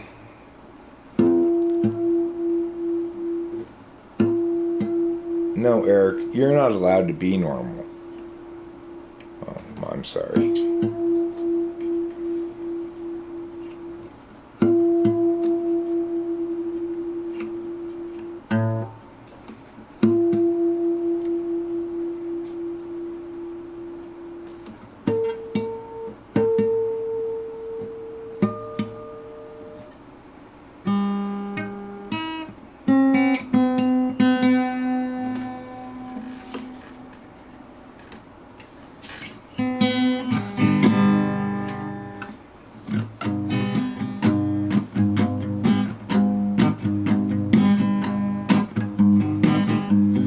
Toxic masculinity is the same as toxic anybody else, which is a toxic for everybody but the one imposing toxicity on the world. There's no kind of good thing that's toxic, it don't matter what it is. The very definition of toxic means it's bad as shit. It poisons everything around it, that's why it's toxic. Yes, the evil comes in many forms, including those who often think that women are just chattel to use. But it also comes in other forms that equally are bad, including every form of groupism that you or I could think of in the world. Well, sure. When particularly double Y chromosome expressions of masculinity are normalized, then normal men become unordinarily masculinized. When certain kinds of identity are expressed as a norm, groupism is sure to be born. Whenever one will deviate, whether they intend to or not.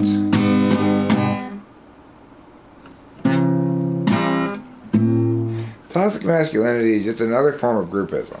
Everybody wants their pet form of groupism to be the worst. Oh, racism is the worst. Oh, misogyny is the worst. Oh, meow is the worst. They're all the same thing. It's like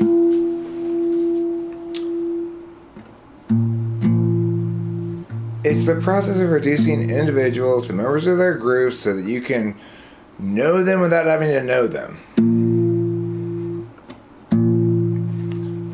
You don't get to know me just because you know that I am a dude. And you don't get to know me just the same just cause you know that I am a chick, cause that would be so rude. Oh yeah. And I may also be tall, but that don't mean I own them all, so stop generalizing tall people. And I also am bald, but that don't mean I have a haul. Stop stereotyping bald people. And I'm also transracial, fluidly so. Right now I'm a Spaniard, so let's go to Madrid.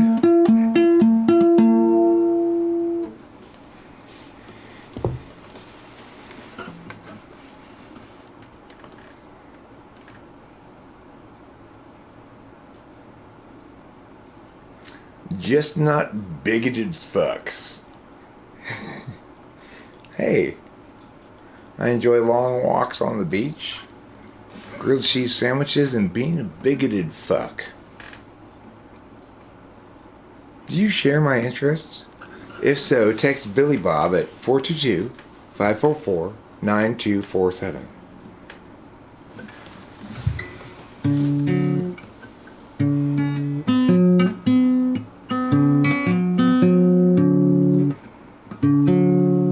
Bigoted fucks hurt others due to the fact they can't accept their true desires. I don't really know if that's why. I think why they express as they do depends.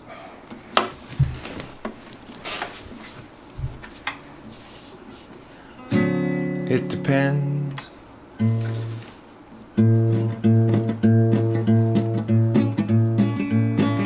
You might call me a rambling man, 'cause I do a lot of thumbing and a kicking canes, but it won't do Nancy good to call me names.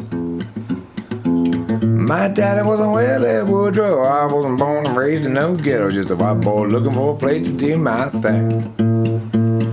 I don't want no handout living, don't want any part of anything they giving. I'm proud and white and got a song to sing.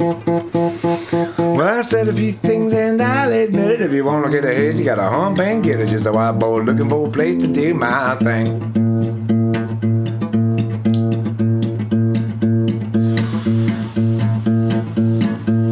Well, I'm gonna find me a wealthy woman in a line of work that don't take no diploma, 'cause I ain't got much to lose but lots to gain.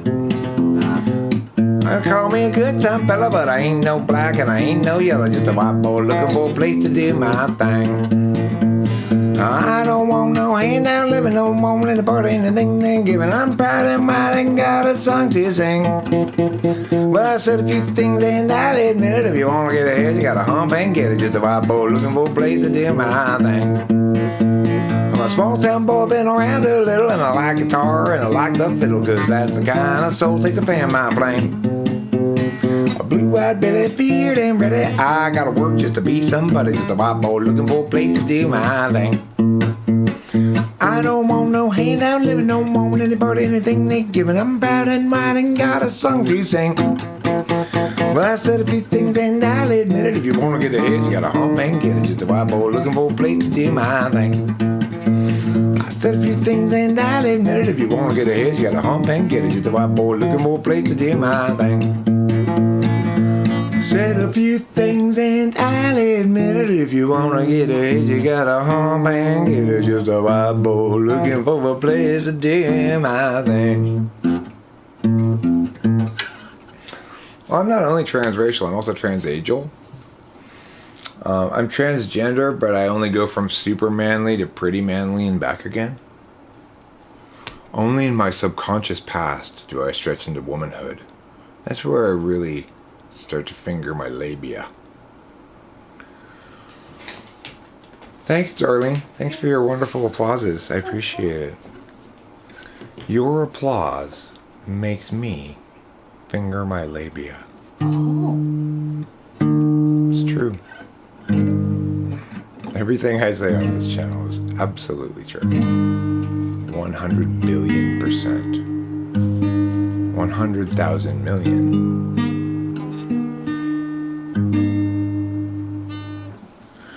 Years ago. It was 100,000 million years ago. Time ran slow. Nobody had to show. Place the slabs below. Let them go. They will start to grow. More years ensue. Tears gnashing through. Holy slabs come to view. Unchangingly true. And eternally new. Oh, and the slope appears in George today. Options at large, oh, other ways. Give each a chance now, once quick to check, but don't get caught standing on deck. The slope presents a fork. It's not easy stopping short. Too far along to turn around. Perhaps a better course was headed ever north. Now there's a fitter force, enemy ground. It was 100,000 million years ago. time ran slow. Nobody yet to show. Place the slabs below. Let them go, they will start to grow. More years ensue and tears gnashing through will hold the slabs come to view. Unchangingly true and eternally new. But when the slope appears in charge today, options at large show other ways. Give each a chance now, one's quick to check, but don't get caught standing on deck. The slope presents a fork. It's not easy stopping short. Too far along to turn around. Perhaps a better course was headed ever north. Now there's a fitter force, enemy ground. It was 100,000 million years ago. It's a long time ago. It's a really long time. Thank you, Rachel. You're a wonderful, beautiful lady who is so nice to me all the time. I love hanging out with you.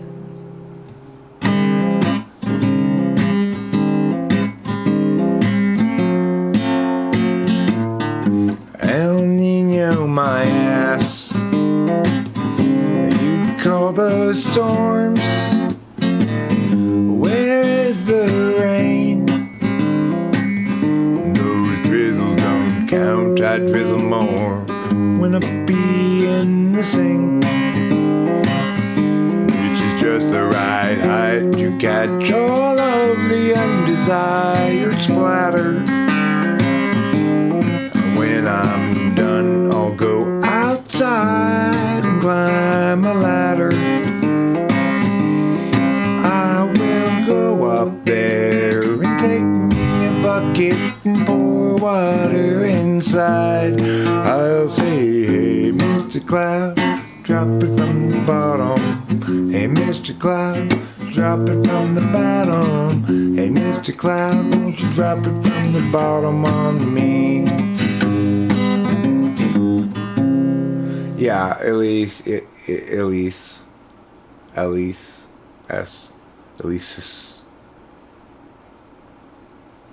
Everything gleam? Everything did gleam, yes. When I was younger, it seemed that everything gleamed. I don't know what happened to me, but I've lost that sense of urgency, and I don't think that I'll ever get there again. If you follow my lead, you'll discover I'm loster than you, and you'll wanna know the way to get back at you, wherever it was you thought you knew.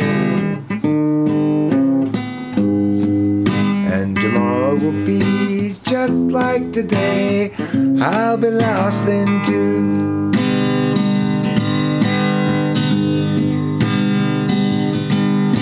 It's a matter of mood as much as a matter of will.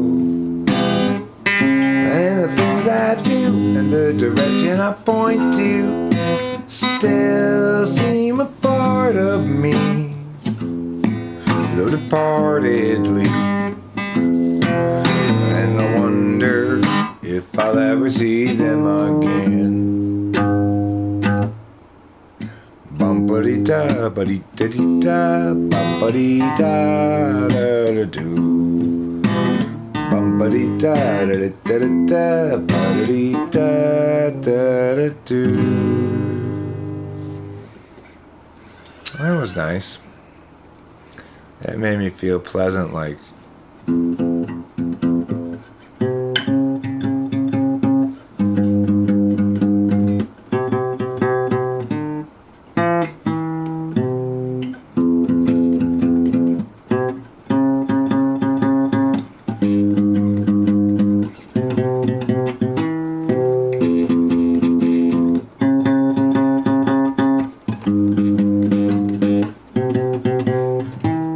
It's a beautiful day. This is one of the few songs I played originally with a pick, and that's why it's hard to play.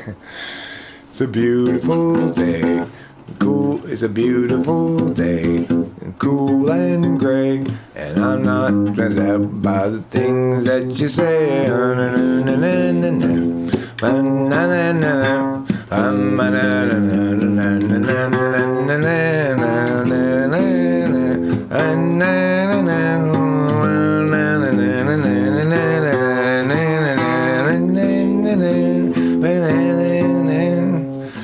Something like that. It's a beautiful day, cool and gray. And something I changed the words to make it a sea shanty for this fun little song one time. Anywho, I think I'm gonna play one more song, call it a stream. Coming up on 4 hours 45 minutes here. I'm gonna play a cloudy day in Los Angeles. It's kind of a hazy day in Los Angeles today. And then I'll say goodbye. It's a very hazy day in Los Angeles, and today we've run out of time. Troubles past, troubles still to come. The day is nearly done. Someone buy us some more time.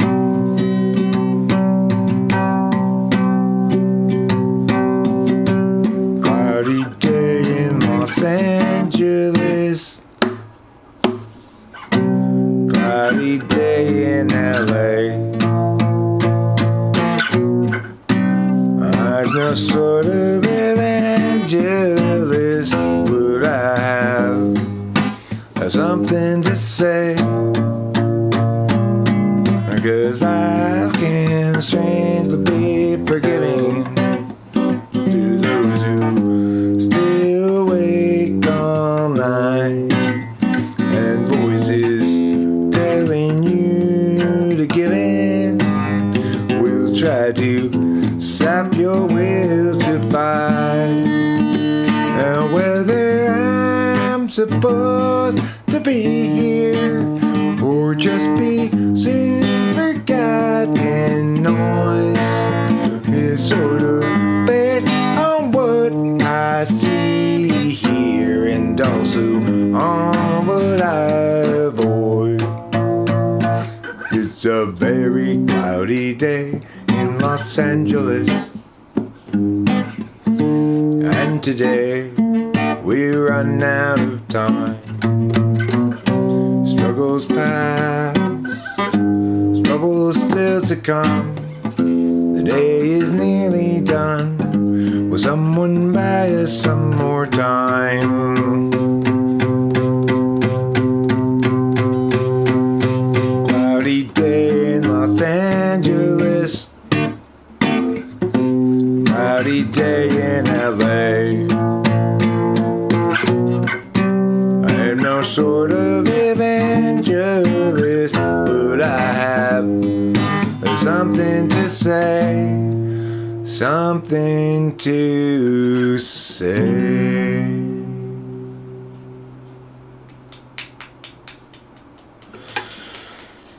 A combination of the two, Psylocke. If you combine both literal and figurative hats, how many different hats has Eric worn during this stream? The total answer is either 5 or 6, depending on whether you consider different forms of pontificating different hats. Thanks for being here, everybody. I love you, I love you, I like you, and I learn you. Praise God, amen. And Eric's right. Now I gotta figure out how to stop the stream, given the fact that I closed